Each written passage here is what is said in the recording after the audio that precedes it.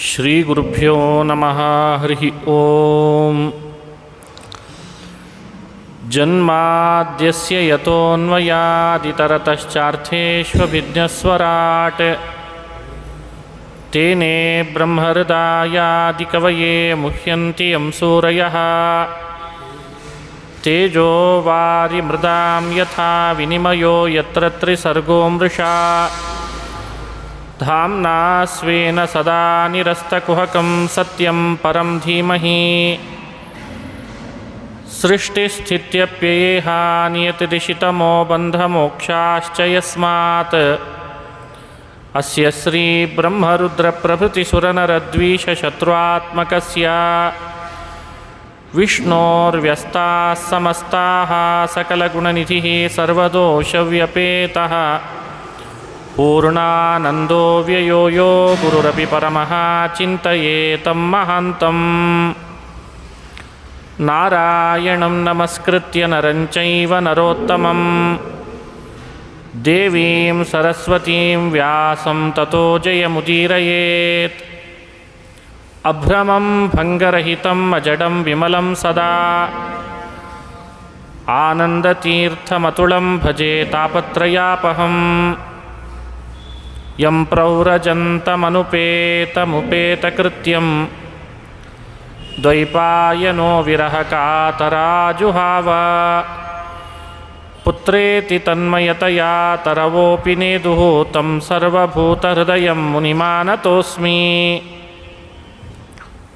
ಮೂಕೋಪಿ ಯತ್ಪ್ರಸಾದೇನ ಮುಕುಂದಶಯನಾಯತೆ ರಾಜರಾಜಾಯತೆ ರಿಕ್ತೋ ರಾಘವೇಂದ್ರಂ ತಮಾಶ್ರಯೇ. ಆಪಾದಮೌಲಿಪರ್ಯಂತಂ ಗುರುಣಾಮಾಕೃತಿಂ ಸ್ಮರೇತ್ ತೇನ ವಿಘ್ನಾಃ ಪ್ರಣಶ್ಯಂತಿ ಸಿದ್ಧ್ಯಂತಿ ಚ ಮನೋರಥಾಃ. ಸ್ವಸ್ತ್ಯಸ್ತು ಅಶೇಷಸತಾಂ ಸನ್ಮಂಗಲಾನಿ ಭವಂತು. ಶ್ರೀ ಹರಿವಾಯು ಗುರುಗಳ ಚರಣಕಮಲಗಳಲ್ಲಿ ಭಕ್ತಿಪೂರ್ವಕ ಪ್ರಣಾಮಗಳನ್ನು ಅರ್ಪಿಸಿ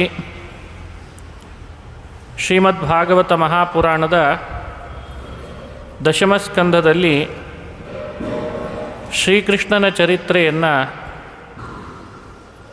ಅನುಸಂಧಾನ ಮಾಡ್ತಾ ಬರ್ತಾ ಇದ್ದೇವೆ. ಕೃಷ್ಣನ ಕಥೆ ಅಂದರೆ ಪ್ರತಿಯೊಂದು ಕಥೆಯೂ ಕೃಷ್ಣಂದು ಪಾಪ ಪರಿಹಾರವನ್ನು ಮಾಡ್ತದೆ. ಹಾಗೆ ಕೃಷ್ಣಾವತಾರದ ಚರಿತ್ರೆ ನಮ್ಮೆಲ್ಲರಿಗೆ ಅತಿ ಹೆಚ್ಚು ಪುಣ್ಯವನ್ನು ನೀಡುತ್ತದೆ. ಕೆಲವು ಕೃಷ್ಣನ ಕಥೆಗಳೆಲ್ಲ ಭಕ್ತರ ಅಭೀಷ್ಟವನ್ನು ಪೂರ್ಣ ಮಾಡಲಿಕ್ಕೆ ಅಂತಿದ್ದಾವೆ. ಭಕ್ತರ ನಾನಾ ವಿಧವಾದ ಅಭೀಷ್ಟಗಳು ಶ್ರೀಕೃಷ್ಣನ ಇಂಥಿಂಥ ಕಥೆಗಳನ್ನು ಕೇಳೋದರಿಂದ ಪೂರ್ಣ ಆಗ್ತದೆ ಅಂತ ಹೇಳ್ತಾರೆ. ಇಷ್ಟಪ್ರಾಪ್ತಿ. ಕೆಲವು ಕೃಷ್ಣನ ಕಥೆಗಳು ಭಕ್ತರ ಅನಿಷ್ಟಗಳನ್ನು ದೂರ ಮಾಡ್ತದೆ. ಶತ್ರುಗಳನ್ನು ಕೃಷ್ಣ ಸಂಹಾರ ಮಾಡಿದ, ಶೌರ್ಯ ಮೆರೆದ, ಅಸುರರನ್ನು ಕೊಂದ, ಭೂಮಿಯ ಭಾರ ಹರಣ ಮಾಡಿದ, ಇಂಥ ಕಥೆಗಳೆಲ್ಲ ಅನಿಷ್ಟ ಪರಿಹಾರಕ ಅಂತ ಅರ್ಥ. ಅನಿಷ್ಟ ಪರಿಹಾರ ಮಾಡಿಕೊಳ್ಳೋದು ಮನುಷ್ಯನಿಗೆ ಬಹಳ ಮುಖ್ಯ. ಮುಕ್ತಿ ಬೇಕು ಅಂತ ಬಯಸಿ ಸಾಧನದ ದಾರಿಯಲ್ಲಿ ಹೊರಟಿರ್ತಾನೆ.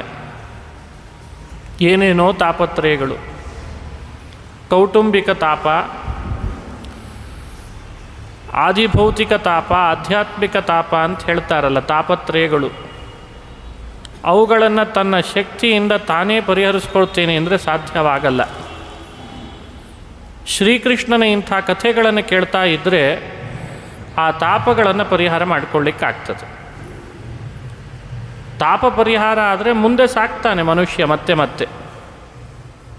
ದಾರಿಯಲ್ಲೆಲ್ಲ ಮುಳ್ಳು ಕಂಟಿ ಹೆಚ್ಚು ಬಿದ್ದಿದೆ ಅಂದರೆ ಮನುಷ್ಯನಿಗೆ ನಡಿಗೆಗೆ ತೊಡಕಾಗ್ತದೆ. ಮುಳ್ಳು ಕಂಟಿಗಳನ್ನು ಸರಿಸಿ ಸ್ವಚ್ಛ ಮಾಡಿದರೆ ಮತ್ತೆ ಮುಂದೆ ಸಾಕ್ತದೆ. ಹಾಗಾಗಿ ಸಾಧನದ ದಾರಿಯಲ್ಲಿ ಬರುವ ಮುಳ್ಳುಗಳನ್ನು, ಕಲ್ಲು ಕಂಟಿಗಳನ್ನು ಶ್ರೀಕೃಷ್ಣ ಮಾಡಿದ ಕಥೆಗಳನ್ನು ಹೇಳ್ತಾ ಇದ್ದರೆ ಅನುಸಂಧಾನ ಮಾಡಿದರೆ ಅದು ಪರಿಹಾರ ಮಾಡುತ್ತದೆ. ಕಂಸ ಸಂಹಾರದ ಕಥೆ ಸಾಧನದ ದಾರಿಯಲ್ಲಿ ಹೋಗುವವನಿಗೆ ಕಾಮ ಪರಿಹಾರ ಮಾಡುತ್ತದೆ ಅಂತ ಹೇಳ್ತಾರೆ. ಕಾಮ ಅನ್ನೋದು ಬಹಳ ದೊಡ್ಡ ಶತ್ರು. ಗೀತೆಯಲ್ಲಿ ಕೃಷ್ಣ ಶತ್ರುಗಳ ಮೊದಲನೇ ಸ್ಥಾನ ಕಾಮಕ್ಕೆ ಹೇಳಿದ್ದಾನೆ. ಕಾಮ ಏಷಃ ಕ್ರೋಧ ಏಷಃ ರಜೋಗುಣ ಸಮುದ್ಭವ ಜಹಿ ಶತ್ರುಂ ಮಹಾಬಾಹೋ, ಜಹಿ ಶತ್ರುಂ ಮಹಾಬಾಹೋ ಅಂತಾನೆ ಕೃಷ್ಣ. ದುರ್ಯೋಧನನನ್ನು ಗೆಲ್ಲು ಅಂತ ಹೇಳಲಿಲ್ಲ, ದುಶ್ಯಾಸನನನ್ನು ಗೆಲ್ಲು ಅಂತ ಹೇಳಲಿಲ್ಲ ಭಗವದ್ಗೀತೆಯಲ್ಲಿ. ಭಗವಂತ ಅತಿ ಹೆಚ್ಚು ಹೇಳಿದ್ದು ಕಾಮನನ್ನು ಗೆಲ್ಲು ಕೊಲ್ಲು ಅಂತ ಹೇಳಿದ. ರಣಭೂಮಿಯಲ್ಲಿ ನಿಂತ ಅರ್ಜುನನಿಗೆ, ಯುದ್ಧ ಭೂಮಿಯಲ್ಲಿ ನಿಂತ ಅರ್ಜುನನಿಗೆ ಕೃಷ್ಣ ಕಾಮನನ್ನು ಕೊಲ್ಲು ಅಂತ ಹೇಳಿದ. ಎಷ್ಟು ಅರ್ಥಗರ್ಭಿತವಾದ ಮಾತು. ಮನುಷ್ಯ ಹೆಚ್ಚು ದುಃಖಕ್ಕೀಡಾಗುವುದು ಕಾಮಶತ್ರುವಿನಿಂದ. ಕಾಮದ ಮತ್ತೊಂದು ರೂಪಾಂತರವೇ ಕ್ರೋಧ ಅಂತ. ಕಾಮಕ್ಕಿಂತ ಬೇರ್ಪಟ್ಟ ಕ್ರೋಧ ಅಂತಿಲ್ಲ, ರೂಪಾಂತರದ ತಳಿ. ಒಂದೇ ರೋಗ ನಮ್ಮ ದೇಹದೊಳಗೆ ಬೇರೆ ಬೇರೆ ರೂಪಗಳನ್ನು ತಾಳ್ತದೆ. ಹಾಗೆ ಕಾಮ ಅನ್ನೋ ಒಂದೇ ರೋಗವೇ ರೂಪ ಬದಲಾಯಿಸಿ ನಮ್ಮೊಳಗೆ ಕ್ರೋಧವಾಗಿ ಲೋಭವಾಗಿ ಕಾಡ್ತದೆ. ಹಾಗಾಗಿ ಕಾಮವನ್ನು ಗೆಲ್ಲು ಅಂತ ಕೃಷ್ಣ ಹೇಳಿದ್ದಾನೆ. ಭಗವದ್ಗೀತೆಗೆ ವ್ಯಾಖ್ಯಾನ ಮಾಡಿದವರು ಭಗವತ್ಪಾದರು ಮಧ್ವಾಚಾರ್ಯರು. ಈ ಕಾಮ ಗೆಲ್ಲು, ಕಾಮವನ್ನು ಸೋಲಿಸು, ಕಾಮ ಬಹಳ ದೊಡ್ಡ ಶತ್ರು ಅಂತ ಹೇಳಿದ ಕೃಷ್ಣನ ಮಾತುಗಳಿಗೆಲ್ಲ ಅವರು ವ್ಯಾಖ್ಯಾನ ಮಾಡ್ತಾ ಈ ಕಾಮಕ್ಕೆ ಅಭಿಮಾನಿ ಯಾರು ಅಂತ ಭಗವತ್ಪಾದರು ಬರೀತಾರೆ ಗೀತೆಗೆ ವ್ಯಾಖ್ಯಾನ ಮಾಡುವಾಗ. ಕಾಲನೇಮಿ ಅಂತ ಹಿರಣ್ಯಾಕ್ಷನ ಸಂತತಿ, ಅವನೇ ಕಾಮದ ಅಭಿಮಾನಿ ಅಂತ. ಒಂದೊಂದು ದೋಷಗಳಿಗೆ ಒಬ್ಬೊಬ್ಬ ಅಸುರರು ಅಭಿಮಾನಿಗಳಿದ್ದಾರೆ. ಕಾಮದ ಅಭಿಮಾನಿ ಯಾರು ಅಂದರೆ ಕಾಲನೇಮಿ. ಕಂಸ ಆ ಕಾಲನೇಮಿಯ ಅವತಾರ. ಕಾಲನೇಮಿನೇ ಮತ್ತೊಂದು ರೂಪದಲ್ಲಿ ಕಂಸನಾಗಿ ಬಂದ. ಕೃಷ್ಣ ಕಂಸನೊಟ್ಟಿಗೆ ಯುದ್ಧ ಮಾಡಿದ ಅಂದರೆ ಈ ದುಷ್ಟ ಕಾಮನ ಜೊತೆಗೆ ಯುದ್ಧ ಮಾಡಿದ ಅಂತ ಅರ್ಥ. ಕೃಷ್ಣನ ಶಕ್ತಿ ಮೇಲಾಯಿತು, ಕಂಸನ ಶಕ್ತಿ ಬಿದ್ದೋಯ್ತು. ಮೊದಲು ಭಾರಿ ಹಾರಾಟ ನಡೆಸಿದ. ಮನುಷ್ಯನಲ್ಲಿ ಕಾಮ ಸೇರಿಕೊಂಡಾಗ ಪ್ರಾರಂಭದಲ್ಲಿ ಹಾರಾಟ ಬಹಳ ಅಂತೆ. ಹಾರಾಟ, ಹೋರಾಟ, ಚೀರಾಟ ಎಲ್ಲ ಕಾಮದ ಆಟ. ಬರ್ತಾ ಅದರ ಹಾರಾಟ ಕಡಿಮೆ ಆಗಬೇಕಾದ್ರೆ ಅದನ್ನು ಸೋಲಿಸಿ ನೆಲಕ್ಕೆ ಅಪ್ಪಳಿಸಿ ತಲೆ ತುಳಿಬೇಕಾದ್ರೆ ಕೃಷ್ಣನ ಪಾದವೇ ಬೇಕಂತೆ. ಮಂಚಸ್ಥಂ ಆತುಳಂ ಕಂಸಂ, ಮಂಚದ ಮೇಲೆ ಕೂತಿದ್ದ. ನೋಡಿದರೆ ಕೃಷ್ಣನಿಗೆ ಸೋದರ ಮಾವ ಆಗಬೇಕು. ಕಾರಣ ದೇವಕಿಯ ಸಹೋದರನಾದ್ದರಿಂದ. ಅದಕ್ಕೆ ಅವನನ್ನು ಮಾತುಳ ಅಂತ ಕರೀತಾರೆ. ಮಂಚಸ್ಥಂ ಮಾತುಳಂ ಕಂಸಂ ಮೂರ್ಧನಿ ಸಂಗೃಹ್ಯ ಮಾಧವ. ಅವನು ಮಂಚದ ಮೇಲೆ ಎತ್ತರದ ಸ್ಥಾನದಲ್ಲಿದ್ದ ಕಂಸ. ಕೃಷ್ಣ ಹಾರಿ ಮಂಚದ ಮೇಲೆ ನಿಂತ. ಕಂಸನ ತಲೆ ಜಟೆ ಹಿಡಿದು ಒಮ್ಮೆ ಉರುಳಿಸಿದ. ಮೂರ್ಧನಿ ಸಂಗೃಹ್ಯ ಮಾಧವ ನಿಪಾತ್ಯ, ನೆಲಕ್ಕೆ ಕೆಡವಿ, ಎಷ್ಟು ಹಾರಾಡ್ತೀಯೋ ಕಂಸ ಅಂದ ಕೃಷ್ಣ. ಎಷ್ಟು ಹಾರಾಡ್ತೀಯಪ್ಪ, ಅಧಿಕಾರ ಸಿಕ್ಕಿದೆ, ಯಾದವರ ವಂಶದಲ್ಲಿ ನೀನೇ ಭಾರಿ ಅಂತ ಅಂದ್ಕೊಂಡಿದ್ದೀಯಾ? ಅಧಿಕಾರ ಸಿಕ್ಕಾಗ ಈ ಥರದ ಆಟ ಆಡೋರು ಬಹಳ ಜನ ಇದ್ದಾರೆ ಇವತ್ತಿಗೂ. ಅಧಿಕಾರದ ಅಮಲು ಪಿತ್ತ ಅದು ನೆತ್ತಿಗೇರಿರ್ತದೆ. ಹಿರಿಯರನ್ನು ಕಿರಿಯರನ್ನು ಯಾವ ರೀತಿಯಾಗಿ ನಡೆಸ್ಕೊಳ್ಬೇಕೋ ಗೊತ್ತಿರಲ್ಲ, ಮರ್ತೋಗಿರ್ತದೆ. ದರ್ಪದಿಂದ ವರ್ತನೆ ಮಾಡ್ತಿರ್ತಾರೆ. ಮೊದಲು ಚೆನ್ನಾಗಿ ಕಾಣಿಸ್ತದೆ. ಒಮ್ಮೆ ಏಟು ಹಾಕಿದ ಅಂದರೆ ದೇವರು ನೆಲಕ್ಕೆ ಹಾಕಿದ ಅಂದರೆ ಮತ್ತೆ ಹೇಳಲಿಕ್ಕಾಗಲ್ಲ. ಆ ಕಥೆ ಇದು. ಮಂಚದ ಮೇಲಿದ್ದ ಕಂಸನನ್ನು ನೆಲಕ್ಕೆ ಉರುಳಿಸಿ ಆ ಕಂಸನ ತಲೆ ಮೇಲೆ ಹಾರಿ ಕಾಲು ಊರಿ ನಿಂತಂತೆ ಕೃಷ್ಣ. ಹೇಗಿತ್ತು ಅಂತ ಭಾಗವತ ವರ್ಣನೆ ಮಾಡ್ತದೆ. ಕಂಸನ ಭೃತ್ಯರು ಚಾಣೂರ ಮುಷ್ಟಿಕರು ಅಂತ ಇಬ್ಬರು ಮಲ್ಲರಿದ್ರಂತೆ. ಕಂಸನ ಭೃತ್ಯರು ಅಂಬಷ್ಠ ಅಂತಿದ್ದ, ಮಾವುತ. ಹಾಗೆ ಒಂದು ಕೋಲೆಯಾಪೀಡ ಅಂತ ಆನೆಯನ್ನು ಬೇರೆ ಸಾಕಿದ್ದ ಕಂಸ. ಮಥುರಾಪಟ್ಟಣದಲ್ಲಿ ಕಂಸನ ಮೂಲ ಬಲಗಳಿವೆಲ್ಲ. ಇವರನ್ನೆಲ್ಲ ಗೋಕುಲಕ್ಕೆ ಕಳಿಸಿರಲಿಲ್ಲ. ಕೋಲೆಯಾಪೀಡವನ್ನು ಕೃಷ್ಣನ ಕೊಲ್ಲಿಕ್ಕೆ ಕಳಿಸಿರಲಿಲ್ಲ ಗೋಕುಲಕ್ಕೆ. ಅಂಬಷ್ಟನನ್ನು ಕಳಿಸಿರಲಿಲ್ಲ. ಚಾಣೂರ ಮುಷ್ಟಿಕರನ್ನು ಕಳಿಸಿರಲಿಲ್ಲ. ಅವನ ಮಂತ್ರಿಪುತ್ರರನ್ನು ಕಳಿಸಿರಲಿಲ್ಲ. ಈ ರೀತಿ ಕಂಸ ತನ್ನ ಜೊತೆಗೇ ಇಟ್ಕೊಂಡಿದ್ದ ಅವರನ್ನೆಲ್ಲ. ಕೃಷ್ಣ ಕಂಸನ ತನಕ ಬರಬೇಕಾದ್ರೆ ಇವರನ್ನೆಲ್ಲ ಕೊಂದು ಬರಬೇಕಿತ್ತಂತೆ. ಆಯಿತು ಅಂದ ಕೃಷ್ಣ. ಒಬ್ಬರನ್ನು ಉಳಿಸಲ್ಲ ಬಾ ಅಂದ. ಇವತ್ತು ಬಂದದ್ದೇ ಅದಕ್ಕೆ ಅಂದ. ಯಾರ್ಯಾರು ಏನೇನು ಎಲ್ಲೆಲ್ಲಿ ಏನೇನು ಇಟ್ಟುಕೊಂಡಿದ್ದಿ ಎಲ್ಲ ತೆಗಿ ನಿಂದು ಅಂದ. ಶಿವಧನುಸ್ಸು ಇಟ್ಟುಕೊಂಡಿದ್ದ ಕಂಸ. ಶಿವಧನುಸ್ಸನ್ನು ಯಾರು ಮುರಿತಾರೆ ಅವರೇ ನಿನ್ನನ್ನು ವಧೆ ಮಾಡೋರು ಅಂತ ಹೇಳಿದ್ರಂತೆ ಅವನಿಗೆ. ಹಾಗಾಗಿ ಶಿವಧನುಸ್ಸನ್ನಿಟ್ಟು ಬಿಲ್ ಹಬ್ಬ ಅಂತ ಮಾಡ್ತೇನೆ ಅಂತ ಹೊರಟಿದ್ದ ಮಥುರಾಪಟ್ಟಣದಲ್ಲಿ. ಬಿಲ್ಲಿನ ಹಬ್ಬ ನೆಪ. ಅಕ್ರೂರನ ಮೂಲಕ ಕೃಷ್ಣನ ಕರೆಸಬೇಕು, ಬಲರಾಮನನ್ನು ಕರೆಸಬೇಕು ಗೋಕುಲದಿಂದ. ಅವರ ಸ್ಥಾನದಲ್ಲೇ ಹೋಗಿ ನಾನು ಅವರನ್ನು ಕೊಲ್ಲೋದು ಕಠಿಣ ಆಗ್ತದೆ. ಯಾಕಂದರೆ ನಾನು ಕಳಿಸಿದವರನ್ನೆಲ್ಲ ಕೊಂದಿದಾನಲ್ಲ ಕೃಷ್ಣ. ನನ್ನ ಸ್ಥಾನದಲ್ಲೇ ಅವನು ಬರಬೇಕು. ನನ್ನ ಬಲ ಎಲ್ಲ ಸುತ್ತಲೂ ಇಟ್ಕೊಂಡಿರಬೇಕು ನಾನು. ಅವನ ಕೈಯಲ್ಲಿ ಏನೂ ಮಾಡಲಿಕ್ಕಾಗದೆ ನನ್ನ ಮಲ್ಲರು, ಆನೆ, ನನ್ನ ಮಂತ್ರಿಪುತ್ರರು, ನನ್ನ ಸೈನ್ಯ ಅವನನ್ನು ಕೊಲ್ಲಬೇಕು ಅಂತ ಯೋಚನೆ ಮಾಡಿದ್ದ. ಇವ್ರು ಯಾರ ಕೈಯಲ್ಲೂ ಆಗದೆ ಹೋದರೆ ಕೊನೆಗೆ ನಾನೇ ಯುದ್ಧ ಮಾಡಿ ಕೃಷ್ಣನನ್ನು ಇಲ್ಲ ಅನ್ನಿಸ್ಬೇಕು. ಕಾಮ ಯಾವಾಗಲೂ ಹೀಗೆ ಯೋಚನೆ ಮಾಡ್ತದಂತೆ ಮನುಷ್ಯನ ಮನಸ್ಸೊಳಗೆ. ಸೇರ್ಕೊಳ್ಳುವಾಗ ಭಾರೀ ಯೋಚನೆ ಮಾಡಿ ಸೇರ್ಕೊಳ್ತದೆ.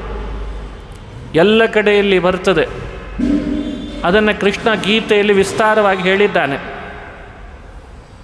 ಕಾಮದ ಅಡುಗುತಾಣಗಳು ಬಹಳ. ನಮ್ಮ ದೇಹದೊಳಗೆ ಕಾಮ ಬೇರೆ ಬೇರೆ ರೂಪ ತಾಳಿ ತನ್ನದೇ ಅಡುಗುತಾಣಗಳನ್ನು ಮಾಡ್ಕೊಂಡ್ಬಿಡ್ತದೆ ದೇಹದೊಳಗೆ. ಹಾಗಾಗಿ ನನ್ಯಾರೂ ಕಿತ್ತು ಎಸಿಲಿಕ್ಕಿಲ್ಲ ಇನ್ನು ಅಂತ ನೋಡಿ. ನಮ್ಮ ದೇಹವನ್ನೇ ಮನೆ ಮಾಡಿಕೊಂಡು ದೇಹದ ಬಹು ಸ್ಥಳಗಳನ್ನು ಅಡುಗುತಾಣಗಳನ್ನು ಮಾಡಿಕೊಂಡು ನಾವು ಕಟ್ಟ ಆಹಾರದಿಂದಲೇ ದಷ್ಟಪುಷ್ಟವಾಗಿ ಬೆಳೆದು ನಮ್ಮನ್ನೇ ದಾರಿ ತಪ್ಪಿಸ್ಲಿಕ್ಕೆ ಹೋಗ್ತದೆ. ಇದೇ ಕಾಮ ಮಾಡುವ ಶತ್ರು. ಕಾಮದ ಶತ್ರುತ್ವ ಬಹಳ ದೊಡ್ಡದು.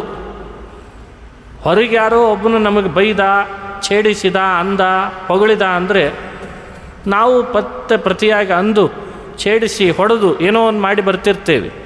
ಅಥವಾ ನಮಗಿಂತ ದೊಡ್ಡವ್ರಿಗೆ ಹೇಳಿ ಅವನನ್ನು ಎಲ್ಲಾದರೂ ಬಂಧಿಖಾನೆಗೆ ಹಾಕಿಸ್ತೇವೆ. ಇಲ್ಲ, ಹಾಗಲ್ಲಲ್ಲ. ನಮ್ಮೊಳಗೇ ಸೇರಿ ನಮ್ಮ ಆಹಾರನೇ ತಿಂದು ನಮ್ಮ ದೇಹವನ್ನೇ ಮನೆ ಮಾಡಿಕೊಂಡು ನಮ್ಮನ್ನೇ ದಾರಿ ತಪ್ಪಿಸ್ತಾನೆ. ಇದು ಯಾವ ನ್ಯಾಯ ಹೇಳಿ? ಕಂಸ ಅದೇ ಕೆಲಸ ಮಾಡಿದ. ಉಗ್ರಸೇನ ತಾನೇ ಪಡೆದ ಮಗನಲ್ಲ ಅಂತ ಹರಿವಂಶ ಹೇಳ್ತದೆ. ಉಗ್ರಸೇನನಿಗೆ ಹುಟ್ಟಿದವನಲ್ಲ. ಆದರೆ ಉಗ್ರಸೇನನ ಮಗ ಅಂತ ಮೇಲ್ನೋಟಕ್ಕಾದ. ಯಾಕೆ ಅವನ ಹೆಂಡತಿಯಲ್ಲಿ ಹುಟ್ಟಿದ ಅಷ್ಟೆ. ಉಗ್ರಸೇನನ ಹೆಂಡತಿ, ಈ ಕಥೆಗಳೆಲ್ಲ ಬಹಳ ವಿಚಿತ್ರ. ಅವಳು ಒಮ್ಮೆ ಋತುಸ್ನಾತಳಾಗಿ ವಿಹಾರ ಮಾಡಲಿಕ್ಕೆ ವನಕ್ಕೆ ಬಂದಿದ್ದಾಳೆ. ವನದಲ್ಲಿರುವಾಗ ದ್ರುಮಿಳ ಅಂತ ಒಬ್ಬ ರಾಕ್ಷಸ. ಆ ರಾಕ್ಷಸ ಏನು ಮಾಡ್ತಾನೆ, ಕಂಸನಂತೆ ರೂಪ ತಗೊಳ್ತಾನೆ. ಮಾಯಾವಿ ಅಲ್ಲ, ಉಗ್ರಸೇನಂತೆ ರೂಪ ತಗೊಳ್ತಾನೆ. ಕಂಸ ಅಲ್ಲ, ಉಗ್ರಸೇನಂತೆ ರೂಪ ತಗೊಂಡು ನಾನೇ ನಿನ್ನ ಯಜಮಾನ ಅಂತ ಅವಳ ಬಳಿಗೆ ಬಂದುಬಿಡ್ತಾನೆ. ಗೊತ್ತಾಗದೆ ಅವನಿಂದ ಗರ್ಭಧಾರಣೆ ಆಗಿಬಿಡ್ತದೆ. ನಿಜ ರೂಪಕ್ಕೆ ತಾಳ್ತಾನೆ ದ್ರುಮಿಳ. ಅವಳಿಗೆ ಅರ್ಥ ಆಯಿತು, ನೀಚ ಮಾಯಾವಿ ರಾಕ್ಷಸ, ನನ್ನ ಯಜಮಾನನ ರೂಪದಲ್ಲಿ ಬಂದಿಯಲ್ಲ ನೀನು. ಹೊಟ್ಟೆಯಲ್ಲಿ ಹುಟ್ಟೋ ಮಗು ನನ್ನ ಯಜಮಾನನ ವಂಶದವನಿಂದಲೇ ಸಾಯಿಲಿ ಅಂತ ಶಾಪ ಕೊಟ್ಲಂತೆ. ತನ್ನ ಹೊಟ್ಟೆಯಲ್ಲೇ ತಾನೇ ಹಡಿದ್ರು ತಾನೇ ಶಾಪ ಹಾಕಿದ್ಲಂತೆ. ಯಾಕೆಂದರೆ ದ್ರುಮಿಳನ ಕುಕೃತ್ಯದಿಂದ. ಹಾಗಾಗಿ ಯಾದವ ವಂಶದಲ್ಲಿ ಬಂದವನೇನೆ ಕಂಸನನ್ನು ಕೊಲ್ಲಬೇಕಾಯ್ತಂತೆ, ತಾಯಿ ಶಾಪ. ಹೀಗೂ ಒಂದು ಇತಿಹಾಸ, ಹರಿವಂಶ ಮಹಾಭಾರತಗಳು ನಮಗೆ ಇದರ ಬಗ್ಗೆ ವಿವರಣೆ ಕೊಡ್ತಾವೆ. ಭಗವತ್ಪಾದರು ಇದನ್ನು ಸ್ಪಷ್ಟಪಡಿಸಿದ್ದಾರೆ ಮಹಾನುಭಾವರು. ಹಾಗಾಗಿ ಉಗ್ರಸೇನನ ಔರಸ ಸಂತಾನ ಅಲ್ಲ ಕಂಸ. ಅದಕ್ಕಾಗಿ ಕಂಸ ಹುಟ್ಟಿದ ಮೇಲೆ ಕೆಲವೇ ದಿನಗಳಲ್ಲಿ ಉಗ್ರಸೇನನನ್ನು ಸ್ಥಾನದಿಂದ ಇಳಿಸಿಬಿಟ್ಟ. ಕಾಮ ಏನು ಮಾಡ್ತದೆ ಅನ್ನಲಿಕ್ಕೆ ಇದೆ, ಹೊಂಚಾಗಿ ಕೂತಿರ್ತದೆ, ಯಾವಾಗ ಸ್ಥಾನದಿಂದ ಕೆಳಗಿಳಿಸೇನೋ ಅಂತ. ದೊಡ್ಡ ದೊಡ್ಡ ಸ್ಥಾನದಲ್ಲಿರ್ತಾರೆ, ಕಾಮ ಸೇರ್ಕೊಂಡು ಕೂಡಲೇ ಮೊದಲು ಸ್ಥಾನ ಭ್ರಷ್ಟರಾಗ್ತಾರೆ. ಯಾಕೆ ಅಂದರೆ ಆಡಳಿತ ಎಲ್ಲ ಕಾಮಕ್ಕೆ ಹೋಗ್ತದೆ.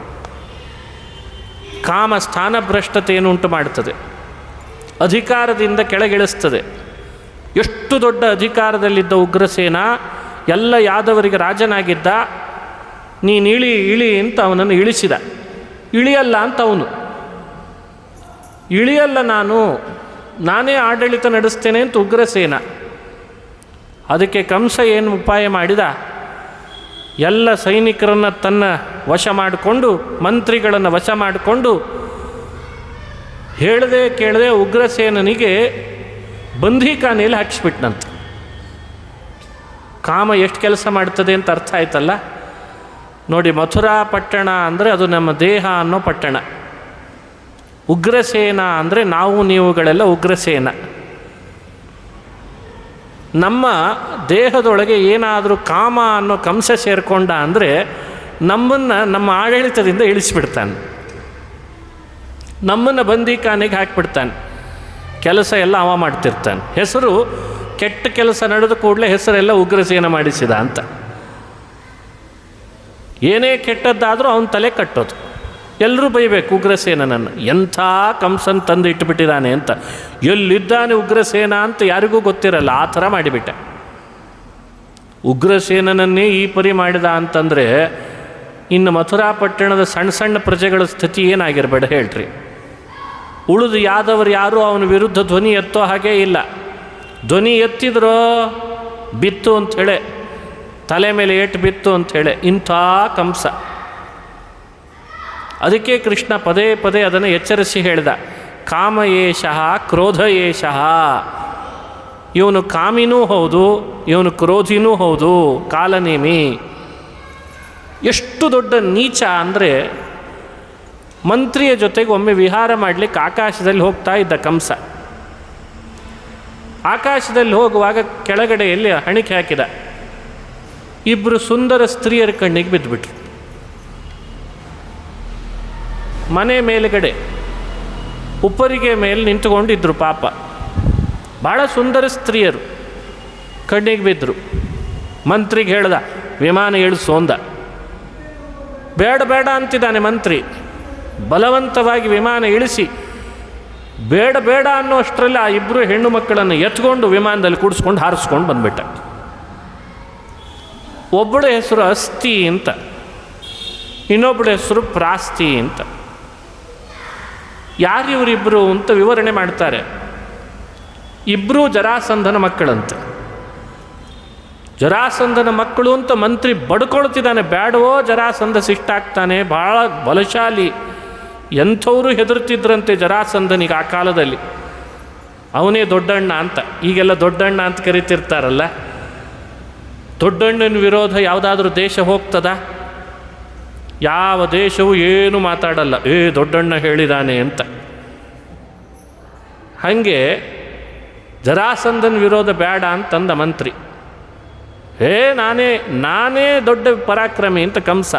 ನೋಡಿ, ಒಂದೆಡೆ ಕಾಮ, ಇನ್ನೊಂದೆಡೆ ಮಂತ್ರಿಯ ಮೇಲೆ ಕ್ರೋಧ ಮಾಡಿದ. ಜರಾಸಂಧ ಯುದ್ಧ ಮಾಡಬೇಕಿನ್ನು ಅಂತ ಮಕ್ಕಳನ್ನು ಅಪಹರಿಸ್ಕೊಂಡು ಹೋದ್ನಲ್ಲ, ನೋಡ್ಕೋತೀನಿ ಕಂಸನನ್ನು ಅಂತ. ಅವನ ಹತ್ರ ಯಾರೋ ಒಬ್ಬ ಬುದ್ಧಿವಂತ ಮಂತ್ರಿ ಇದ್ದ. ಜರಾಸಂಧನಿಗೆ ಹೇಳಿದ್ನಂತೆ, ಆಗಿದ್ದಾಗೋಗಿದೆ, ನೀನೂ ರಾಕ್ಷಸ, ಅವನೂ ರಾಕ್ಷಸ, ನಿನಗೂ ದೇವರು ಬೇಡ, ಅವನಿಗೂ ದೇವರು ಬೇಡ, ನಿಮ್ಮಿಬ್ಬರ ವಿರುದ್ಧ ಇನ್ಯಾರೂ ಇರೋದಿಲ್ಲ, ಅಂಥ ಮಲ್ಲರು ನೀವಿಬ್ಬರು, ನಿನಗೂ ಧರ್ಮ ಬೇಡ, ಅವನಿಗೂ ಧರ್ಮ ಬೇಡ, ಇಷ್ಟೆಲ್ಲ ವಿಷಯದಲ್ಲಿ ನೀವಿಬ್ಬರು ಒಂದಾಗಿದ್ದೀರಿ ಅಂದಮೇಲೆ ಯಾಕೆ ನಿನ್ನ ಆ ಮಕ್ಕಳು ಸಲುವಾಗಿ ವಿರೋಧ ಕಟ್ಟಿಕೊಳ್ತೀ? ಬಲಿಷ್ಠನಿದ್ದಾನೆ, ಶ್ರೀಮಂತನಿದ್ದಾನೆ, ಯಾದವರ ರಾಜ ಅಂತಾಗಿದ್ದಾನೆ. ಈಗಲಂತೂ ಅವರ ಅಪ್ಪನ್ನೇ ಬಂದಿಖಾನೆಯಲ್ಲಿ ಹಾಕಿದ್ದಾನೆ. ಇಂಥವೆಲ್ಲ ಜರಾಸಂಧನಿಗೆ ಖುಷಿ ಕೊಡ್ತಿತ್ತಂತ. ಹೌದಾ, ಅವರಪ್ಪನ್ನೇ ಬಂದಿಖಾನೆಗೆ ಹಾಕಿದಾನ? ಅಂಥವನು ನಿನ್ನಿಬ್ಬರು ಮಕ್ಕಳನ್ನು ಅಪೇಕ್ಷಿಸ್ಕೊಂಡು ಕರ್ಕೊಂಡು ಹೋಗಿದ್ದಾನೆ ಅಂದರೆ ವಾಪಸ್ ಕರ್ಕೊಂಡು ಬಂದು ಏನು ಮಾಡ್ತೀ? ಯುದ್ಧ ಮಾಡಿ ಏನು ಮಾಡ್ತೀ? ನೀನು ಕರ್ಕೊಂಡು ಬಂದ್ಯಪ್ಪ ಮನೆಗೆ, ಆಮೇಲೆ ಯಾರಿಗೆ ಮದುವೆ ಮಾಡಿಕೊಡ್ತೀ? ಯೋಚನೆ ಮಾಡು ಭವಿಷ್ಯವನ್ನು. ಹೆಂಗಿದ್ರೂ ಹೋಗಿದ್ದಾನೆ, ಒಂದಿಷ್ಟು ಉಡುಗೊರೆ ತೊಗೊಂಡು ಹೋಗಿ ನೀನೇ ಅಳಿಯ ಅಂತ ತಂದು ಕೊಟ್ಟುಬಿಡು ಅಂತ ಅಂದ್ಬಿಟ್ರಂತ.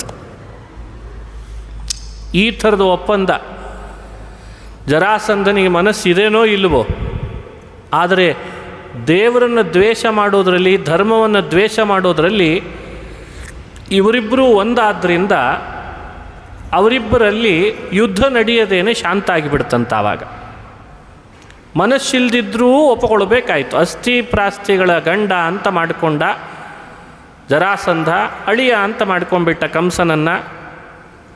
ಇಷ್ಟು ವಿಚಿತ್ರವಾದ ಘಟನೆಯನ್ನು ನಮಗೆ ಇತಿಹಾಸ ಹೇಳ್ತದೆ. ಎಂಥೆಂಥ ಬಲಶಾಲಿಗಳಾದರೂ ಈ ಕಾಮಕ್ಕೆ ಮೋಹಕ್ಕೆ ಮಣಿತಾರೆ ಅನ್ನಲಿಕ್ಕೆ ಈ ಚರಿತ್ರೆಗಳೆಲ್ಲ ನಿದರ್ಶನ. ಇಂಥ ಎಷ್ಟೋ ಘೋರ ಕೃತ್ಯಗಳು ಕಂಸ ಮಾಡಿದ್ದ. ಹೀಗಾಗಿ ಭೂಮಿ ನಲಗ್ತಾ ಇದ್ಲು ಪಾಪ. ಯಾಕಾದರೂ ಬಂದಿದ್ದಾನೋ ಈ ಕಂಸ ಆಡಳಿತ ನಡೆಸಲಿಕ್ಕೆ ಅಂತ. ಇಂಥ ಕಂಸನನ್ನು ಶ್ರೀಕೃಷ್ಣ ಸಂಹಾರ ಮಾಡಿದ ಅಂತ ಕಥೆ ಬರ್ತದೆ. ಅಂದರೆ ಇದು ಅಂದ್ಯಂದೋ ಮಥುರಾಪಟ್ಟಣ ನಿವಾಸಿಗಳಿಗೆ, ಯಾದವರಿಗೆ ಶಾಂತಿ ಉಂಟು ಮಾಡಿದ ಕಥೆ ಅಂತ ಅಲ್ಲೇ ಅಲ್ಲ. ಇಂದೂ ಕೂಡ ಮಥುರೆಯಂತಿರುವ ನಮ್ಮ ದೇಹವೇ ಪಟ್ಟಣ, ಮಥುರಾಪಟ್ಟಣ. ಮಥುರ ಅದಕ್ಕೆ ಮಧುರ ಅಂತ ಬಹಳ ಹಿಂದಿನಿಂದ ಹೆಸರಿದೆ. ಮಧುವನ ಅಂತ ಕರೀತಿದ್ರಂತೆ. ಅಂಬರೀಷ ಮಹಾರಾಜ ಏಕಾದಶಿಯ ವ್ರತವನ್ನು ಆಚರಿಸಿ ಅನೇಕ ವಿಪ್ರರಿಗೆ ಭೋಜನ ಮಾಡಿಸಿ, ಪಾರಣೆ ಮಾಡಿಸಿ, ಉದ್ಯಾಪನೆ ಮಾಡಿದ ಸ್ಥಳ ಅದೇ ಮಧುವನ ಅಂತ. ರಾಮಾಯಣ ಕಾಲದಲ್ಲಿ ಶತ್ರುಘ್ನ ಹಾಗೂ ಭರತ, ರಾಮನ ಸಹೋದರರು, ಶತ್ರುಘ್ನನಿಗೆ ಮಧುವನ ಅಂತ ನಿರ್ಮಾಣ ಮಾಡಿಕೊಟ್ಟ ಮಧುವನವೇ ಅದಂತೆ. ಹಾಗಾಗಿ ಮಥುರಾಪಟ್ಟಣ ಅಂದರೆ ಅದು ಐತಿಹಾಸಿಕವಾದ, ಬಹಳ ಹಿಂದಿನಿಂದಲೂ ಪ್ರಸಿದ್ಧವಾದ ಯಮುನಾ ನದಿಯ ಪವಿತ್ರ ತಾಣ. ಎಂಥೆಂಥ ಅದ್ಭುತ ಮಹಾನುಭಾವರು ಅದನ್ನು ಆಳ್ತಾ ಇದ್ರಂತೆ. ಈ ಕಂಸ ಸೇರಿದ ಮೇಲೆ ಅದೆಲ್ಲ ಹಾಳಾಗೋಯ್ತಂತೆ. ವಿದೇಶಿ ನೀತಿಗಳನ್ನು ಜಾರಿಗೆ ತಂದರೆ ಸ್ವದೇಶಿಯ ವ್ಯವಸ್ಥೆಗಳೆಲ್ಲ ಹಾಳಾಗಲ್ವೇ? ಹಾಗಾಗಿದೆ. ಕಂಸ ಯಾವಾಗ ಆಡಳಿತ ಶುರು ಮಾಡಿದ, ಎಲ್ಲ ಮಥುರಾಪಟ್ಟಣದ ಶಾಂತಿ ದೂರ ಆಗಲಿಕ್ಕೆ ಶುರುವಾಯಿತು. ಧರ್ಮ ನಶಿಸಿತು. ಕಂಸನ ಆಡಳಿತದಿಂದ ಮನಸ್ಸಿನಲ್ಲಿ ತಾಪ ಶುರು ಆಯಿತು. ಕುಟುಂಬದಲ್ಲಿ ಕಲಹಗಳು ಶುರು ಆಯಿತು. ನ್ಯಾಯ ನೀತಿ ಎಲ್ಲ ಗಾಳಿಗೆ ತೂರಿಬಿಟ್ರು. ಹೀಗಾಗಿ ಕೃಷ್ಣ ಬರಬೇಕಾಯಿತು. ಕೃಷ್ಣ ಯಾರ್ಯಾರನ್ನು ಕಂಸ ಸಾಕಿದಾನೆ ಅಂತ ಗೊತ್ತಿತ್ತು. ಅವನು ಒಬ್ಬನನ್ನು ಕೊಂದರೆ ಸಾಲದು, ಅವನ ಪರಿವಾರವನ್ನೆಲ್ಲ ಮುಗಿಸ್ಬೇಕು ಅವನ ಕಣ್ಣು ಮುಂದೆ. ಅಂದರೆ ಅವನಿಗೆ ದುಃಖ ಆಗ್ತದೆ. ಹಾಗಾಗಿ ಕೃಷ್ಣ ಅವತಾರ ಮಾಡಿ ಕೆಲವೇ ಕ್ಷಣಗಳಲ್ಲೇನೆ ಗೋಕುಲದಲ್ಲಿ, ವೃಂದಾವನದಲ್ಲಿ ಕಾಲ ಕಳಿಸ್ತಾನೆ ಕಂಸ. ಯಾಕೆ? ಮೃತ್ಯು ಭಯ ಇತ್ತಂತವನಿಗೆ. ಆ ಮೃತ್ಯು ಭಯದಿಂದ ಎಲ್ಲಿದ್ದಾನು ಹುಡುಕ್ರಿ ಅಂತ, ಎಲ್ಲಿ ಹುಟ್ಟಿದಾನೋ ಏನೋ ದೇವಪಕ್ಷಪಾತಿ ವಿಷ್ಣು ಹುಡುಕ್ರಿ ಅಂತ ಕಳಿಸಿದ. ಗೋಕುಲಕ್ಕೆ ಕಳಿಸಿದಾಗೆಲ್ಲ ಒಬ್ಬರೂ ಹಿಂದೆ ಬರಲಿಲ್ಲ, ಸತ್ತೋದ್ರು. ಅರ್ಥ ಆಗಲಿಕ್ಕೆ ಶುರು ಆಯಿತು. ನಾರದರು ಬೇರೆ ಮಧ್ಯದಲ್ಲಿ ಬಂದು ಹೇಳೂ ಬಿಟ್ರಂತೆ, ಕಂಸ ನೀನು ಭಾರಿ ಬುದ್ಧಿವಂತ ಅಂದ್ಕೊಂಡಿದ್ದಿ, ನೀನು ಎಡವು ಬಿಟ್ಟಿದ್ದಿ ಅಂದ್ರಂತೆ. ನೋಡಿ, ನೀನು ದೇವಕಿಯಲ್ಲಿ 8ನೇ ಗರ್ಭದಲ್ಲಿ ನಿನ್ನ ಮೃತ್ಯು ಹುಡ್ತಾನೆ ಅಂತ ಅಶರೀರವಾಣಿ ಹೇಳಿದ್ದನ್ನು ನೀನು ಉಡಾಫೆ ಮಾಡಿದಿ ಅಂತ. ಇಲ್ಲ ನಾ ಮಾಡಿಲ್ಲ ಅಂದ. ಮಾಡಿಲ್ಲ. ಮತ್ತು 8ನೇ ಗರ್ಭ ಏನಾಯಿತು? 8ನೇದು ಯಾವುದೋ ಹೆಣ್ಣು ಕೂಸು ಹುಟ್ಟಿತ್ತು ಅಂದ ಕಂಸ.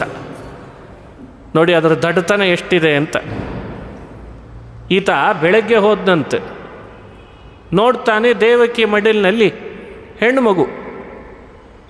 ಹೆಣ್ಣು ಹಿಡಿದಿದ್ದಾಳಲ್ಲ ದೇವಕಿ, ನನ್ನ ಮೃತ್ಯು ಗಂಡು ವಿಷ್ಣು ಇರಬೇಕು ಅಂದ್ಕೊಂಡಿದ್ದೆ ಎಂದ. ಮತ್ತೆ ಯಾರೋ ತಲೆ ತುಂಬಿದ್ರು, ಒಮ್ಮೊಮ್ಮೆ ಮೋಹಿನಿನೂ ಆಗಿದ್ದಾನೆ ವಿಷ್ಣು ಅಂದರು.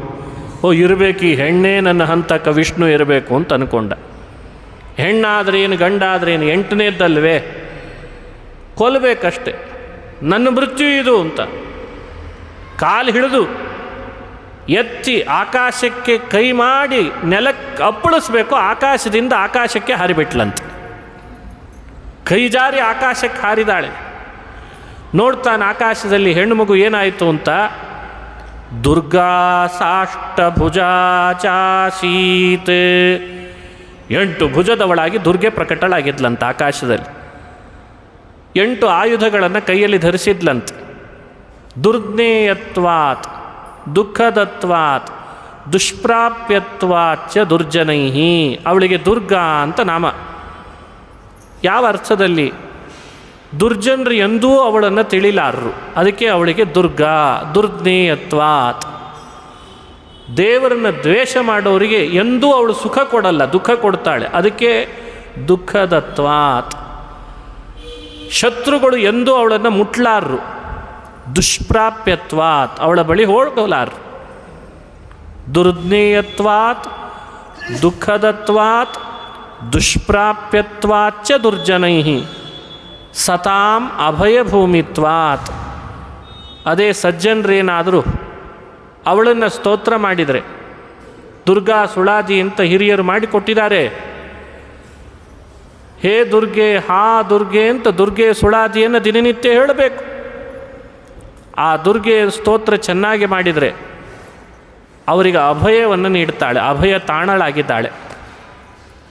ಇಂಥ ದುರ್ಗೆ ಆಕಾಶದಲ್ಲಿ ತನ್ನ ರೂಪ ಪ್ರಕಟಗೊಳಿಸಿದರೆ ಕಂಸ ಭಯಭೀತನಾಗಿಬಿಟ್ಟ. ಅರೇ ರೇ, ನಾನು ಯಾರೋ ನೀನು ಅಂದ್ಕೊಂಡಿದ್ನಲ್ಲ, ನೀನು ದುರ್ಗೆನಾ ಅಂದ.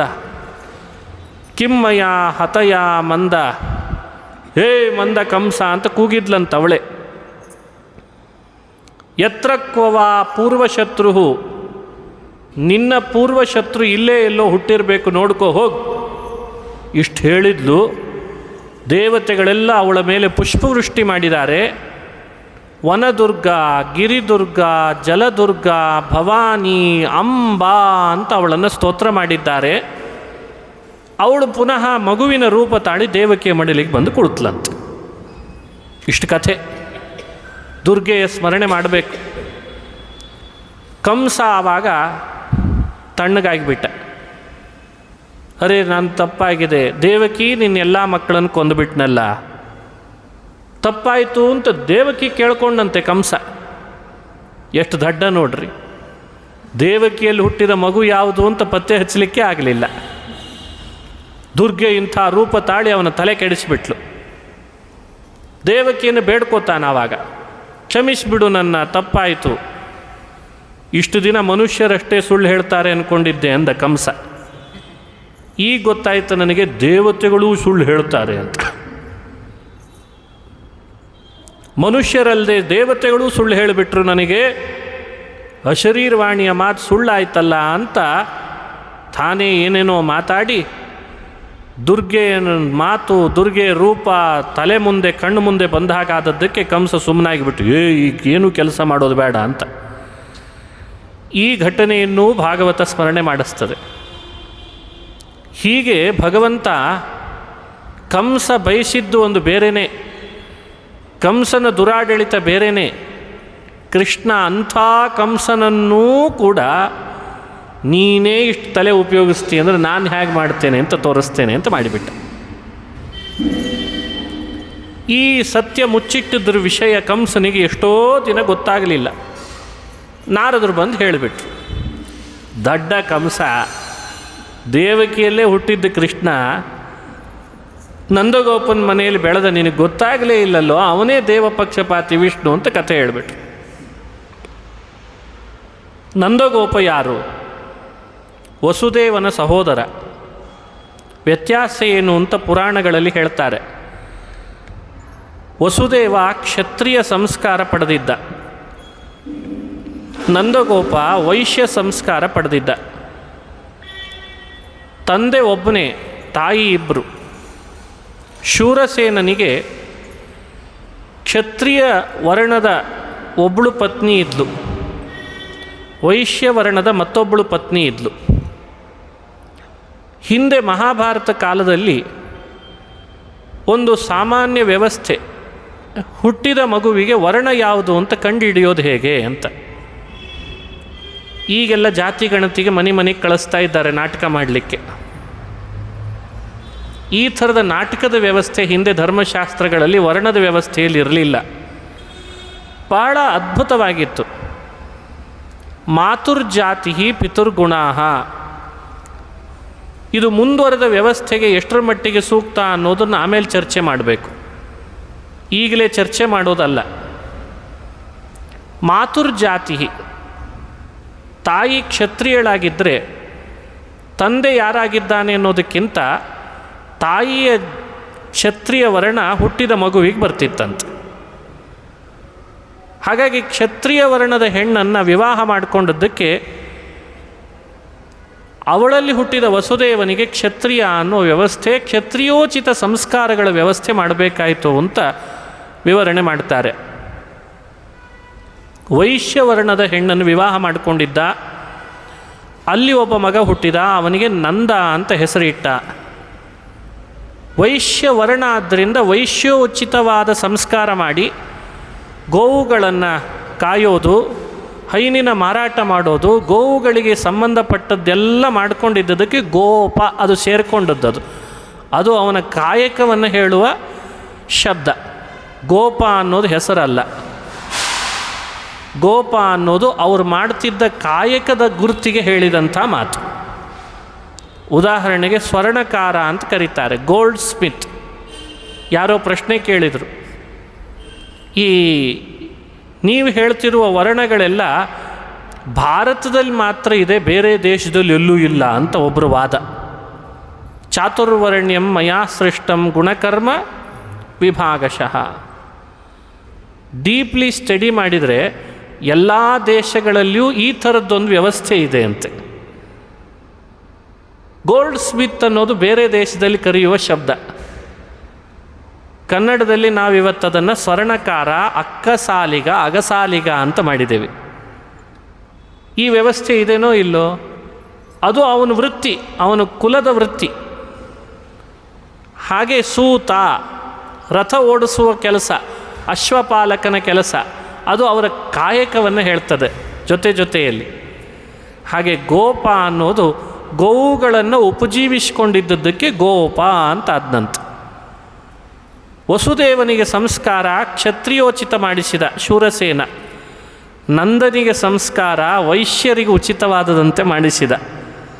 ಈ ಅರ್ಥದಲ್ಲಿ ಒಬ್ಬನೇ ತಂದೆ, ಇಬ್ಬರು ತಾಯಂದರು, ನಂದನಿಗೆ ಮತ್ತು ವಸುದೇವನಿಗೆ ಅಣ್ಣ ತಮ್ಮಂದ್ರೇ ಆಗಬೇಕು ಅನ್ನೋ ಕಾರಣಕ್ಕೆ ಇನ್ಯಾರ್ದೋ ಮನೆಯಲ್ಲಿ ಕೃಷ್ಣನ ಕಳಿಸೋ ಪ್ರಸಂಗ ಇರಲಿಲ್ಲ. ಶ್ರೀಕೃಷ್ಣನ ಆದೇಶದಂತೆ ತನ್ನ ತಮ್ಮನ ಮನೆಗೆ ವಸುದೇವ ಕರ್ಕೊಂಡು ಹೋದ. ಇದಿಷ್ಟು ಸ್ಪಷ್ಟವಾದ ನಿರ್ಣಯ. ಕರೆದುಕೊಂಡು ಹೋದ ಬಳಿಕವೂ ಕೂಡ ಕೆಲವು ದಿನಗಳು ಕಳೆದ ಮೇಲೆ ಕೃಷ್ಣನಿಗೆ ಸಂಸ್ಕಾರ ಯಾರು ಮಾಡಬೇಕು ಅಂತ ಚರ್ಚೆ. ಅದು ಬಂತಲ್ಲ ಈಗ. ಬೆಳವಣಿಗೆ ನಂದಗೋಪನ ಮನೆಯಲ್ಲಿ ಅಂತ ವೈಶ್ಯರಂತೆ ಮಾಡಿಸೋಣವೋ, ಇಲ್ಲ ವಸುದೇವನ ಮಗ ಅಂತ ಕ್ಷತ್ರಿಯರಂತೆ ಮಾಡಿಸೋಣವೋ, ಅದಕ್ಕೆ ನಿರ್ಣಯ ಕೊಡ್ತಾರೆ. ವಸುದೇವ ಮಥುರಾಪಟ್ಟಣದಲ್ಲಿ ಗರ್ಗಾಚಾರ್ಯರಿಗೆ ಆದೇಶ ಮಾಡಿಸಿದ್ದ. ಎಲ್ಲ ಯಾದವರು ಕ್ಷತ್ರಿಯರಾದ್ದರಿಂದ ಅವರ ಮನೆಯ ಪುರೋಹಿತರು ಗರ್ಗಾಚಾರ್ಯರು. ಲೋಕದಲ್ಲಿ ಗರ್ಗ ಸಂಹಿತೆ ಅಂತ ಬಹಳ ಪ್ರಸಿದ್ಧಿ ಪಡೆದಿದೆ. ಬಹಳ ಪ್ರಸಿದ್ಧವಾದ ಜ್ಯೋತಿಷ್ಶಾಸ್ತ್ರದ ಪ್ರವರ್ತಕರು ಗರ್ಗಾಚಾರ್ಯರು, ಜ್ಯೋತಿಷದ ಸಿದ್ಧಿ ಇದ್ದವರು. ಆ ಗರ್ಗಾಚಾರ್ಯರನ್ನು ವಸುದೇವ ಹೇಳಿ ಕಳಿಸಿದ, ನನ್ನ ಮಗನ್ನ ವಿಷ್ಣುವಿನ ಆದೇಶದಂತೆ ನಂದನ ಮನೆಗೆ ಕಳಿಸಿದ್ದೇನೆ, ನೀವೇ ನಂದನ ಮನೆಗೆ ಹೋಗಿ ಶ್ರೀಕೃಷ್ಣ ಬಲರಾಮರಿಗೆ ಸಂಸ್ಕಾರ ಮಾಡಿರಿ ಅಂತ ಹೇಳಿದ್ದಂತೆ. ಕಂಸನ ಅಟ್ಟಹಾಸ ಎಷ್ಟಿತ್ತು ಅಂದರೆ, ವಸುದೇವನ ಹೆಂಡತಿ ದೇವಕಿಯನ್ನು ಮಾತ್ರ ಅಲ್ಲದೆ ಬೇರೆ ಬೇರೆ ಪತ್ನಿಯರನ್ನು ಬಂಧಿಖಾನೆಯಲ್ಲಿ ಹಾಕಿಸೋ ಯೋಜನೆ ಮಾಡಿದ್ದಂತೆ ಕಂಸ. ಅದಕ್ಕೆ ವಸುದೇವ ರೋಹಿಣೀ ದೇವಿಯನ್ನು ನಂದಗೋಪನ ರಕ್ಷಣೆಯಲ್ಲಿ ಇಟ್ಟಿದ್ದಂತೆ, ನಂದಗೋಕುಲಕ್ಕೆ ಕಳಿಸಿ. ವಸುದೇವನ ಪತ್ನಿನೇ ಆದರೂ ರೋಹಿಣಿ ಮಥುರೆಯಲ್ಲಿ ಇರೋದರಿಂದ ಆತಂಕ ಹೆಚ್ಚಾಗ್ತದೆ, ಕಂಸ ಏನು ಬೇಕಾದರೂ ಮಾಡಿಬಿಡ್ತಾನೆ ಅಂತ ಅವಳನ್ನು ನಂದಗೋಪನ ರಕ್ಷಣೆಗೆ ಒಳಪಡಿಸಿ ಅಲ್ಲಿಗೆ ಕಳಿಸಿದ್ದ. ಆ ಕಾರಣದಿಂದ ಬಲರಾಮನ ಜನ್ಮ ರೋಹಿಣಿ ಉದರದಿಂದ ಗೋಕುಲದಲ್ಲಿ ಆಗಿದೆ ಜ್ಯೇಷ್ಠ ಮಾಸದಲ್ಲಿ. ಶ್ರೀಕೃಷ್ಣ ಬಲರಾಮರಿಗೂ ಗರ್ಗರೇ ಪೌರೋಹಿತ್ಯ ಮಾಡಿಸಿ ಕ್ಷತ್ರಿಯ ಯೋಗ್ಯ ಸಂಸ್ಕಾರಗಳನ್ನು ನೆರವೇರಿಸಿದರು ಅಂತ ಭಗವತ್ಪಾದರು ಇದನ್ನು ನಿರ್ಣಯಿಸಿಕೊಡ್ತಾರೆ. ಹಾಗಾಗಿ ವರ್ಣ ವ್ಯವಸ್ಥೆ, ಅದಕ್ಕೆ ಅನುಗುಣವಾದ ಸಂಸ್ಕಾರದ ವ್ಯವಸ್ಥೆ, ಆ ಸಂಸ್ಕಾರಕ್ಕೆ ಅನುಗುಣವಾಗಿ ಮುಂದೆ ವೃತ್ತಿಯ ವ್ಯವಸ್ಥೆ, ಧರ್ಮದ ವ್ಯವಸ್ಥೆ, ವಿಹಿತ ವೃತ್ತಿಯ ವ್ಯವಸ್ಥೆಗಳೆಲ್ಲ ಮಾಡ್ತಾ ಇದ್ರಂತೆ. ಇಷ್ಟು ಸುಭದ್ರವಾಗಿ ವ್ಯವಸ್ಥೆ ಮಾಡ್ತಾ ಇದ್ರು ಹಿಂದೆ. ನೋಡಿದರೆ ಕೃಷ್ಣನಿಗೆ ವಿಧಿ ಇಲ್ಲ, ಕರ್ಮಗಳ ಕಟ್ಟಡೆ ಇಲ್ಲ, ಸಂಸ್ಕಾರ ಮಾಡಿಸ್ಕೊಳ್ಬೇಕು ಅಂತಿಲ್ಲ. ಕೃಷ್ಣನಿಗೆ ಸಂಸ್ಕಾರ ಮಾಡಿಸ್ಬೇಕೇನು ಯಾರಾದರೂ? ಇಲ್ಲ ಅಂತ ಗರ್ಗಾಚಾರ್ಯರೇ ಹೇಳ್ತಾರೆ.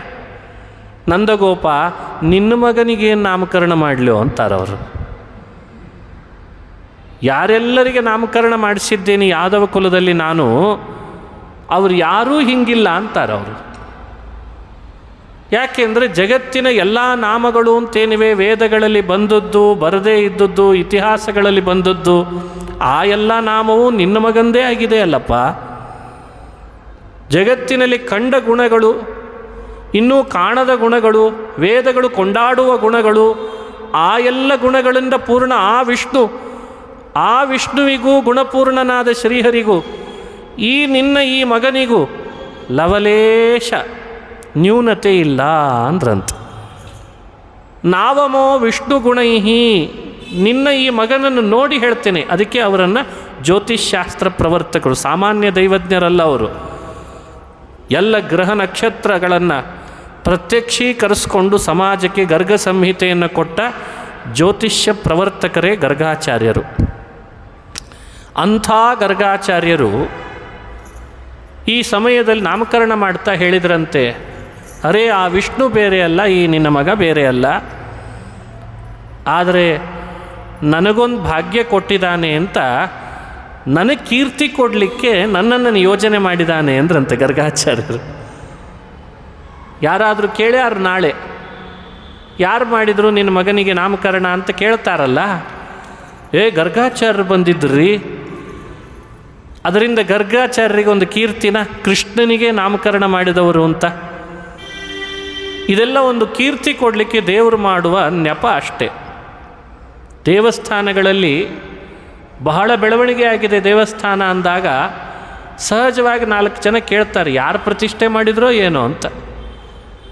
ಯಾಕಂದರೆ ಆ ಪ್ರತಿಷ್ಠೆ ಮಾಡಿದವರ ತಪಸ್ಸು, ಸಿದ್ಧಿ ಅದೆಲ್ಲ ಆ ಪ್ರತಿಮೆಗಳಲ್ಲಿ ವ್ಯಕ್ತ ಆಗ್ತದೆ, ಸಾನ್ನಿಧ್ಯ ಹೆಚ್ಚಾಗಲಿಕ್ಕೆ.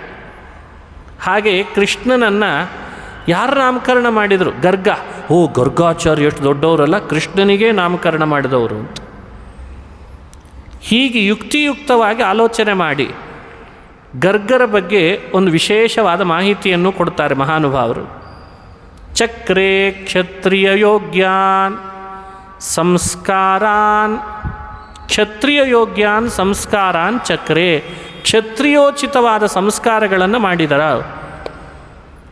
ಇದಕ್ಕೂ ಕಾರಣವನ್ನು ಕೊಡ್ತಾರೆ ಭಗವತ್ಪಾದರು. ಈ ರೀತಿ ಭಗವಂತ ಯಾಕೆ ಮಾಡಿಸ್ಕೊಳ್ತಾನೆ? ಮನುಷ್ಯರ ಮಧ್ಯದಲ್ಲಿ ಬಂದಾಗ ತಾನು ಮನುಷ್ಯರು ಯಾವ ವರ್ಣದಲ್ಲಿ ಬರ್ತಾರೆ, ಯಾವ ಕುಲದಲ್ಲಿ ಬರ್ತಾರೆ, ಆ ವರ್ಣ ಕುಲಕ್ಕೆ ಸಂಬಂಧಪಟ್ಟ ಧರ್ಮ ಆಚರಣೆಯನ್ನು ಅವರು ಮಾಡಲೇಬೇಕು ಅನ್ನೋ ತಿಳುವಳಿಕೆ ಕೊಡಲಿಕ್ಕೆ ಮಾಡ್ತಾನೆ. ಭಗವದ್ಗೀತೆಯಲ್ಲಿ ಕೃಷ್ಣ ಇದನ್ನು ಹೇಳ್ಕೊಂಡಿದ್ದಾನೆ.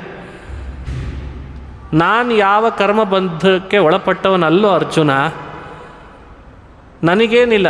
ನಮಾಂ ಕರ್ಮಾಣಿ ಲಿಂಪಂತಿ ನಮೇ ಕರ್ಮ ಫಲೇ ಸ್ಪೃಹ. ಕರ್ಮಾಣಿ ನ ಮಾಂ ಲಿಂಪಂತಿ, ಕರ್ಮದ ಲೇಪವೂ ನನಗಿಲ್ಲ, ಕರ್ಮದ ಫಲದ ಆಸೆಯೂ ನನಗಿಲ್ಲ.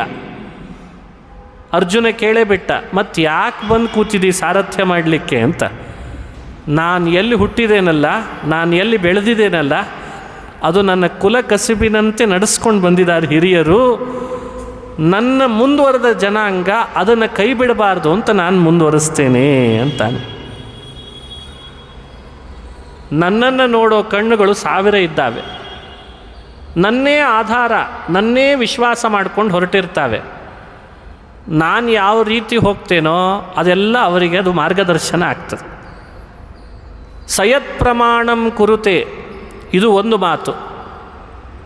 ಮನುಷ್ಯರ ಲೋಕದ ವ್ಯವಸ್ಥೆ ಹೇಗೆ ಅಂದರೆ, ಪ್ರಸಿದ್ಧ ವ್ಯಕ್ತಿ, ಸುಪ್ರಸಿದ್ಧ ವ್ಯಕ್ತಿ ಯಾವುದನ್ನು ಆಚರಣೆಯಲ್ಲಿ ತರ್ತಾನೋ ಅದನ್ನು ನೋಡಿ ಉಳಿದವರೆಲ್ಲ ಸ್ಫೂರ್ತಿ ತಗೊಳ್ತಾರೆ.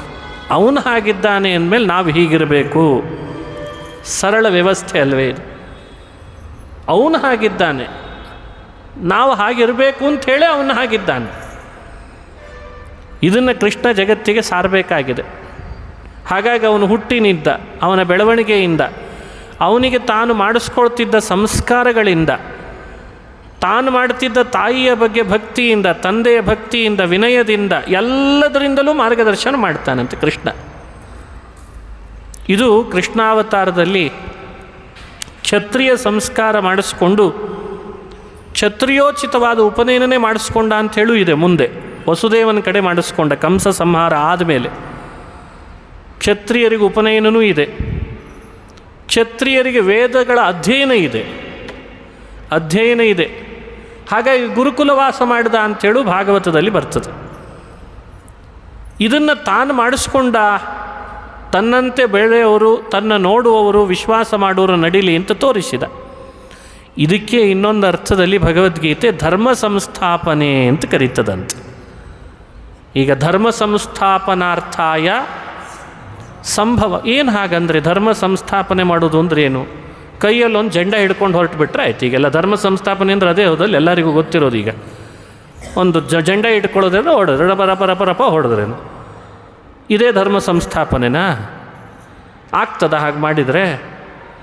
ಧರ್ಮ ಸಂಸ್ಥಾಪನೆ ಅನ್ನೋದು ಪ್ರಾತಿಸ್ವಿಕ ರೂಪವಾಗಿ ಆಗಬೇಕು. ಒಬ್ಬೊಬ್ಬ ಪರ್ಸನ್ನಲ್ಲಿ ಅವನು ಹುಟ್ಟಿದ ಕುಲ, ಅವನು ಹುಟ್ಟಿದ ವರ್ಣ, ಅದಕ್ಕನುಗುಣವಾದ ಆಚಾರ, ಅವನೊಳಗೆ ಬೈ ಬರ್ತ್ ಅವನಿಂದ ಬೇರ್ಪಡಿಸ್ಲಿಕ್ಕಾಗದ ನೆರಳಿನಂತೆ ಯಾವುದು ಬರ್ತಿರ್ತದೋ ಅದು ಜಾಗೃತ ಆಗಬೇಕು. ಅದಕ್ಕೆ ಧರ್ಮ ಸಂಸ್ಥಾಪನೆ ಅಂತ ಕರೀತಾರೆ. ನಾಟಕ ಮಾಡೋದಲ್ಲ. ವೇಷದಿಂದ, ವಸ್ತ್ರಗಳಿಂದ, ಬಾಯಲ್ಲಿ ನಾಲಿಗೆ ತುದಿಯ ಮಾತುಗಳಿಂದ, ಸಮಾಜದೊಳಗೆ ತನ್ನ ಸ್ವಾರ್ಥಕ್ಕೆ ಇನ್ಯಾರನ್ನೋ ಬಳಸ್ಕೊಳ್ಳೋದ್ರಿಂದ ಧರ್ಮದ ಸ್ಥಾಪನೆ ಆಗಲ್ಲ.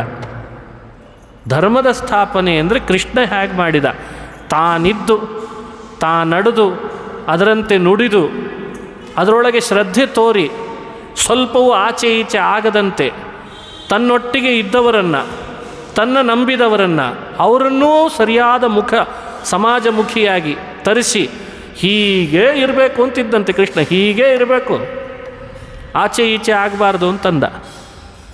ಇಲ್ಲದೆ ಹೋದರೆ ಕೃಷ್ಣನ ಆ ಭಗವದ್ಗೀತೆಯ ಮಾತುಗಳು ಇವತ್ತಿನ ತನಕ ಯಾಕಷ್ಟು ಜಗತ್ಪ್ರಸಿದ್ಧ ಆಗ್ತಿತ್ತು ಹೇಳ್ರಿ? ಮಾಡದೆ ಜಗತ್ತಿಗೆ ಉಪದೇಶ ಮಾಡೋನಾಗಿದ್ದರೆ ಆ ಮಾತುಗಳು ಲೋಕದಲ್ಲಿ ಇಷ್ಟೇ ಪ್ರಸಿದ್ಧಿ ಬರ್ತಿತ್ತು. ಸ್ವಧರ್ಮೇ ನಿಧನಂ ಶ್ರೇಯ ಪರಧರ್ಮೋ ಭಯಾವಹ. ಇವೆಲ್ಲ ಮಾತುಗಳಿಗೆ ಮಹತ್ವ ಯಾವಾಗ ಬರ್ತದೆ? ತಾನೊಬ್ಬ ಧರ್ಮದ ರಕ್ಷಕನಾಗಿ, ಧರ್ಮದ ಆಚರಣೆ ಮಾಡುವವನಾಗಿ, ಉಳಿದವರಿಗೆಲ್ಲ ಧರ್ಮದ ಮಾರ್ಗದರ್ಶನದಲ್ಲಿ ತರೋ ಹಾಗೆ ಮಾಡಿದ್ದಕ್ಕೆ ಆ ಮಾತಿಗೆ ಬೆಲೆ ಬಂತು, ಮಹತ್ವ ಬಂತು. ಹಾಗಾಗಿ ಧರ್ಮ ಸಂಸ್ಥಾಪನಾರ್ಥಾಯ ಅನ್ನೋ ಮಾತು ಭಗವದ್ಗೀತೆಯಲ್ಲಿ ಆಡಿದ್ದು ನಾಲಿಗೆ ತುದಿಯ ಮಾತಲ್ಲ. ಯಾವುದಾದ್ರೂ ಒಂದು ಕುಲದಲ್ಲಿ ನಾವು ಬಂದಿದ್ದೇವೆ ಅಂದರೆ ಅವತ್ತಿನಿಂದಲೇ ಶುರು ಆಯ್ತಂತೆ ಜವಾಬ್ದಾರಿ. ಯಾವ ತಾಯಿಯ ಹೊಟ್ಟೆಯಲ್ಲಿ ಹುಟ್ಟಿದೇವೋ, ತಾಯಿಯ ಗುಣಧರ್ಮಗಳು, ತಾಯಿಯ ಆಚರಣೆ, ಅವಳು ಹಿಂದೆ ಪರಂಪರೆ ಯಾವುದರಲ್ಲಿ ಬಂದಿದ್ದಾಳೋ ಅದೆಲ್ಲ ನಮ್ಮ ತಲೆ ಮೇಲೆ ಬಿತ್ತು ಅಂತ ಅರ್ಥ. ಅದರಲ್ಲಿ ಬದಲಾವಣೆ ಇಲ್ಲೇ ಇಲ್ಲ. ನನಗೆ ಯಾಕೋ ಸ್ವಲ್ಪ ನಮ್ಮಮ್ಮ ಚೆನ್ನಾಗಿ ಕಾಣಿಸ್ತಾ ಇಲ್ಲ, ಅವರಮ್ಮ ಎಷ್ಟು ಚೆನ್ನಾಗಿದ್ದಾಳಲ್ಲ, ನಾನು ಅವಳನ್ನೇ ನಮ್ಮಮ್ಮ ಅಂತೀನಿ ಅಂದರೆ ಇದ್ಯಾವ ನ್ಯಾಯನೋ ಅಂತಾನೆ ಕೃಷ್ಣ. ಇದ್ಯಾವ ನ್ಯಾಯನೋ? ನೀನು ಹುಟ್ಟಿದ್ದು ನಿಮ್ಮಮ್ಮನಲ್ಲಿ ಇಲ್ಲೇ ಹುಟ್ಟಬೇಕು ಅಂತ ಅಪ್ಲಿಕೇಶನ್ ಹಾಕಿ ಹುಟ್ಟಲಿಲ್ಲ. ಅರ್ಜಿ ಬರೆದು ಕಳಿಸಿದ್ದೇನೆ, ಹುಟ್ಟುವ ಮುನ್ನ ಇಲ್ಲಿ ಹುಟ್ಟಬೇಕು, ಇಲ್ಲಿ ಹುಟ್ಟಬಾರದು ಅಂತ. ಹುಟ್ಟಿಯಾಗಿದೆ, ಅಮ್ಮ ನಿನಗೆ ಅವಳೇ, ಮಗ ನೀನು ಅವಳಿಗೇನೆ. ಹಾಗೆ ಧರ್ಮ ನಿನಗೆ ಅದೇ, ವರ್ಣ ನಿನಗೆ ಅದೇ, ನಿನ್ನ ವರ್ಣ ಅದೇ. ವರ್ಣ ನಂದಲ್ಲ ಅಂತನ್ನೋ ಹಾಗಿಲ್ಲ, ವರ್ಣಗಳೇ ಇಲ್ಲ ಅನ್ನೋ ಹಾಗಿಲ್ಲ. ಬೆಳ್ಳಗಿದ್ದು ನಾ ಬೆಳ್ಳಗಿಲ್ಲ ಅಂತಂದ್ರೆ ಏನು ಅರ್ಥ ರೀ? ಕಪ್ಪಿದ್ದ ಮೇಲೆ ಕಪ್ಪಪ್ಪ, ಅಷ್ಟೇ. ಅದು ಕಪ್ಪದು, ಕಪ್ಪಿದ್ದ ಮೇಲೆ ಕಪ್ಪೆ. ಅದು ಹೆಣ್ಣಾದ್ರೆ ಏನು, ಗಂಡ ಆದ್ರೆ ಕಪ್ಪಿದ್ದಾಳೆ ಅನ್ಬೇಡ್ರಿ, ಲಗ್ನ ಮಾಡ್ಕೊಳ್ಳೋದಿಲ್ಲ ಯಾರು ಆಮೇಲೆ ಅಂದ್ರೆ ಹಿಂಗಂದ್ರೆ ಏನರ್ಥ? ಕಪ್ಪಿದ್ದಾಳೆ ಅಂದರೆ ಕೃಷ್ಣ ಸುಂದರಿಯನ್ನು ಬೇಕಂದ್ರೆ, ಆದರೆ ಕಪ್ಪಲ್ಲ ಅನ್ಲಿಕ್ಕೆ ಹೋಗಬೇಡ. ಹಾಗೆ ಹುಟ್ಟಿನ ಪ್ರತಿಯೊಬ್ಬನ ವರ್ಣಗಳನ್ನು ಇಲ್ಲ ಅಂತನಿಸುವ ಅಧಿಕಾರ ನಿನಗ್ಯಾರು ಕೊಡ್ತಾರೋ ಜೀವನದಲ್ಲಿ, ಅದು ಏನಿದೆಯೋ ಅದೇ. ಆ ವರ್ಣಕ್ಕೆ ಸಂಬಂಧಪಟ್ಟ ಆಚಾರ ಧರ್ಮಗಳು ಅವು ಇದ್ದೇ ಇದ್ದಾವೆ, ಅದನ್ನು ಮಾಡಲೇಬೇಕು. ಅದನ್ನು ನಾವು ಸಂಕರಗೊಳಿಸ್ಲಿಕ್ಕೆ ಅವಕಾಶ ಇಲ್ಲ. ನಾವ್ಯಾರು ಅದನ್ನು ಮಿಶ್ರಣ ಮಾಡೋರು? ಇದನ್ನು ಬಹಳ ಆಲೋಚಿಸೇ ಭಗವಂತ ಚಾತುರ್ವರ್ಣ್ಯಂ ಮಯಾ ಸೃಷ್ಟಂ ಗುಣಕರ್ಮ ವಿಭಾಗಶಃ. ಈ ಗುಣಕರ್ಮ ವಿಭಾಗಕ್ಕೆ ಅನುಗುಣವಾಗಿ 4 ವರ್ಣಗಳನ್ನು ನಾನು ಲೋಕಕ್ಕೆ ಪ್ರಸ್ತುತಪಡಿಸಿದ್ದೇನೆ. ಅದರ ಮೇಲೆ, ಅದರ ಆಧಾರದ ಮೇಲೆ ಎಲ್ಲ ಸಮಾಜದ ವ್ಯವಸ್ಥೆಗಳು ನಿಲ್ಲಬೇಕು ಅಂತ ಹೇಳಿದ ಭಗವಂತ. ಅದಕ್ಕೆ ತಕ್ಕ ತಾನೂ ಕೂಡ ಯಾವ ವಿಧಿಗೆ ಬದ್ಧನಾಗದೇ ಇದ್ದರೂ ಬದ್ಧನಂತೆ ತೋರಿಕೊಂಡ, ಎಲ್ಲದಕ್ಕೂ ಬದ್ಧನಾಗಿ ತೋರಿಕೊಂಡ ಭಗವಂತ. ಅದಕ್ಕೆ ಅದನ್ನು ಮಾತು ಹೇಳ್ದ, ಮಮ ವರ್ತ್ಮಾನು ವರ್ತಂತೆ ಮನುಷ್ಯ ಪಾರ್ಥ ಸರ್ವಶಃ. ಹೇ ಪಾರ್ಥ, ಮನುಷ್ಯ ಮಮ ವರ್ತ್ಮ ಅನುವರ್ತಂತೆ ಅಂತಂದಿದ್ದಾನೆ. ನಾನು ಹೇಗೆ ಇವತ್ತು ನಡು ತೋರಿಸ್ತೇನೋ, ಮುಂದೆ ಬರುವ ಜನ್ರೇಷನ್ ನನ್ನಂತೆ ನಡೀತದೆ. ನಾನು ಏನು ಮಾತಾಡಿರ್ತೇನೋ ನನ್ನಂತೆ ಮಾತಾಡ್ತದೆ. ಈ ಜವಾಬ್ದಾರಿಯಲ್ಲಿ ನೀನೂ ನಡಿಬೇಕು, ನಾನೂ ನಡೀತಾ ಇದ್ದೇನೆ ಅಂತ ಅರ್ಜುನನಿಗೆ ಕೃಷ್ಣ ಬೋಧನೆ ಮಾಡಿದ. ಇದು ಅರ್ಜುನನಿಗೆ ಹೇಳಿದ್ದಲ್ಲ, ನಮಗೆ ಹೇಳಿದ್ದು. ಇವತ್ತು ನಾವು ಹೇಗೆ ಮನೆಯೊಳಗೆ ನಡ್ಕೊಳ್ತೇವೋ, ನಮ್ಮನ್ನೇ ನೋಡುವವರು ಮುಂದಿನ ಜನ್ರೇಷನ್ ಹಾಗೇ ನಡಿಲಿಕ್ಕೆ ಅವಕಾಶ ಆಗ್ತದೆ.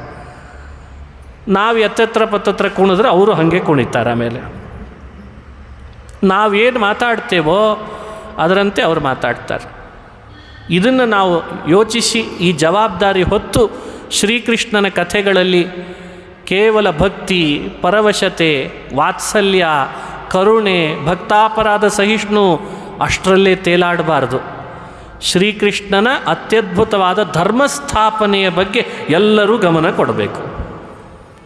ಪೂರ್ವಾರ್ಧ ಎಲ್ಲ ತನ್ನ ಭಕ್ತಿಯ ಪರವಶತೆಯನ್ನು ತೋರಿಸಿದ ಭಕ್ತರಿಗೆ ಕರುಣೆಯನ್ನು ಮೆರೆದರೆ ಕೃಷ್ಣ, ಭಾಗವತದ ದಶಮಸ್ಕಂದದ ಉತ್ತರಾರ್ಧ ಎಲ್ಲ ಧರ್ಮ ಸಂಸ್ಥಾಪನಾರ್ಥಾಯ ಸಂಭವಾಮಿ ಯುಗೇ ಯುಗೇ ಅಂದ. ನಾನು ಅವತಾರ ಮಾಡಿದ್ದೇ ಧರ್ಮದ ಸ್ಥಾಪನೆಗೆ ಅಂತ ಶುರು ಮಾಡಿದ. ಭಾರತದ ರಾಜಧಾನಿ ಅಂತನಿಸಿದ್ದು ಹಸ್ತಿನಾವತಿ. ಅದರ ಆಡಳಿತ ಎಲ್ಲ ಕುರುವಂಶದವರು ಮಾಡ್ತಾಯಿದ್ರು. ಧೃತರಾಷ್ಟ್ರ ಭರತವಂಶದಲ್ಲಿ ಬಂದಂತಹ ವಿಚಿತ್ರವೀರ್ಯನ ಮಗ. ವಿಚಿತ್ರವೀರ್ಯ ಅಂದರೆ ಹಿಂದೆ ಹುಟ್ಟಿದ ದೇವಾಪಿ, ಶಂತನು, ಬಾಲ್ಹೀಕ ಅಂತ 3 ಜನ ಇದ್ರಂತೆ. ಅದರಲ್ಲಿ ಶಂತನುವಿನ ಮಕ್ಕಳು ವಿಚಿತ್ರವೀರ್ಯ, ಚಿತ್ರಾಂಗದ ಅಂತ. ದೇವಾಪಿ, ಶಂತನು, ಬಾಲ್ಹೀಕರಲ್ಲಿ ಶಂತನು ಅವನೇ ಭರತ ವಂಶದ ಮುಂದುವರಿಸಲಿಕ್ಕೆ ಕಾರಣನಾದ ಮಹಾನುಭಾವ. ದೇವಾಪಿ ಅವನು ಬಹಳ ದಿನ ಉಳಿಲಿಲ್ಲ. ಬಾಲ್ಹೀಕ ದೇಶದ ರಾಜನಾದ, ಪ್ರಹ್ಲಾದನ ಅವತಾರ. ಪ್ರತೀಪ ಅಂತ ರಾಜ, ಕುರುವಂಶದ ರಾಜ. ಪ್ರತೀಪ ರಾಜನ ಮಗನೇ ಶಂತನು. ಶಂತನುವಿನ ಮಕ್ಕಳೇ ವಿಚಿತ್ರವೀರ್ಯ, ಚಿತ್ರಾಂಗದ. ವಿಚಿತ್ರವೀರ್ಯನ ಮಗನಾಗಿ ಧೃತರಾಷ್ಟ್ರ. ಧೃತರಾಷ್ಟ್ರ ಗಾಂಧಾರಿಯಲ್ಲಿ ಮಕ್ಕಳನ್ನು ಪಡೆದ 101 ಜನರನ್ನು. ಆ 101 ಜನ ಮಕ್ಕಳೇ ದುರ್ಯೋಧನನಿಂದ ಆರಂಭ ಮಾಡಿ ದುಶ್ಯಲೆಯ ತನಕ ವಿವರಣೆ ಮಾಡುತ್ತದೆ ಹರಿವಂಶ. ಅದರಲ್ಲಿ ದುರ್ಯೋಧನ ಇವತ್ತಿನ ಕಲಿಯುಗದ ಕಲಿ ಅಂತೇನು ಹೇಳ್ತೇವೆ, ಅವನೇ ಹಿಂದೆ ದುರ್ಯೋಧನ ಅಂತಾಗಿ ಹುಟ್ಟಿಬಿಟ್ಟಿದ್ದಂತೆ. ದುರ್ಯೋಧನ ಅಂಥಿಂಥ ವ್ಯಕ್ತಿ ಅಲ್ಲ. ಇಡೀ ಹಸ್ತಿನಾವತಿ ನಂದಾಗಬೇಕು, ರಾಜಧಾನಿ ನಂದಾಗಬೇಕು, ರಾಜ ನಾನಾಗಬೇಕು, ನನ್ನ ತಮ್ಮಂದರೆಲ್ಲ ನನ್ನ ಕೈ ಕೆಳಗಿರಬೇಕು, ನನ್ನ ಸೋದರ ಮಾವ ಶಕುನಿ ನಾನು ಹೇಳಿದ ಹಾಗೆ ಅಥವಾ ಅವನು ನನಗೆ ಹೇಳಿಕೊಟ್ಟ ಹಾಗೆ ಭಾರತ ದೇಶ ಎಲ್ಲ ನಡಿಬೇಕು. ಅದು ಯಾವುದೇ ನಿರ್ಧಾರ ತಗೊಳ್ಬೇಕಂದ್ರೂ ಧರ್ಮದಲ್ಲಿ ಅಧರ್ಮದಲ್ಲಿ, ನ್ಯಾಯದಲ್ಲಿ ಅನ್ಯಾಯದಲ್ಲಿ, ದೈವದ ವಿಷಯದಲ್ಲಿ, ದೇವಸ್ಥಾನಗಳ ವಿಷಯದಲ್ಲಿ, ಗೋವುಗಳ ವಿಷಯದಲ್ಲಿ ಏನೇ ನಿರ್ಧಾರ ತಗೊಳ್ಬೇಕಾದ್ರೂ ನಮ್ಮಿಂದ ಮಾಡಬೇಕು. ಏಕೆಂದರೆ ಹಸ್ತಿನಾವತಿಯ ರಾಜಧಾನಿ ಅಂಥಿಂಥ ರಾಜಧಾನಿ ಆಗಿರಲಿಲ್ಲ. ಅದರ ಹಿಂದೆ ಆಳ್ತಾ ಇದ್ದವರೆಲ್ಲ ಎಲ್ಲ ರಾಜರ ಕಡೆಯೂ ಕಪ್ಪ ಇಸ್ಕೊಳ್ತಿದ್ರಂತೆ. ಶಂತನು ಹಾಗಿದ್ದ. ಎಲ್ಲ ರಾಜರು ಸಾಮಂತರಾದರು, ಹಸ್ತಿನಾವತಿಗೆ ಕಪ್ಪ ಒಪ್ಪಿಸ್ಬೇಕು. ಶಂತನು ಚಕ್ರವರ್ತಿ ಹಾಗೆ ಮಾಡಿದ್ದ ಮಹಾನುಭಾವ. ಅವನ ವಂಶದಲ್ಲೇ ಬಂದವನು ಧೃತರಾಷ್ಟ್ರ. ಸಹೋದರನಾಗಿ ಪಾಂಡು ರಾಜ ಹುಟ್ಟಿದ್ದ. ಪಾಂಡು ಧೃತರಾಷ್ಟ್ರನನ್ನು ರಾಜನನ್ನು ಮಾಡಿ ಯುವರಾಜನಾಗಿ ಭೀಷ್ಮಾಚಾರ್ಯರ ವಿಶೇಷತೆಯನ್ನು ಎಲ್ಲ ತನ್ನೊಳಗೆ ಭೀಷ್ಮರ ರಕ್ಷಣೆಯನ್ನು ಒಳಪಡಿಸ್ಕೊಂಡು ಇಡೀ ದಿಕ್ಕಿಗೆ ದಿಗ್ವಿಜಯ ಮಾಡಿ ಎಲ್ಲರೂ ಕಪ್ಪ ಒಪ್ಪಿಸ್ಬೇಕು ಹಾಗೆ ಮಾಡಿದ್ದಂತೆ. ಇಂಥ ದೊಡ್ಡ ಸಿಂಹಾಸನವನ್ನು ಧೃತರಾಷ್ಟ್ರ ಏರಿದಾನೆ. ಕಾರಣಾಂತರದಿಂದ ಪಾಂಡು ರಾಜ ಬ್ಯಾಡ ನನಗೆ ಹಸ್ತಿನಾವತಿ ಅಂತನಿಸಿ ಕುಂತಿ ಹಾಗೂ ತನ್ನ ಹೆಂಡತಿ ಮಾದ್ರಿ ಇಬ್ಬರನ್ನೂ ಕರ್ಕೊಂಡು ಸ್ವಲ್ಪ ದಿನ ಬ್ಯಾಡ ನನಗಿದು ಅಂತನಿಸಿ ನರನಾರಾಯಣ ಪರ್ವತಕ್ಕೆ ಬಂದು ವಾಸ ಮಾಡಿಬಿಟ್ಟ. ಮೊದಲೆಲ್ಲ ಭಾರೀ ಪರಾಕ್ರಮ ಮೆರೆದವನೇ. ಆದರೆ ಸ್ವಲ್ಪ ದಿನಗಳಿಗೆ ಅವನಿಗೆ ಬೇಡ ಅನ್ನಿಸ್ತು. ಅಲ್ಲಿ ವಾಸ ಮಾಡಿಕೊಂಡಿರುವಾಗ ಪಾಂಡುರಾಜ ಒಮ್ಮೆ ಸ್ವರ್ಗಕ್ಕೆ ಅಂತ ಹೊರಟಿದ್ದ. ಕಾರಣ ಹಿಮಾಲಯದ ಪ್ರಾಂತದಲ್ಲಿ ಸಪ್ತಋಷಿಗಳೆಲ್ಲ ಸ್ವರ್ಗಕ್ಕೆ ಹೋಗಿ ಬಂದು ಮಾಡ್ತಿರ್ತಿದ್ರಂತೆ. ಹೇಗಿದ್ದರೂ ಅವರು ಹೊರಟಿದ್ದಾರೆ, ನಾನು ಹೋದ್ರಾಯ್ತು ಅಂತ. ಅವರು ತಡೆದ್ರಂತೆ. ಮನುಷ್ಯ ದೇಹದಲ್ಲಿ ದೇವತೆಗಳೇ ಅವತಾರ ಮಾಡಿ ಬಂದಿದ್ದರೂ ಅವ್ರದ್ದೇ ಆದ ಕಾರ್ಯ ಅಂತ ಇರ್ತದೆ, ಅದನ್ನು ಮುಗಿಸದೆ ಮತ್ತೆ ಸ್ವರ್ಗಕ್ಕೆ ಬರೋ ಹಾಗಿಲ್ಲ ಅಂದುಬಿಟ್ರಂತೆ. ಇದು ಬಹಳ ಮುಖ್ಯ. ನಾವು ಭೂಮಿಯಲ್ಲಿ ಬಂದಾಗ ನಮ್ಮಿಂದ ಇಂಥ ಒಂದು ಕೆಲಸ ಆಗಬೇಕು ಅಂಥೇಳಿ ಭೂಮಿಗೆ ಬರ್ತಿರ್ತೇವಂತೆ. ಅದು ನಿಗದಿತ ಆಗಿರ್ತದೆ. ಅದು ಮುಗಿಯೋದು ಹೊರತು ನಮ್ಮನ್ನು ಮತ್ತೆ ಮೇಲೆ ಕರ್ಕೊಳ್ಳೋ ಹಾಗಿಲ್ಲ. ಪಾಂಡು, ನೀನು ಯಾವ ಕಾರಣಕ್ಕೆ ಭೂಮಿಗೆ ಬಂದಿದ್ದಿ ಆ ಕೆಲಸ ಇನ್ನೂ ಆಗಿಲ್ಲ, ನೀನು ಸ್ವರ್ಗಕ್ಕೆ ಬರ್ತೇನೆ ಅಂದ್ರೆ ನಾವು ಟಿಕೆಟ್ ಕೊಡಲ್ಲ ಅಂದ್ರಂತೆ. ಇದು ಲಕ್ಕಿ ಡಿಪ್ ಅಲ್ಲ ಅಂದರು. ಈಗ ಬಾ ಆಗ ಬಾ ಮತ್ತೆ ಬಾ ಅಂತನ್ಲಿಕ್ಕೆ ಇದೇನಲ್ಲ ಅಂದರು. ಯದರ್ಥಮೇವ ಜಾಯತೆ, ಇಲ್ಲೇನೋ ಡಿಪ್ ಹಾಕ್ತೀರಿ, ಎತ್ತಾರೆ, ಮೊಬೈಲಿಗೆ ಮೆಸೇಜ್ ಬರ್ತದೆ, ಸರಿ. ಸ್ವರ್ಗಕ್ಕೆ ಬರ್ತೇನೆ ಅಂತ ಕೂತಿದೆಯಲ್ಲ ಪಾಂಡು, ನಿಂದೇ ಕೆಲಸ ಇದೆ, ಮುಗಿಸಿ ಬಾ ಅಂದ್ರಂತೆ. ಆಗ ಆತ ಕುಂತಿಯ ಬಳಿಗೆ ಬಂದು ಬಲವಂತ ಮಾಡಿದ್ದಕ್ಕೆ ತನಗೆ ಸ್ತ್ರೀ ಸಂಘಕ್ಕೆ ಅವಕಾಶ ಇಲ್ಲ ಅಂತಾಯಿತು. ಕಾರಣ ಇತ್ತದಕ್ಕೆ.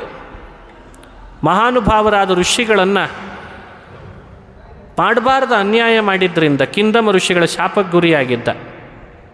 ಹಾಗಾಗಿ ಸ್ತ್ರೀ ಸಂಘ ಮಾಡೋ ಹಾಗಿಲ್ಲ. ಪುತ್ರೋತ್ಪತ್ತಿ ಆಗಲೇಬೇಕು ಅಂತ ಋಷಿಗಳು ಹೇಳಿದ್ದಾರೆ, ನೀನು ಬಂದದ್ದೇ ಅದಕ್ಕೋಸ್ಕರ ಅಂತ. ಸಮಾಜದಲ್ಲಿ ಪುತ್ರೋತ್ಪತ್ತಿ ಆಗಬೇಕು ನಿನ್ನಿಂದ, ಸ್ವರ್ಗಕ್ಕೆ ಆಮೇಲೆ ನೀನು ಬರಬೇಕು ಅಂದ್ಬಿಟ್ರಂತೆ. ಯೋಚಿಸಿದರೆ ಗಂಭೀರ ಮಹಾಭಾರತದ ಆದಿಪರ್ವ ಇವೆಲ್ಲ. ಹಾಗಾಗಿ ಪಾಂಡು ಹೋಗೋ ಹಾಗಿಲ್ಲ ಅಂತಾಯಿತು. ಕುಂತಿಯಿಂದ 3 ಮಾದ್ರಿಯಿಂದ 2 ಮಕ್ಕಳನ್ನು ಪಡೆದ ಮೇಲೆ ಪಾಂಡುರಾಜ ನಿರ್ಯಾಣ ಮಾಡಬೇಕಾಯಿತು. ಕುಂತಿ ಗರ್ಭಿಣಿಯಾಗಿ ಧರ್ಮರಾಜನನ್ನು ಪಡೆದ ವಿಷಯ ಗೂಢಚಾರರಿಂದ ಗಾಂಧಾರಿಗೆ ತಿಳಿತು. ಗಾಂಧಾರಿ ಗೂಢಚಾರರನ್ನಿಟ್ಟಿದ್ಲಂತ. ರಾಜರ ಪತ್ನಿ ಆದ್ದರಿಂದ ರಾಣಿ, ಅವಳು ಪಟ್ಟದರ್ಶಿ, ಧೃತರಾಷ್ಟ್ರನ ಪಟ್ಟದರ್ಶಿ. ಅವಳು ಗಾಂಧಾರ ದೇಶದ ರಾಜನ ಮಗಳವಳು, ಸಾಮಾನ್ಯಳಲ್ಲ. ತನ್ನ ಗಂಡನಿಗೆ ಕಣ್ಣಿಲ್ಲ ಅಂತ ತಾನೂ ಕಣ್ಣು ನೋಡಲಾರೆ ಅಂತ ಕಣ್ಣಿಗೆ ಪಟ್ಟಿ ಕಟ್ಟಿ ಪತಿವ್ರತೆಯಾಗಿ ಬೆರೆದವಳು. ಸಾಮಾನ್ಯ ಸ್ತ್ರೀ ಅಲ್ಲ. ಗೂಢಚಾರರಿಂದ ವಿಷಯ ತಿಳ್ಕೊಂಡ್ಲಂತೆ. ಅರೆ, ನನಗಿಂತ ಮೊದಲು ಕುಂತಿ ಮಗುವನ್ನು ಪಡೆದ್ಲಲ್ಲ ಅಂತ ಅಸೂಯೆ. ತಾನು ಗರ್ಭಿಣಿಯಾಗಿದ್ದರೂ ಆ ಅಸೂಯೆಯಿಂದ ಹೊಟ್ಟೆ ಒಡೆದುಕೊಂಡ್ಲಂತ. ಹೊಟ್ಟೆ ಛಿದ್ರಾಗಿ ಕೆಳಗೆ ಬಿದ್ದರೆ ವೇದವ್ಯಾಸರು ಬಂದರು. ಮುಂದಿನ ಮಹಾಭಾರತದ ಯುದ್ಧವನ್ನು ಭವಿಷ್ಯವನ್ನು ಅರ್ಥ ಸರ್ವಜ್ಞನಾದ ಶ್ರೀಹರಿ, ಅರ್ಥೇಶು ಅಭಿಜ್ಞ ಸ್ವರಾಟ್, ಸ್ವತಂತ್ರನಾದ ಶ್ರೀಹರಿ ಕೆಳಗೆ ಬಿದ್ದ ಗರ್ಭವನ್ನು 101 ಮಣ್ಣಿನ ಮಡಿಕೆಗಳನ್ನು ತರಿಸಿ ತುಪ್ಪ ತುಂಬಿ ಇನ್ನಿತರ ಔಷಧಿಗಳನ್ನು ಅದರೊಳಗೆ ಸೇರಿಸಿ 101 ಭಾಗ ಮಾಡಿ ಗರ್ಭವನ್ನು ಒಳಗಿಟ್ಟು ಇಂತಿಷ್ಟು ತಿಂಗಳ ನಂತರ ಒಬ್ಬೊಬ್ಬರಾಗಿ ಹುಟ್ಟುತ್ತಾರೆ ಅಂತ ಹೇಳಿ ಹೋದ್ರಂತೆ. ಹಾಗಾಗಿ ಅದೇ ಗರ್ಭ 101 ಮಡಿಕೆಗಳ ಮೂಲಕ ಮೊದಲನೆಯದ್ದು ದುರ್ಯೋಧನ, ಎರಡನೆಯದ್ದು ದುಶ್ಯಾಸನ, ಮೂರನೆಯವನು ಅಂತ 101 ಮಡಿಕೆಗಳಲ್ಲಿ ಮಕ್ಕಳು ಹುಟ್ಟಿದ್ರಂತೆ. ಅಂದೇ ಗರ್ಭವನ್ನು ಕಸದೊಟ್ಟಿಗೆ ಹಾಕಿಬಿಟ್ಟಿದ್ರೆ ಮಹಾಭಾರತದ ಯುದ್ಧದ ಪ್ರಶ್ನೆನೇ ಇರ್ತಿರಲಿಲ್ಲ ಅಂತಾರೆ. ಇದು ನಮ್ಮ ತರ್ಕ. ಆದರೆ ಈ ಸಿನಿಮಾ ತೆಗೆದ ನಿರ್ದೇಶಕನ ಮಹಿಮೆನೇ ಬೇರೆ ಇದೆ ಅಂತ ಹೇಳ್ತಾರೆ. ಇದು ವೇದವ್ಯಾಸ. ಧೃತರಾಷ್ಟ್ರನನ್ನು ಹುಟ್ಟಿಸಿದ್ದು ತಾನೇ. ಧೃತರಾಷ್ಟ್ರನ ಮಕ್ಕಳನ್ನು ಗರ್ಭದಿಂದ ಹೊರಬಂದಾಗ ರಕ್ಷಣೆ ಮಾಡಿದ್ದು ತಾನೇ. ಅವರನ್ನು ಬೆಳೆಸಿದ ಪಾಂಡವರು ಕಾಡಿನೊಳಗಿದ್ದಾರೆ ಎಂದಾಗ ಸಪ್ತರ್ಷಿಗಳನ್ನು ಪ್ರೇರಣೆ ಮಾಡಿ ವೇದವ್ಯಾಸರೇ ಕರ್ಕೊಂಡು ಬಂದ್ರಂತೆ. ಪುನಃ ಬೇಡ ಅಂತಿದ್ದಾನೆ ದುರ್ಯೋಧನ, ಆದರೆ ಪಾಂಡವರನ್ನು ಸೇರಿಸಿದ್ರು ಮತ್ತೆ ಹಸ್ತಿನಾವತಿಗೆ. ಯಾರಿದ್ದಾರೆ ನಾನು ನೋಡ್ತೀನಿ, ಬಾ ಕುಂತಿ ಅಂತ ರಕ್ಷಣೆ ಕೊಟ್ಟರು ವೇದವ್ಯಾಸರು.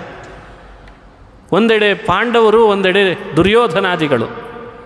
ಬಾಲ್ಯದಿಂದಲೇ ದುರ್ಯೋಧನನಿಗೆ ಪಾಂಡವರ ಮೇಲೆ ಅಸೂಯೆ, ಈರ್ಷೆ, ಅವರ ರೂಪ, ಅವರ ಬೆಳವಣಿಗೆ, ಅವರ ಸ್ವಾಭಾವಿಕವಾದ ಬಲ, ಯಾರನ್ನೂ ಆಶ್ರಯಿಸದೆ ತಮ್ಮದನ್ನು ತಾವು ಪಡ್ಕೊಳ್ತಾ ಇದ್ದ ಅವರಲ್ಲಿದ್ದ ಸಹಜ ಗುಣಗಳು ದುರ್ಯೋಧನನಿಗೆ ಬಹಳ ಅಸೂಯೆ ಪಡ್ತಾ ಇದ್ವಂತೆ. ಅದು ಸಹಜ ಅಂತಾರೆ ವೇದವ್ಯಾಸರು. ಸ್ವಾಭಾವಿಕವಾದ ಶಕ್ತಿ ಇರೋರನ್ನು ಕಂಡ್ರೆ ಈ ದುಶ್ಶಕ್ತಿ ಇರೋರೆಲ್ಲ ಕಿರಿಕಿರಿ ಮಾಡ್ಕೊತಿರ್ತಾರೆ. ಇವನು ಹೆಂಗಿದ್ದಾನಲ್ಲ ನನ್ನ ವಶನಾಗದೆ ಅಂತ, ನನ್ನ ಕೇಳಬೇಕಿತ್ತು, ನನ್ನ ಹತ್ರ ಬರಬೇಕಿತ್ತು ಅಂತ ಅಸೂಯೆ ಪಡ್ತಾ ಇರ್ತಾರಂತೆ. ದುರ್ಯೋಧನ ಹಾಗೆ ಮಾಡ್ತಾ ಇದ್ದ. ಇದೇ ಸಮಯದಲ್ಲೇ ಎಲ್ಲ ಪಾಂಡವ ಮತ್ತು ದುರ್ಯೋಧನರಿಗೆ, ಅಂದರೆ ಕೌರವರಿಗೆ, ಧೃತರಾಷ್ಟ್ರನ ಮಕ್ಕಳಿಗೂ ಅಭ್ಯಾಸ ಆಗಬೇಕು, ಪಾಂಡವರ ಮಕ್ಕಳಿಗೂ ಅಭ್ಯಾಸ ಮಾಡಬೇಕು, ಶಿಕ್ಷಣ ಕೊಡಿಸ್ಬೇಕು, ಮುಂದೆ ಹಸ್ತಿನಾವತಿಯ ರಾಜ್ಯಭಾರ ಮುನ್ನಡಿಬೇಕು, ಧರ್ಮದ ಸ್ಥಾಪನೆ ಆಗಬೇಕು ಅಂತ ದೇವರ ಸಂಕಲ್ಪ ಇದೆ. ಆಗ ಭೀಷ್ಮಾಚಾರ್ಯರು 700ನೇ ವಯಸ್ಸಿನ ಹಣ್ಣಣ್ಣು ಮುದುಕ ಭೀಷ್ಮ ಹಸ್ತಿನಾವತಿಯ ಎಲ್ಲ ಜವಾಬ್ದಾರಿಯ ಹಿಂದೆ ತಾನೇ ಒಬ್ಬ ಆಧಾರ ಸ್ತಂಭನಾಗಿದ್ದವನು. ಕೌರವ ಪಾಂಡವರನ್ನು ಸೇರಿಸಿದ ದ್ರೋಣಾಚಾರ್ಯರ ಗುರುಕುಲಕ್ಕೆ. ದ್ರೋಣರಿಂದ ಎಲ್ಲರನ್ನ ಸುಶಿಕ್ಷಿತರನ್ನು ಮಾಡಿಸಿದ. ಅಸ್ತ್ರವಿದ್ಯೆ, ಶಸ್ತ್ರವಿದ್ಯೆ, ಇನ್ನಿತರ ವಿದ್ಯೆಗಳನ್ನು ಕಲಿಸಿದ. ಇದ್ರ ಹಿಂದೆ ಭೀಷ್ಮರ ಪಾತ್ರ. ಎಲ್ಲ ಕಲಿತರು.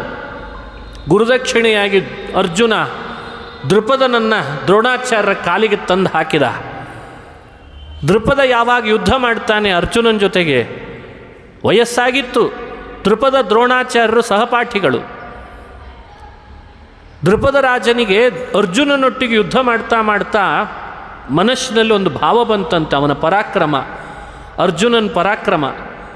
ಅವನು ಬಿಲ್ಲಿಗೆ ಬಾಣ ಹೂಡಿ ಬಿಡ್ತಾ ಇದ್ದಂಥ ವರಸೆ ದೃಪದನ ಮನಸ್ಸು ಅರ್ಜುನನ ಕಡೆಗೆ ಹೋಯ್ತಂತೆ.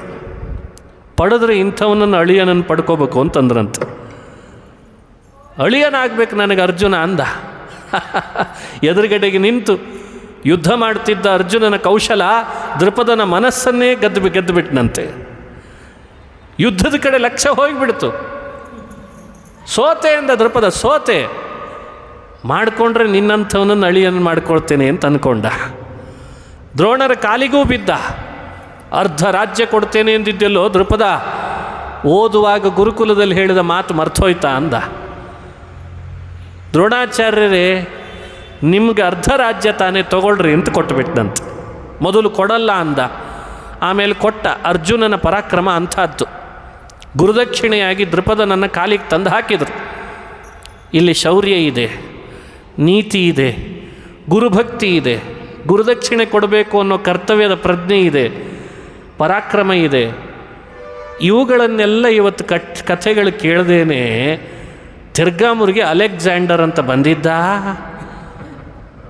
ನಿಮ್ಮ ದೇಶ ಎಲ್ಲ ಲೂಟಿ ಹೊಡೆದ, ಅದನ್ನ ಕಥೆ ನಮ್ಮ ಹುಡುಗರಿಗೆ ಹೇಳ್ಕೊಡ್ತಿದ್ದಾರೆ. ಇದು ಯಾವ ನ್ಯಾಯನೋ?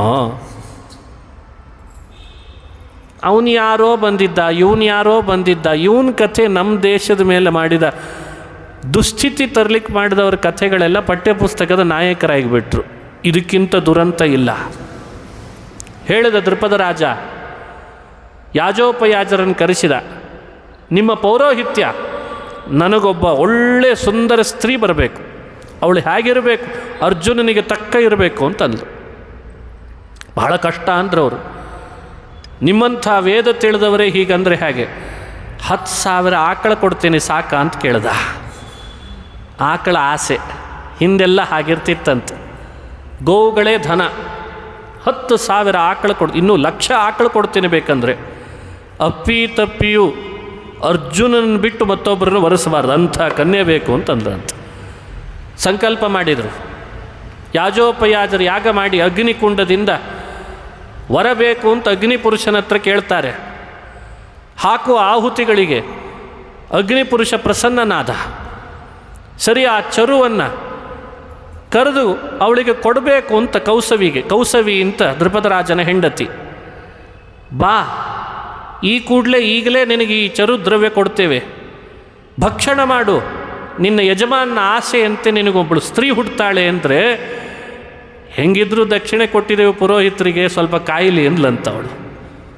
ಅವಳು ಏನು ಸೀರೆ ಉಟ್ಕೊಳ್ಳಿಕ್ಕೆ ತಡ ಮಾಡಿದ್ಲೋ, ದಕ್ಷಿಣೆ ಕೊಟ್ಟಿದ್ದೇವೆ ಅಂತ ಅಪಹಾಸ ಮಾಡಿದ್ಲೋ, ಅಂತೂ ತಾತ್ಸಾರ ಮಾಡಿದ್ದಾಳೆ. ಯಾಜೋಪಯಾಜರಿಗೆ ಇರುವ ಸಿದ್ಧಿ ಅಂಥದ್ದು. ನೀನು ತಾತ್ಸಾರ ಮಾಡ್ತೀಯ, ಬರಲ್ಲ ಅಂತೀಯ ನೀನು, ನಾವೇನು ದಕ್ಷಿಣೆಗೆ ಬಂದವರು ಅಂದ್ಕೊಂಡಿದ್ದೀಯ, ನೀನು ಬರದೇ ಇದ್ದರೂ ಹೇಗೆ ಹುಟ್ಟಿಸ್ಬೇಕು ನಮಗೆ ಗೊತ್ತು ಅಂತಂದ್ರಂತೆ. ಯಾವ ಅಗ್ನಿಯಲ್ಲಿ ಆಹುತಿಗಳನ್ನು ಕೊಟ್ಟಿದ್ರೋ ಅಲ್ಲೇ ಆ ಚರುವನ್ನು ಆಹುತಿಯಾಗಿ ಕೊಟ್ರಂತೆ. ಈಗ ಹುಟ್ಟುವ ಹೆಣ್ಣು ಅಗ್ನಿಯಿಂದಲೇ ಹುಟ್ಟುಬಿಡಲಿ, ಅದಕ್ಕೆ ಅವಳು ಅಯೋನಿಜೆ ಅಂತ ಆದ್ಲು ಅಂತ ಹೇಳ್ತದೆ. ಇದು ಧರ್ಮ, ಇದು ಸಿದ್ಧಿ, ವೇದ ಮಂತ್ರಗಳ ಶಕ್ತಿ. ಯಾವತ್ತೂ ನಾವು ಕೊಡುವ ದಕ್ಷಿಣೆಗಳಿಂದ ವಿಪ್ರರನ್ನು ಅವಮಾನ ಮಾಡಬಾರ್ದು. ಆ ರೀತಿ ಯಜ್ಞಕುಂಡದಿಂದಲೇ ಬಂದ್ಲಂತೆ ಮಹಾನುಭಾವಳು. ಪರಮಸುಂದರಿಯಂತೆ. ಅವಳಷ್ಟು ಸುಂದರಿನೇ ಜಗತ್ತಿನಲ್ಲಿ ಯಾರಿಲ್ಲ. ಮಗಳನ್ನಾಗಿ ಪಡೆದದ್ದೇ ಮುಂದೊಂದು ದಿನ ಅರ್ಜುನ ಸ್ವಯಂವರದಲ್ಲಿ ಇವಳನ್ನು ವಿವಾಹ ಮಾಡಿಕೊಳ್ಳಿ, ನನ್ನ ಅಳಿಯನಾಗಲಿ ಅರ್ಜುನ ಅಂತ ದೃಪದ ರಾಜ ಆಸೆ ಪಟ್ಟಿದ್ದಂತೆ. ಇನ್ನೊಬ್ಬ ಮಗ ಹುಟ್ಟಿದ, ದ್ರೋಣಾಚಾರ್ಯರನ್ನು ಕೊಲ್ಲಬೇಕು ಅಂಥ ಮಗನನ್ನು ಹುಟ್ಟಿಸ್ರಿ ಅಂದಿದ್ದಂತೆ. ಯಾವ ದ್ರೋಣರಿಗೆ ಅರ್ಧ ರಾಜ್ಯ ಕೊಟ್ಟ, ಅದನ್ನೇ ಇವತ್ತು ದ್ರೋಣಧಾರ, ಇವತ್ತು ಡೆಹ್ರಾಡೂನ್ ಮಾಡಿದರು. ಯಾರು ಮಾಡಿದರೂ ಗೊತ್ತಿದೆ ನಿಮಗೆಲ್ಲ. ಅದು ಡೆಹ್ರಾಡೂನ್ ಅಲ್ಲ, ಅದು ದ್ರೋಣಧಾರ. ಅಂದಿನ ದ್ರೋಣಾಚಾರ್ಯರ ಪಾಂಚಾಲ ದೇಶದ ಅರ್ಧ ಭಾಗವನ್ನು ಅರ್ಜುನನ ಮೂಲಕ ಗುರುದಕ್ಷಿಣೆಯಾಗಿ ದೃಪದನನ್ನು ಪಡೆದಾಗ ಅರ್ಧ ರಾಜ್ಯವನ್ನು ಕಸ್ಕೊಂಡಿದ್ರಂತೆ. ಹಾಗಾಗಿ ಹಿಮಾಲಯದ ಆ ಪ್ರಾಂತ ಭಾಗಗಳೆಲ್ಲ ಪಾಂಚಾಲ ದೇಶ ಅಂತ ಕರೀತಿದ್ರಂತೆ. ಪಾಂಚಾಲ ದೇಶದ ಅಧಿಪತಿ ಪೃಷತ್ ರಾಜ. ಆ ಪೃಷತನ ಮಗಳಾದ್ದರಿಂದ ದ್ರೌಪದಿಗೆ ಪಾರ್ಶ್ಯತಿ, ಪಾಂಚಾಲ ದೇಶದಲ್ಲಿ ಜನಿಸಿದ್ದಕ್ಕೆ ಪಾಂಚಾಲಿ. ತಪ್ಪು ಕಲ್ಪನೆ ಬಂತು. 5 ಜನರನ್ನು ವಿವಾಹ ಮಾಡಿಕೊಂಡದಕ್ಕೆ ಪಾಂಚಾಲಿ ಅಂತ ತಿಳ್ಕೊಂಡ್ರಂತೆ. ಇಷ್ಟು ಮೂರ್ಖರಿದ್ದಾರೆ ನಮ್ಮಲ್ಲಿ. ಪಾಂಚಾಲ ದೇಶದಲ್ಲಿ ಹುಟ್ಟಿದ್ದಕ್ಕೆ ಪಾಂಚಾಲಿ, ವಿದೇಹ ನಗರದಲ್ಲಿ ಹುಟ್ಟಿದ್ದಕ್ಕೆ ವೈದೇಹಿ. ಹಾಗೆ ಪಾಂಚಾಲ ದೇಶದಲ್ಲಿ ಜನ್ಮ ತಳೆದ್ಲು ಪಾಂಚಾಲಿ, ಪೃಷತನ ಮಗಳಾದ್ದರಿಂದ ಪಾರ್ಶ್ಯತಿ, ದೃಪದನ ಮಗಳಾದ್ದರಿಂದ ದ್ರೌಪದಿ.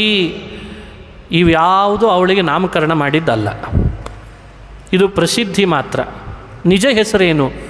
ಅವಳ ನಿಜವಾದ ಹೆಸರು ಕೃಷ್ಣ. ಅದು ನಿಜವಾದ ಹೆಸರಂತೆ, ಮಹಾಭಾರತ ಹೇಳ್ತದೆ. ಅವಳ ನೈಜ ಹೆಸರು ಕೃಷ್ಣ. ಹಾಗಾಗಿ ಕೃಷ್ಣ ಭಾಳ ಸುಂದರಳಾಗಿದ್ದಾಳೆ. ಅವಳು ಜನ್ಮ ತಳೆದಿದ್ದಾಳೆ ದ್ರೌಪದಿಯಾಗಿ. ಮುಂದಿನ ಮಹಾಭಾರತ ಯುದ್ಧಕ್ಕೆ ಅವಳು ಏನು ಮಾಡಬೇಕೋ ಅದನ್ನು ಮಾಡ್ತಾಳಂತೆ ಕೆಲಸ. ಧರ್ಮದ ಸ್ಥಾಪನೆ ಆಗಿ ಅಧರ್ಮ ನಾಶ ಆಗಬೇಕಾದ್ರೆ ಕಾಡಿಗಿಚ್ಚು ಆಗಾಗ ಹುಟ್ಟಲೇಬೇಕು. ಕಾಡು ಬೆಂಕಿ ಚೆನ್ನಾಗಿ ಉರಿತದೆ, ನಮಗನ್ನಿಸ್ತದೆ ಯಾಕಾದರೂ ಹತ್ತಬೇಕು ಇದು ಅಂತ. ಆದರೆ ಅದರ ಕೆಲಸ ಎಷ್ಟು ಅದ್ಭುತ. ಅದಕ್ಕಾಗೇ ಬಂದವಳು ದ್ರೌಪದಿ ಬೆಂಕಿಯಿಂದಲೇ ಬಂದ್ಲಂತೆ. ಬೆಂಕಿಯಿಂದಲೇ ಬಂದಳು, ಬೆಂಕಿಯಂತೆ ಉರಿದ್ಲು. ಆ ಬೆಂಕಿಯ ಸ್ಪರ್ಶ ಮಾಡಲಿಕ್ಕೆ ಯಾರ್ಯಾರೆಲ್ಲ ಬಂದಿದ್ದಾರೋ ಅವರನ್ನೆಲ್ಲ ತಾನು ಭಸ್ಮ ಮಾಡಿ ಹಾಕಿದ್ಲಂತೆ. ಇದು ದ್ರೌಪದಿಯ ಕಥೆ. ದೇವಲೋಕದಲ್ಲಿದ್ದ ಭಾರತಿ ಭೂಮಿಯ ಮೇಲೆ ದೃಪದ ರಾಜನ ಮಗಳಾಗಿ ಅಗ್ನಿಕುಂಡದಿಂದ ಬಂದ ಸಾಕ್ಷಾತ್ ಭಾರತೀ ದೇವಿ ಶ್ರೀ ಅಂತ ಕರೀತಾರಂತ. ಅವಳಿಗೆ ಸ್ಮರಣೆ ಮಾಡಿದರೆ ಸಾಕು ವಿದ್ಯೆಗಳು ಸಿದ್ಧಿ ಆಗ್ತದೆ. ಸ್ಮರಣೆ ಮಾಡಿದರೆ ಸ್ತ್ರೀಯರಿಗೆ ಸೌಂದರ್ಯ ವೃದ್ಧಿ ಆಗ್ತದೆ. ಸ್ಮರಣೆ ಮಾಡಿದರೆ ಸಾಕು ಭಾರತೀಯನ್ನು. ಸಾ ಭಾರತೀ ನಾಮ ಅಂತ ಮಹಾಭಾರತ ಹೇಳ್ತದೆ. ಭಾರತೀ ಭಾರತೀ ಅಂತ ಸ್ಮರಣೆ ಮಾಡಿದರೆ ಸಾಕು ಏನೆಲ್ಲ ಸಿದ್ಧಿ ಆಗ್ತದೆ. ಅಂಥ ಭಾರತೀಯ ಉತ್ಪತ್ತಿ ಅದು ಭಗವಂತನೇ ಮಾಡಿಸಿದ ವಿಚಿತ್ರವಾದ ಆಟ. ಸ್ವಯಂವರ ಅಂತ ಮಾಡಬೇಕಾಯಿತು ದೃಪದ ರಾಜ ಕ್ಷತ್ರಿಯನಾದ್ದರಿಂದ. ಪಾಂಡವರು ವಾರಣಾವತದಿಂದ ಏಕಚಕ್ರ ನಗರದ ಮೂಲಕ ವೇಷಾಂತರದಲ್ಲಿದ್ದು ವಿಪ್ರವೇಶದಲ್ಲೇ ಬಂದು ಸ್ವಯಂವರಕ್ಕೆ ಪಾಲ್ಗೊಳ್ಬೇಕಾಯಿತು. ಕೃಷ್ಣ ಬಂದ, ಬಲರಾಮ ಬಂದ, ಪಾಂಡವರೂ ಬಂದಿದ್ದಾರೆ. ಆದರೆ ಪಾಂಡವರ ನಿಜ ವೇಷ ಇರಲಿಲ್ಲ. ಕೃಷ್ಣ ಬಲರಾಮರು ಪಾಲ್ಗೊಂಡದ್ದು ನನ್ನ ಅರ್ಜುನ ಸ್ವಯಂವರದಲ್ಲಿ ಇವತ್ತು ಹೇಗೆ ಬಲ ತೋರಿಸ್ತಾನೆ ಅಂತ ನೋಡಲಿಕ್ಕೆ ಕೃಷ್ಣ ಬಂದಂತ. ಬಲರಾಮನಿಗೆ ಮೊದಲೇ ಹೇಳಿದ್ದ, ಪಾಂಡವರು ಬರ್ತಾರೆ ಬಾ ಇವತ್ತು ತೋರಿಸ್ತೀನಿ ನಿನಗೆ ಅಂತ. ದುರ್ಯೋಧನಾದಿಗಳು ಬಂದರು, ಕರ್ಣ ಬಂದ. ಯಾರೆಲ್ಲ ಕಣ್ಣು ಹಾಕಿದ್ದಾರೆ ಈ ದ್ರೌಪದಿಯ ಮೇಲೆ, ಯಾರ ಕೈಯಲ್ಲೂ ಬಿಲ್ಲಿನ ಯಂತ್ರ ಮತ್ಸ್ಯ ಯಂತ್ರವನ್ನು ಭೇದನ ಮಾಡಲಿಕ್ಕೆ ಆಗ್ತಾ ಇಲ್ಲ. ಇದಲ್ವೇ ಪರಾಕ್ರಮ. ಕೃಷ್ಣ ಹೋಗಲೇ ಇಲ್ಲ. ಬಲರಾಮನಿಗೆ ಕಣ್ಣು ಮಾಡಿ ತೋರಿಸಿದ್ದಕ್ಕೆ ಅವನೂ ಹೋಗಲಿಲ್ಲ. ದುರ್ಯೋಧನ ಕಡೆಯಲ್ಲಿ ಸೇರಿದವರೆಲ್ಲ ಹೋಗಿ ಅವಮಾನ ಮಾಡಿಸ್ಕೊಂಡು ಬಂದ್ರಂತೆ. ಕ್ಷತ್ರಿಯ ಕುಲದಲ್ಲಿದ್ದವರಿಗೆ ಬಲ ಇಲ್ಲ ಅನ್ನೋ ಹಾಗೆ ಅವಮಾನ ಆಗಿಬಿಡ್ತು. ಎಂಥೆಂಥ ರಾಜರು ಬಂದಿದ್ದಾರೆ, ಅಂಗ ವಂಗ ಕಳಿಂಗ ಎಲ್ಲ ದೇಶದ ರಾಜರುಗಳೆಲ್ಲ ಪ್ರಯತ್ನ ಪಟ್ಟರೆ ಮತ್ಸ್ಯಯಂತ್ರ ಭೇದಿಸೋರು ಒಬ್ಬರೂ ಇಲ್ಲ ಅಂತಾಯಿತು. ಅಂಥ ವಿಚಿತ್ರ ಯಂತ್ರ. ಕೊನೆಗೆ ಏಕಚಕ್ರ ನಗರದ ಹಳ್ಳಿಯಿಂದ ಒಂದಿಷ್ಟು ವಿಪ್ರರ ಗುಂಪು ಬಂದಿದೆ. ಆ ಗುಂಪಿನ ಮಧ್ಯದಲ್ಲಿದ್ದ ಅರ್ಜುನ ಅವನು ಎದ್ದು ನಿಂತ. ಅನುಮತಿ ಕೊಟ್ಟರೆ ನಾನು ಹೋಗ್ತೇನೆ ಅಂತಂದ. ಇದೇ ಮಹಾಭಾರತ ತೋರಿಸೋ ವಿಚಿತ್ರ ಕಥೆ. ಬೆಳೆದದ್ದು ಕ್ಷತ್ರಿಯನಾಗಿ, ಪಡೆದದ್ದು ಕ್ಷತ್ರಿಯ ಅಭ್ಯಾಸ, ಸಂಸ್ಕಾರ ಕ್ಷತ್ರಿಯಂದು, ಒಳಗೆ ಹರಿತಿರುವ ರಕ್ತ ಕ್ಷತ್ರಿಯಂದು, ಕುದಿತಿರುವ ರಕ್ತ ಕ್ಷತ್ರಿಯರದು. ನವಯೌವನಕ್ಕೆ ಬಂದಿದ್ದಾನೆ. ವೇಷ ಮಾತ್ರ ಪರಿಸರಕ್ಕನುಗುಣ. ಕೃಷ್ಣನ ಇಚ್ಛೆಯಂತೆ ವಿಪ್ರನ ವೇಷ.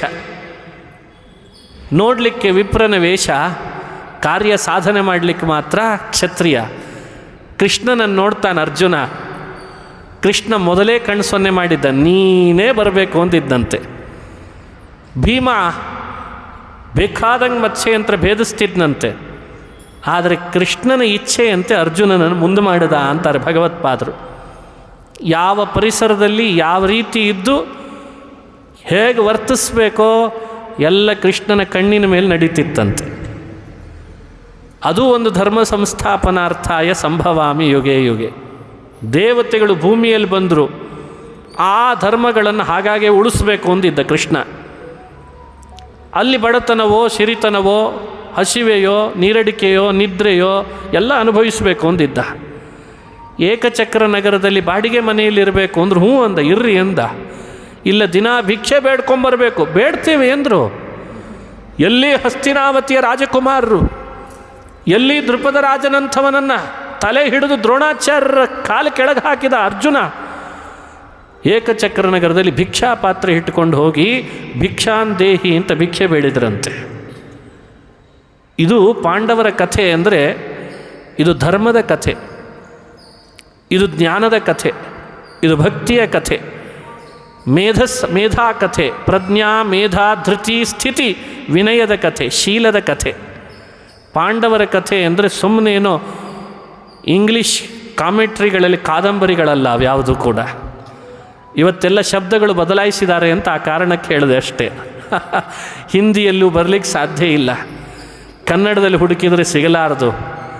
ಇದು ಸಂಸ್ಕೃತದಲ್ಲಿ ದೇವಭಾಷೆಯಲ್ಲಿ ವೇದವ್ಯಾಸರು ಜಗತ್ತಿಗೆ ಕೊಟ್ಟಂತಹ ಅಪೂರ್ವವಾದ ಮಹಾಭಾರತದ ಕಥೆ. ಎಷ್ಟು ಕೇಳಿದರೂ ಮುಗಿಯದ ಕಥೆ. ಧರ್ಮೋ ವಿವರ್ಧತಿ ಯುಧಿಷ್ಠಿರ ಕೀರ್ತನೇನ. ಧರ್ಮ ವೃದ್ಧಿ ಆಗಬೇಕು, ನಮ್ಮೊಳಗೆ ಧರ್ಮ ಜಾಗೃತ ಆಗಬೇಕು. ದಿನ ಯುಧಿಷ್ಠಿರನ ಕಥೆ ಪಾತ್ರಗಳನ್ನು ಮನಸ್ಸಿನಲ್ಲಿ ತಂದುಕೊಳ್ಳ್ರಿ, ಧರ್ಮವೃದ್ಧಿ ಆಗ್ತದೆ. ಧರ್ಮೋ ವಿವರ್ಧತಿ ಯುಧಿಷ್ಠಿರ ಕೀರ್ತನೇನ ಪಾಪಂ ಪ್ರಣಶ್ಯತಿ ವೃಕೋದರ ಕೀರ್ತನೇನ. ಪಾಪ ನಾಶ ಆಗಬೇಕು, ಹೋಗಬೇಕು, ತೊಳೆದು ಹೋಗಬೇಕು, ನಮ್ಮ ಪಾಪಗಳು ಹೆದರಿ ಹೋಗಬೇಕು. ವೃಕೋದರ ಕೀರ್ತನೇನ, ಭೀಮನನ್ನು ನೆನಪಿಸ್ಕೊಳ್ಬೇಕಂತ. ಶತ್ರುರ್ ವಿನಶ್ಯತಿ ಧನಂಜಯ ಕೀರ್ತನೇನ, ಅರ್ಜುನನ ಗುಣಗಾನ ಮಾಡಿರಿ, ಅವನ ಪರಾಕ್ರಮ, ಅವನ ಶೌರ್ಯವನ್ನು ಕಥನ ಮಾಡಿರಿ, ಶತ್ರುಗಳು ದೂರ ಆಗ್ತಾರೆ. ಮಾದ್ರಿ ಸುತೌ ತನಯತಾಂ, ಮಾದ್ರಿಯ ಮಕ್ಕಳು ಅಶ್ವಿನಿಗಳು, ಅದೇ ನಕುಲ ಮತ್ತು ಸಹದೇವ, ವಿನಯಶೀಲಗಳು ನಮ್ಮೊಳಗೆ ಉಂಟಾಗಬೇಕಾದ್ರೆ ಅವರಿಬ್ಬರನ್ನು ಕೀರ್ತನೆ ಮಾಡಿರಿ ಅಂತ ಹೇಳ್ತಾರೆ ವೇದವ್ಯಾಸರು. ಅಂಥ ಘನ ವ್ಯಕ್ತಿತ್ವದ ದೇವತೆಗಳನ್ನು ಭೂಮಿಗೆ ಇಳಿಸಿದ್ದಾನೆ ದೇವರು. ಒಂದು ಸ್ವಲ್ಪವೂ ಕೂಡ ಧರ್ಮದಿಂದ ಆಚೆ ಈಚೆ ಆಗಲಿಕ್ಕೆ ಬಿಡಲಿಲ್ಲಂತೆ ಕೃಷ್ಣ ಅವರನ್ನು. ಹೇಗೆ ನೋಡ್ಕೊಂಡಿರಬೇಕು ನೋಡ್ರಿ, ಊಹಿಸ್ಲಿಕ್ಕೆ ಸಾಧ್ಯನೇ ಇಲ್ಲ ಮಹಾಭಾರತದ ಪಾಂಡವರ ಪಾತ್ರವನ್ನು. ಎಲ್ಲದರ ಹಿಂದೆ ದೇವರಿರ್ತಿದ್ದಂತೆ, ಒಂದ ವೇದವ್ಯಾಸ, ಒಂದ ಕೃಷ್ಣ, ಒಂದ ವೇದವ್ಯಾಸ, ಒಂದ ಕೃಷ್ಣ ಅಂತ. ಇಡೀ ಅರಿಗಿನ ಮನೆ ಸುಟ್ಟು ಭಸ್ಮ ಆಗ್ತಾ ಇದ್ರೆ ಎಲ್ಲರೂ ತಿಳ್ಕೊಂಡ್ರು, ಹೋದ್ರು ಪಾಂಡವರು, ಹೋದ್ರು ಇನ್ನೇನಿಲ್ಲ ಅಂದ್ಕೊಂಡ್ರಂತೆ. ಎಲ್ಲರೂ ತಿಳ್ಕೊಂಡ್ರು, ಹಾಗೆ ಹೋದರು ಪಾಂಡವರು, ಸುಟ್ಟು ಕರಕಲಾದರು. ಬೆಳಗ್ಗೆ ನೋಡ್ತಾರೆ 5 ಹೆಣ, ಹಣ್ಣು ಮುದುಕಿ ಇನ್ನೊಬ್ಬಳು ಹೆಣ, 6 ಹೆಣ ಬಿದ್ದುಬಿಟ್ಟಿದೆ ಸುಟ್ಟು ಕರಕಲಾಗಿ. ಪೇಪರ್ನವರೆಲ್ಲ ಮೊದಲೇ ಬಂದಿದ್ರಂತೆ, ಎಲ್ಲ ಫೋನ್ ಮಾಡಿ ಹೇಳಿಬಿಟ್ಟಿದ್ದ. ಗೋಧಿ ಮೀಡಿಯಾ ಅಂತ ವ್ಯವಸ್ಥೆ ಅಂತ ಇರ್ತಾರಲ್ಲ ಈಗೆಲ್ಲ, ಇನ್ನೂ ಬೆಂಕಿನೇ ಹಚ್ಚಿಲ್ಲ, ರಾತ್ರಿ ಮೊದಲೇ ಪೇಪರ್ ಪಬ್ಲಿಷ್ ಮಾಡಿಸ್ಬಿಟ್ಟಿದ್ದಂತೆ. ಪಾಂಡವರ ದುರ್ಮರಣ ಅಂತ ವಾರಣಾವತದಲ್ಲಿ, ಪಾಂಡವರ ದುರ್ಮರಣ. 5 ಜನ ಮಕ್ಕಳೊಂದಿಗೆ ತಾಯಿ ಮುದುಕಿ ಕುಂತಿ, ಅವಳು ದುರ್ಮರಣ ಅಪ್ಪಿದಳು.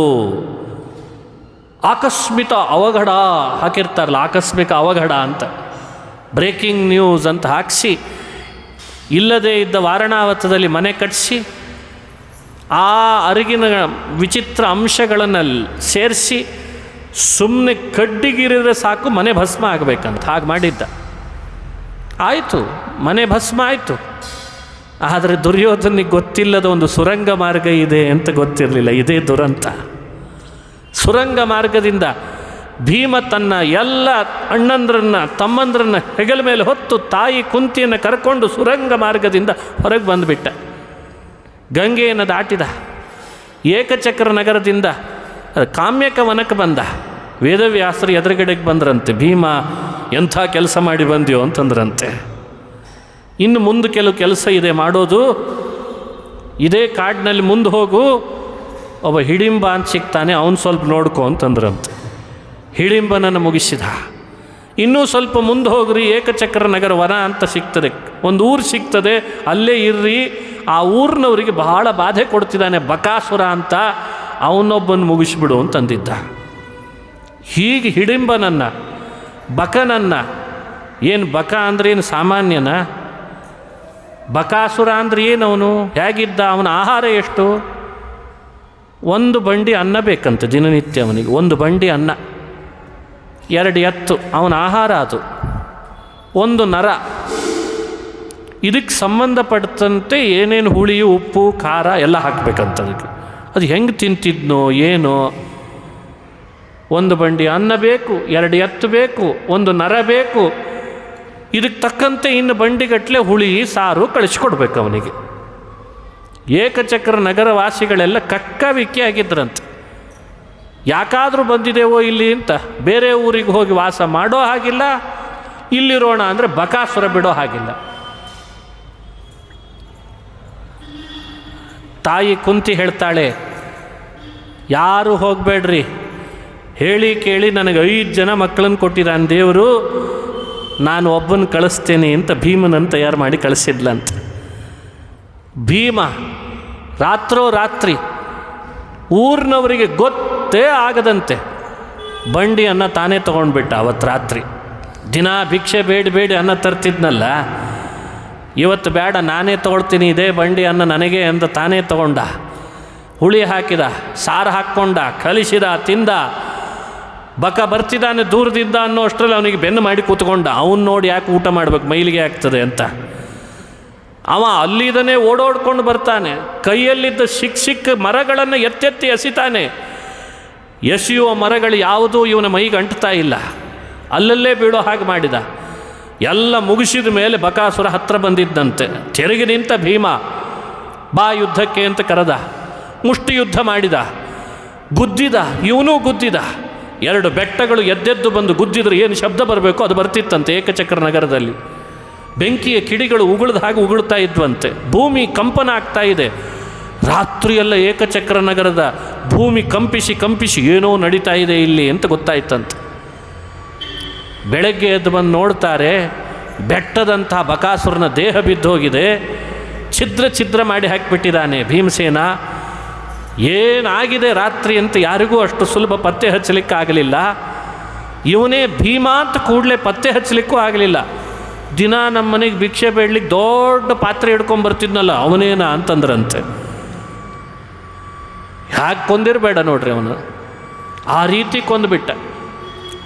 ಶೈಕ ಚಕ್ರ ಜನಾನಾಂ ಜಘ್ನೆ ನಿಘ್ನೇನ ವಿಘ್ನೋ ಬಹುಲ ಬಲಬಕಧ್ವಂಸನಾದ್ದೇನ ಶೋಚತ್ ವಿಪ್ರಾನುಕ್ರೋಶಪಾಶೈಃ ಅಸುವಿಧೃತಿ ಸುಖಸ್ಯೈಕ ಚಕ್ರ ಜನಾನಾಂ ತಸ್ಮೈ ತೇ ದೇವ ಕುರ್ಮಃ ಕುರುಕುಲಪತಯೇ ಕರ್ಮಣ ಚ ಪ್ರಣಾಮಾನ್ ಕಿರ್ಮೀರಂ ದುರ್ಮತೀನಾಂ ಪ್ರಥಮಮಥ ಜಯೋ ನರ್ಮಣ ನಿರ್ಮಮಾಥ ಜಘ್ನೇ ನಿಘ್ನೇನ ವಿಘ್ನ. ಎಷ್ಟು ದೊಡ್ಡ ವಿಘ್ನನು, ಇವನಂಥ ವಿಘ್ನನೇ ಇಲ್ಲ ಅಂತ. ಆ ರೀತಿ ಬಕಾಸುರನನ್ನು ಕೊಂದು ಹಾಕಿಬಿಟ್ಟಿದ್ದ. ಬಕನನ್ನು ಕೊಂಡ ಭೀಮನನ್ನು ಯಾರೂ ಪತ್ತೆ ಹಚ್ಚಲಿಕ್ಕೆ ಆಗದೆ ಅಂತನೂ ಮಾಡಿದ. ಅಂಥ ಬಕಾಸುರನನ್ನೇ ಕೊಂದ ಭೀಮನಿಗೆ ಒಂದು ಮತ್ಸ್ಯಯಂತ್ರ ಭೇದಿಸೋದು ಭಾಳ ದೊಡ್ಡ ಸಮಸ್ಯೆ ಆಗಿತ್ತ. ವೇದವ್ಯಾಸರ ಅನುಮತಿ ಇಲ್ಲ ಅಂತ ಬಿಟ್ಟ ಅಷ್ಟೆ. ವೇದವ್ಯಾಸರ ಕೃಷ್ಣನ ಅನುಮತಿ ಇಲ್ಲ. ಆ ಕೀರ್ತಿ ಅರ್ಜುನನಿಗೆ ಕೊಡಬೇಕು ಅಂತ ಇಚ್ಛೆ ಇದೆ, ಅದಕ್ಕೆ ಅರ್ಜುನನನ್ನು ಮುಂದೆ ಮಾಡಿಬಿಟ್ಟ ಅಷ್ಟೆ. ಅರ್ಜುನ ವಿವಾಹ ಮಾಡಿಕೊಂಡ. ಆದರೆ ತಂದಾಗ 5 ಪಾಂಡವರು ಏಕಚಕ್ರ ನಗರಕ್ಕೆ ದ್ರೌಪದಿಯನ್ನು ತಂದು, ಅಮ್ಮ ಕುಂತಿ ದೈನಂದಿನ ಭಿಕ್ಷೆ ಬೇಡ ತಂದಿದ್ದೇವೆ ಭಿಕ್ಷೆಯನ್ನು ಅಂದುಬಿಟ್ರಂತೆ. ಆ ಕುಂತಿ ಅವಳ ಧರ್ಮನಿಷ್ಠೆ, ಅವಳ ಪಾತಿವ್ರತ್ಯ, ಅವಳು ಮಾಡ್ತಿದ್ದ ಹರಿಭಕ್ತಿ, ಅವಳ ಬಾಯಲ್ಲಿ ಬಂದ ಒಂದು ಮಾತು, ತರೋತ್ತಂದ ಭಿಕ್ಷೆ ದಿನನಿತ್ಯ 5 ಹಂಚಿಕೊಳ್ತೀರಿ, ಇವತ್ತು ಹಂಚಿಕೊಳ್ರಿ ಅಂದ್ಬಿಟ್ಲಂತೆ. ಅಮ್ಮನ ಮಾತು ಧರ್ಮರಾಜನಿಗೆ ಅದೇ ಕಿವಿಗೆ ಬಿದ್ದು ಕೂಡಲೇ 5 ವಿವಾಹ ಮಾಡಿಕೊಳ್ಬೇಕಾಯ್ತಂತೆ. ಇದು ಧರ್ಮ ಸಂಸ್ಥಾಪನಾರ್ಥಾಯ ಸಂಭವಾಮಿ ಯುಗೆ ಯುಗೆ. ವಿವಾಹ ಮಾಡಿಕೊಂಡ್ರು ಧರ್ಮದಿಂದ, ರಾಕ್ಷಸರ ಸಂಹಾರ ಮಾಡಿದರು ಧರ್ಮದಿಂದ, ನಗರದಲ್ಲಿ ಎಲ್ಲೋ ಒಂದು ಕಡೆ ವಾಸ ಮಾಡಿಕೊಂಡಿದ್ದೇವೆ ಎಂದರೂ ಧರ್ಮದಿಂದ. ಕ್ಷತ್ರಿಯ ಧರ್ಮ ಪಾಲನೆ ಆಗಬೇಕು, ಬ್ರಾಹ್ಮಣ ವೇಷದಲ್ಲಿರಬೇಕು ಅಂದರೆ ಸಾಧ್ಯವ ಇದೆಲ್ಲ? ಇದೆಲ್ಲ ಪಾಂಡವರು ಲೋಕಕ್ಕೆ ತೋರಿಸಿದ್ದೇನು? ನಾವು ಕೃಷ್ಣ ಭಕ್ತರು, ಭೂಮಿಗೆ ಕೃಷ್ಣ ಇಳಿದಾಗಿದೆ ಅಂದಮೇಲೆ ಕೃಷ್ಣನೇ ರಾಜ, ಅವನ ಅಣತಿಯಂತೆ ನಾವು ಬದುಕು ಕಟ್ಟಿಕೊಳ್ಬೇಕು. ಮನುಷ್ಯರಿಗೆ ಇದು ಶಿಕ್ಷಣ ಆಗಬೇಕು. ಕೈಯಲ್ಲಿ ಬೇಕಾದಷ್ಟು ಬಲ ಇದೆ. ಜರಾಸಂಧನನ್ನು ಕೊಂದಿದ್ದೇವೆ, ಬಕನನ್ನು ಕೊಂದಿದ್ದೇನೆ, ದುರ್ಯೋಧನ ಕೊಲ್ಲೋದು ಬಹಳೊತ್ತಿಲ್ಲ, ಕೃಷ್ಣ ಹೇಳೋ ತನಕ ಕಾಯ್ತೇನೆ ಅನ್ನಂತೆ ಭೀಮಸೇನ. ಇದು ಧರ್ಮನಿಷ್ಠೆ ಅಂದರೆ. ಧರ್ಮ ಅಂದರೆ ಏನು? ಧರ್ಮೋ ನಾರಾಯಣ ಸಾಕ್ಷಾತ್. ಧರ್ಮ ಅಂದರೆ ನಾರಾಯಣ ಅಂಥೇಳಿ ಅರ್ಥ. ಅವನ ಇಚ್ಛೆಯನ್ನು ಅರಿತು ಅವನ ಮಾತಿಗೆ ಕಟ್ಟು ಬಿದ್ದು ತನ್ನನ್ನು ಎಷ್ಟೇ ಪರೀಕ್ಷೆ ಮಾಡಿದರೂ ಅವನ ಇಚ್ಛೆಗೆ ತಕ್ಕ ಇರೋದೇ ಧರ್ಮ ಅಂತ. ಅದಕ್ಕಿಂತ ಧರ್ಮದ ವ್ಯಾಖ್ಯಾನ ಇನ್ನೊಂದಿಲ್ಲ. ಇದೇ ಭೀಮ ಮಾಡಿದ್ದು. ಯಾರು ಮಾಡಲಿಕ್ಕೆ ಸಾಧ್ಯ ಜಗತ್ತಿನೊಳಗಿಂಥ ಧರ್ಮ? ಸ್ವಭಾರ್ಯಾಯೈ ದೃಶ್ಯತೋಪಿ. ದೊಡ್ಡ ಸಭೆ, ಎಲ್ಲ ಮುಖಂಡರು ಸೇರಿದರು. ಏಕವಸ್ತ್ರಳಾದ ದ್ರೌಪದಿಯನ್ನು ಎಳ್ಕೊಂಡು ಬಂದ ದುಶ್ಯಾಸನ ಬೇಡ ಬೇಡ ಅಂದರೂ ಕೇಳ್ತಾ ಇಲ್ಲ. ಎದುರುಗಡೆ ಕುಳಿತಿದ್ದಾನೆ ಭೀಮ, ಧರ್ಮರಾಜ. ಎಲ್ಲ ಸೋತು ಬಿಟ್ಟಿದ್ದಾನೆ, ಸೋತು ಸುಣ್ಣಾಗಿದ್ದಾನೆ ಶಕುನಿಯ ದಾಳದ ಆಟಕ್ಕೆ, ಅದು ಮೋಸದ ದಾಳದ ಆಟಕ್ಕೆ ಸರ್ವಸ್ವ ಸೋತಿದ್ದಾನೆ. ಆ ಸಮಯದೊಳಗೆ ಭೀಮನೊಳಗಿದ್ದ ಬಲ ಎಂಥದ್ದು, ಜರಾಸಂಧನನ ಕೊಂದಾಗಿತ್ತು ರಾಜಸೂಯಕ್ಕಿಂತ ಮೊದಲೇನೆ. ಅಂಥ ಭೀಮ ತನ್ನ ಹೆಂಡತಿ ದ್ರೌಪದಿಗೆ ವಸ್ತ್ರ ಸೆಳಿತಿದ್ದಾನೆ ಅಂದರೆ ದುಶ್ಯಾಸನನ ಕೈ ಮುರಿದು ಟೊಂಕ ಮುರಿದು ಆಗಲೇ ರಕ್ತಪಾನ ಮಾಡಿಬಿಡ್ಬೋದಾಗಿತ್ತಲ್ಲ. ಕೃಷ್ಣನ ಇಚ್ಛೆ ಇಲ್ಲ ಅಂತ ಸುಮ್ಮನೆ ಇದ್ದ ಅಂತಾರೆ ಮಹಾಭಾರತದೊಳಗೆ. ತನ್ನ ಹೆಂಡತಿಗೆ ಹೀಗಾಗುವಾಗಲೂ ಕೃಷ್ಣನ ಇಚ್ಛೆ ಇಲ್ಲ ಅಂತಂತಾನೆ ಅಂದರೆ ಎಷ್ಟು ಸೂಕ್ಷ್ಮ ಇದೆ ಮಹಾಭಾರತ, ಎಷ್ಟು ಅದ್ಭುತ ಇದೆ ಮಹಾಭಾರತ. ಧರ್ಮ ಅಂದರೆ ನನ್ನ ಇಚ್ಛೆನೇ ಧರ್ಮ ಅಂತಾನೆ ಕೃಷ್ಣ. ನೀನು ಬರಬೇಡ, ನಾನು ಕೊಡ್ತೀನಿ ವಸ್ತ್ರ ಅನ್ನಂತೆ ಕೃಷ್ಣ. ಭೀಮ ನೀನು ಹೇಳಬೇಡ, ನಿನಗೆ ಮುಂದೆ ಅವಕಾಶ ಕೊಡ್ತೇನೆ ಅಂದ. ದುಶ್ಯಾಸನ ನಿನ್ನ ಕೈಗೆ ಸಿಗುತ್ತಾನೆ, ಯುದ್ಧ ಭೂಮಿಯಲ್ಲಿ ಅದಕ್ಕೆ ಅಂತ ಒಂದು ದಿನ ಇಟ್ಟಿದ್ದೇನೆ. ಅಂದಿನ ಯುದ್ಧದೊಳಗೆ ನೀನು ಮಾಡುವ ಯುದ್ಧ ದೇವತೆಗಳು ಆಕಾಶದ ಬಂದು ನೋಡಬೇಕು. ಯಾವ ಕೈ ಹಿಡಿದು ನಿನ್ನ ಹೆಂಡತಿಯ ಕೂದಲು ಹಿಡಿದಿದ್ದಲ್ಲ ಅವನ ಕೈಯನ್ನು ನೀನು ಎಳಿಬೇಕು, ಆ ಕಾಲು ಬೆಟ್ಟಬೇಕು, ಆ ಟೊಂಕದ ಮೇಲೆ ನಿನ್ನ ಭುಜವನ್ನು ಊರಬೇಕು. ಹೀಗೆ ಮಾಡಬೇಕು ಅಂದಿದ್ದ ಕೃಷ್ಣ ಸಂಹಾರವನ್ನು. ಸಿಂಹದಂತೆ ಹಾರಿ ದುಶ್ಯಾಸನನನ್ನು ಹಿಡಿದು ಸಿಂಹ ನರಿ ಕೈಗೆ ಸಿಕ್ಕ ಕೂಡಲೇ ಎಷ್ಟು ಒಸಕ್ತದೆ, ಹಾಗೆ ಹಿಂಸೆ ಮಾಡುತ್ತದೆ. ಹಾಗೆ ಹಿಂಸೆ ಮಾಡಿ ಅವನನ್ನು ಬಗೆದು ಒಳಗಿರುವ ರಕ್ತ ತಗೊಂಡು ಮನ್ಯು ಸೂಕ್ತ ಹೇಳಿ ಭೀಮಸೇನ ರಕ್ತಪಾನ ಮಾಡಿಬಿಟ್ಟಂತೆ. ಯಸ್ತೆ ಮನ್ಯೋವಿ ತದ್ವಜ್ರಸಾಯಕ ಸಹವೋಜ ಪುಷ್ಯತಿ ವಿಶ್ವಮಾನುಷಕ. ಹೇಳಿದ್ನೆಲ್ಲ ದುಶ್ಯಾಸನ, ನಿನ್ನ ನೋಡ್ಕೊಳ್ತೇನೆ ಅಂತ ಹೇಳಿದ್ನೆಲ್ಲ. ಹಾಗೆ ಮಾಡಿದ. ಆವತ್ತಿನ ಭೂಮಿಯಲ್ಲಿ ಕೃಷ್ಣನಿಗೆ ಕೃಷ್ಣಾರ್ಪಣ ಅಂತಂದಿದ್ದಾನಂತೆ ಭೀಮಸೇನ. ರಕ್ತಪಾನ ಮಾಡಿ ದುಶ್ಯಾಸನನನ್ನು. ಈ ಕಥೆಗಳೆಲ್ಲ ಏನಿದು?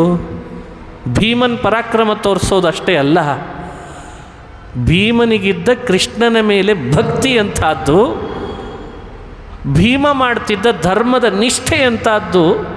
ಇದನ್ನು ತೋರಿಸ್ಲಿಕ್ಕೆ ಈ ಕಥೆಗಳನ್ನು ಹೇಳಿದ್ದಾರೆ. ಈ ಕೃಷ್ಣನ ಭೀಮನ ಕಥೆಗಳೆಲ್ಲ ಮಹಾಭಾರತ ಹೆಣದದ್ದು ಉದ್ದೇಶ ಧರ್ಮ, ನಿಷ್ಠೆ, ದೈವ, ತತ್ವ ಇವುಗಳನ್ನು ತೋರಿಸೋದೇ ಅವುಗಳ ಉದ್ದೇಶ. ಅಲ್ಲಿ ಸ್ವಾರ್ಥ ಬೇಡ, ಅಲ್ಲಿ ಪರಮಾರ್ಥ ಇದೆ.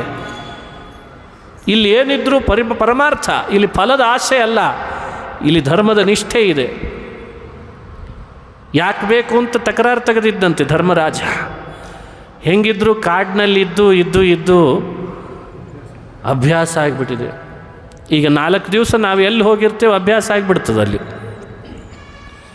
ಒಳ್ಳೆ ದೇವ್ರ ಹಸ್ತೋದಕ, ಸಮಯಕ್ಕೆ ಬೇಕಾದ ಪಾನೀಯ, ಮತ್ತೆ ಮನೆಗೆ ಹೋಗ್ಬೇಕು. ಅವ್ರ ಕಡೆ ಇವ್ರ ಕಡೆ ಅವರು, ಹೊಡೆದಾಟ ಬಡದಾಟ, ಎಷ್ಟು ಆರಾಮಿತ್ತು. ಹಿಂಗೆ ಅಭ್ಯಾಸ ಆಗ್ತದೋ ಇಲ್ಲೋ? ನಮಗೆ ಹೀಗೆ ಅಂದರೆ ಮೇಲಿಂದ ಮೇಲೆ ಅಕ್ಷಯ ಪಾತ್ರೆ.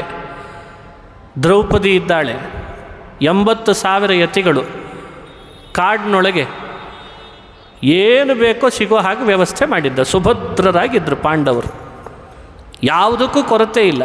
ಸೂರ್ಯ ಕೊಟ್ಟು ಹೋಗಿದ್ದಾನೆ ಅಕ್ಷಯ ಪಾತ್ರೆ, ಇನ್ನೇನು ಬೇಕು? ಒಂದು ಅಗಳಿದ್ದರೆ ಸಾಕು. 80,000 ಜನರಿಗೆ ಭಕ್ಷ್ಯ ಭೋಜ್ಯಗಳನ್ನು ತಾನಾಗೆ ತರ್ತಿತ್ತಂತೆ. ಇನ್ನೇನು ಬೇಕು?